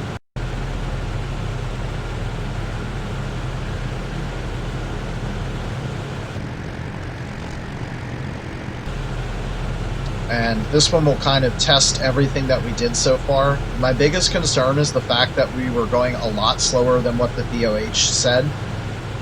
What that's going to do is that's going to make our trip, our longer legs, even longer.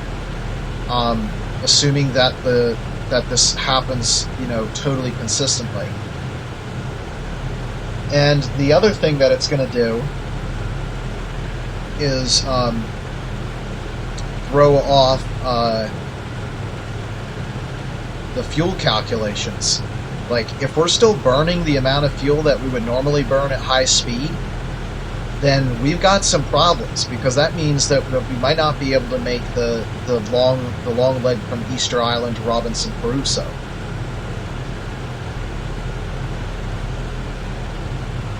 So that's of concern as well.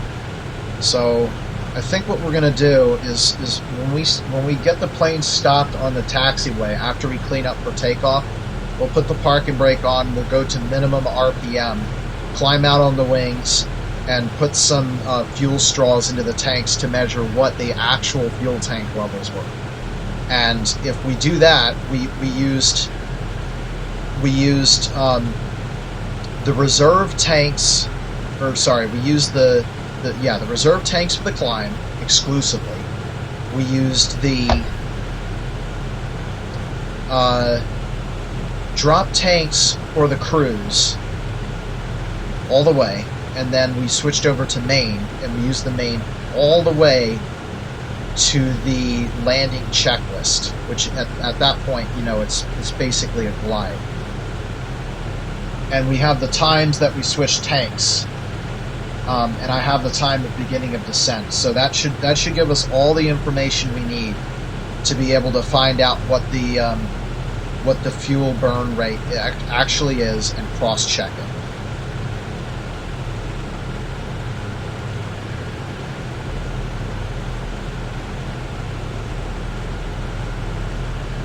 Okay, I'm going to set this thing up for the runway. Runway looks like magnetic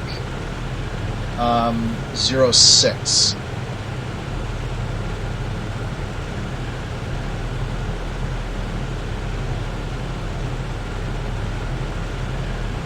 And for a visual, we want to fly north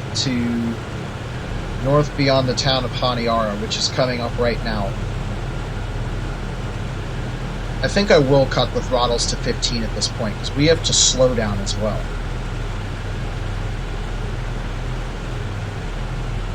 Oh yeah, and we're at 9,000 feet, so we can do the below 12,000 checklist now. That's weird. This time the oxygen pressure didn't go down at all. So something really weird with what was going on earlier. Okay, fuel boost pumps off. 1, 2. Oxygen flow off. Okay, we're now ready for our landing checklist.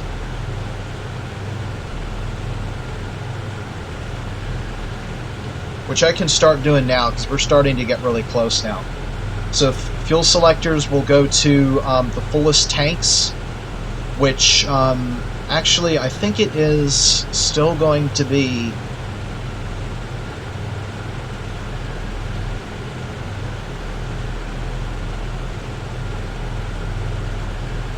reserves down to 50. Mains are still over 60. So yeah, we're gonna stay on the mains. Fuel boost pumps back on again. And then the next thing that we're going to do is move the prop governors back up, but I don't want to do that until I'm low enough.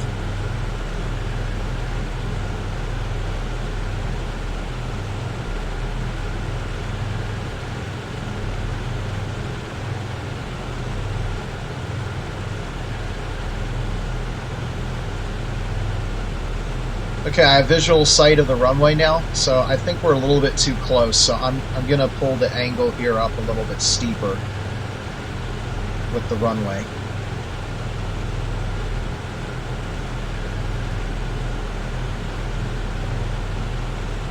Our altimeter is set where it should be.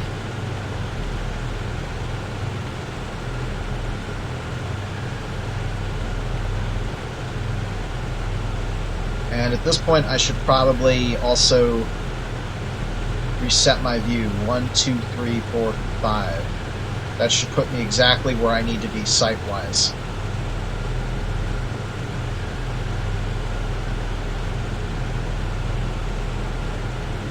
Okay, looks like it is time to turn to the runway now.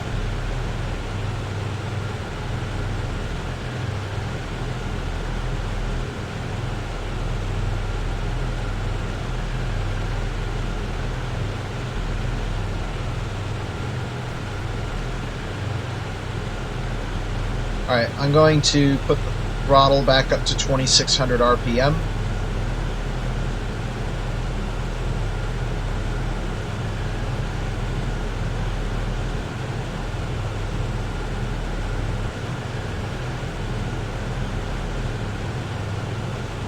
And I'm going to bring the manifold pressure all the way back.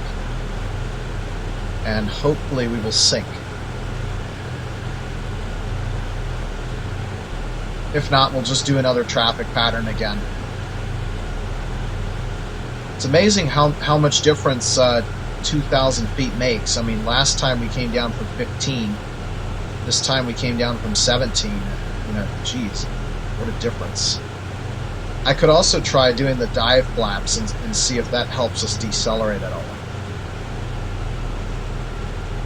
Oh yeah, that's definitely helping.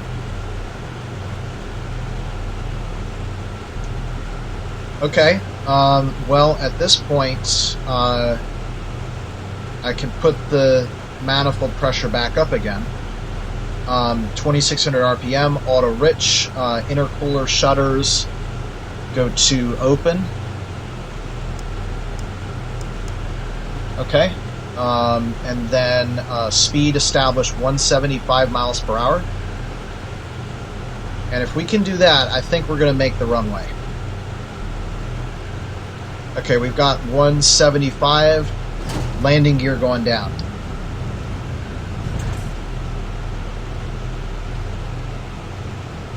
Okay, landing light is desired, don't need it, landing gear down and confirmed. Let's check the nacelle.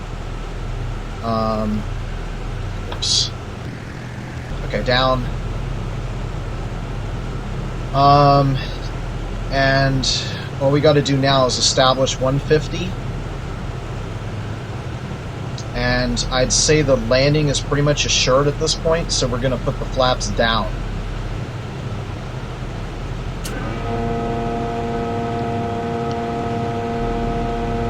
Going to further decelerate to 130 miles per hour.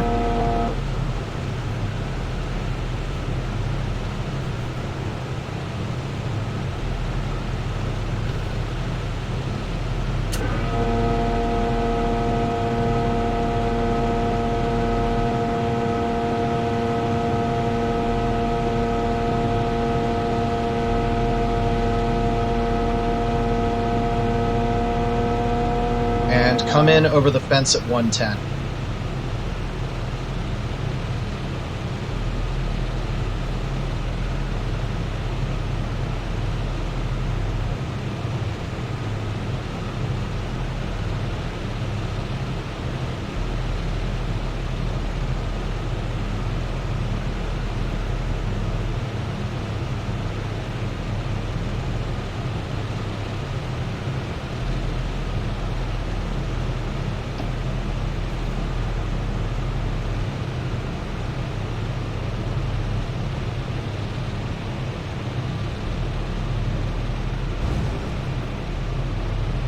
Well, this plane could land in the dirt, but that's kind of a crummy landing.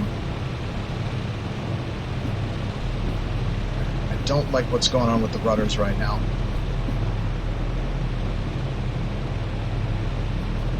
Something's up with the rudders. We're going like way left.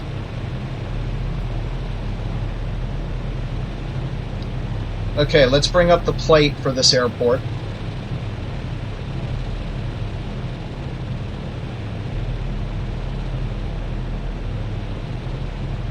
Okay, and I stopped for a reason, or nearly did so.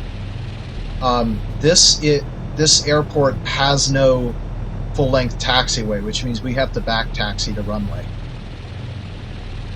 We can go through our after-landing checklist now.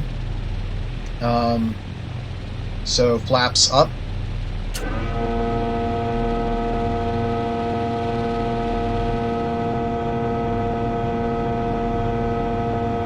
Oh, we need to get our landing time. 2:52.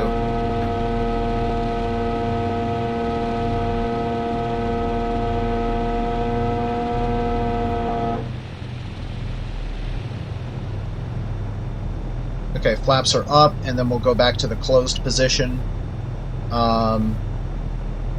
Fuel boost pumps off. 1, 2. And then propeller governors full forward, coolant shutters. Let's get off the runway.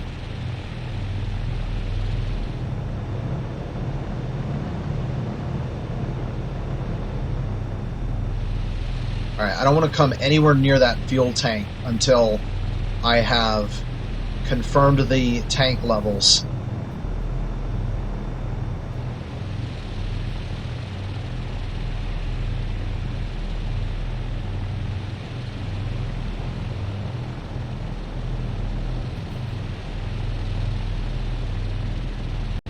Okay, now they wanted coolant shutters full open. So that's these guys. Full open, oil shutters full open. Landing lights we didn't use, recognition lights we didn't use. Okay, so at this point we can put the parking brake on. And let's see, we'll open this one. And let's see, is that enough room to climb out? Yeah, that's plenty of room. Okay, so at this point we would climb out on the wing and try the drop tanks. And let's see what we got. Okay. So, final fuel was 394 gallons. The left reserve is 56 gallons. That's our main tanks. We've had nothing taken out of them. Okay. Well, I'm glad I did this because that's surprising me. Left is full. Right main is full. And then that just leaves the tip tanks. Oh, that's not good. So it looks like what was happening is we ended up using the tip tanks the entire time. But this is interesting. We've still got 48 gallons in there. So, drop tank left is at 48 gallons. Drop tank right is equals 48 gallons. And just to confirm, the tips are empty, so this did not get filled up. So we were never on the mains. It looks like we used reserve to climb, and that consumed 8 gallons. Let's see how that compares on the chart. I was expecting 32 gallons to be taken out by that climb. So 8 gallons is a lot less than that. In total, we started at 636, remember, because we have to include the unusable in this calculation. And our final fuel was 394, so we burned 242 gallons. And I was expecting to burn 380. Okay.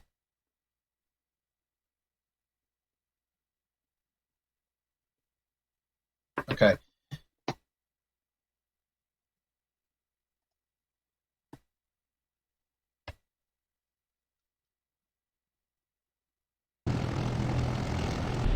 Okay, so I'm going to leave this window open because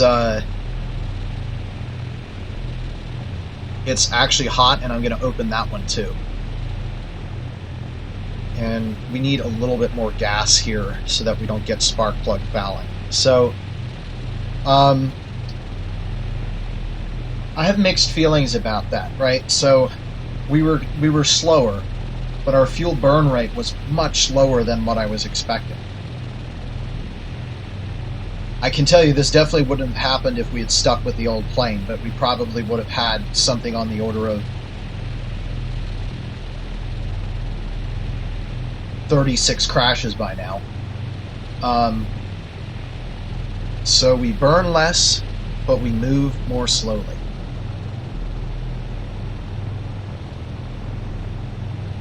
So I'll have to work out the math on screen and see if that changes anything about how scary the legs are, because if suddenly we have enough fuel to make South America, then it's like, well, there goes all the fun. But I guess we're still navigating, right? Because if you miss it, you miss it.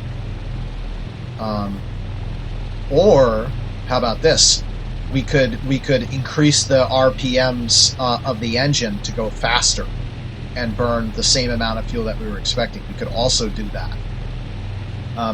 I need some more experience with the different speeds of the plane in order to figure out that. Okay. All right, we're on to the stopping engines checklist, so we can just roll out to the thingamajig and get our block-in time was at 2:12.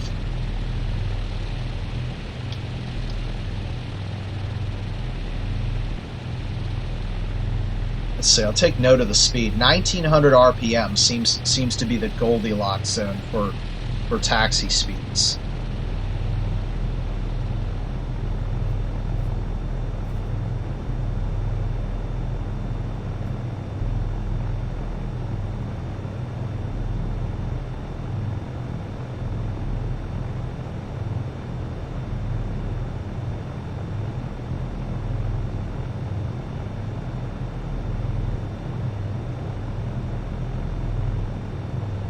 Yeah, and I do apologize about the landing. I mean, I would have gone around in real life.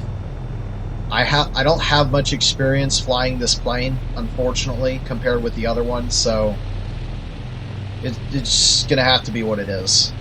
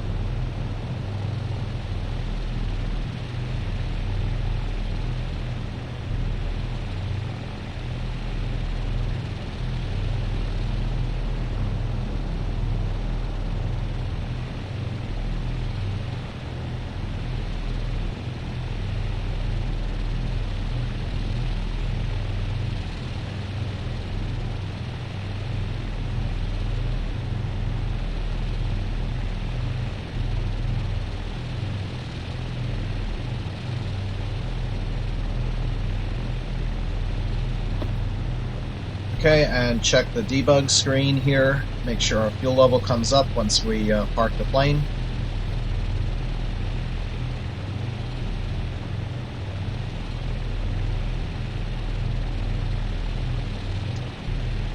Very nice. Okay, so that's it. We're in position. Stopping engine checklists. Throttles to 1600 RPM.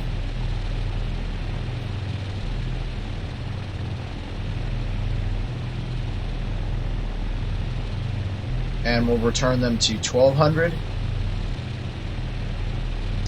And mixture idle cutoff.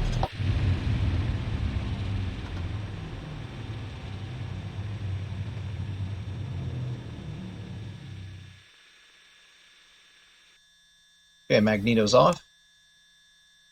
Cockpit heat off. Gun heat off. We're going to close the intercooler flaps here.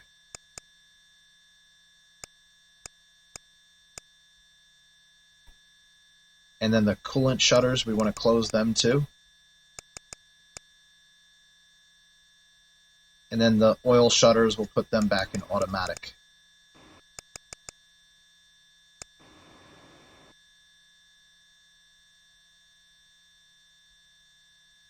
Our avionics light is off. AC generator going off.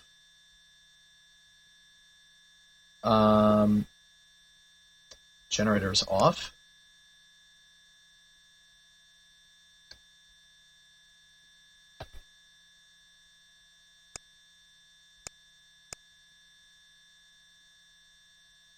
Panel light is off. And battery off. Okay, and then the last thing we do is turn the fuel selectors to drop tanks. Sorry, weather, you're a little bit late, and then the bomb selector switch can go back to off.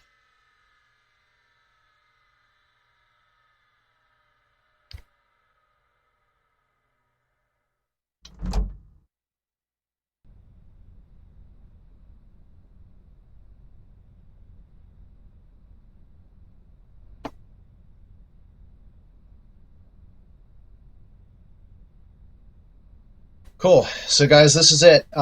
We're safe and sound on the ground at Guadalcanal in the Solomon Islands. We're really starting to get east now. When we started, we were at 146 east and really went to 147 east, so not much. But on this flight, we've come all the way out to 160 east. So we went through the 150s and we're at 160 now. Next time we are going to fly down to Vanuatu. I believe it's Port Vila on the island of Shefa. And I think I might want to try that at night because I think I've got what I need from day travel, and I think it's time that I get some actual fixes rather than just single lines of position. So with that, I think we are done here. I've been Dr. Aeronautics, and I will see you guys next time for leg 3. Bye-bye.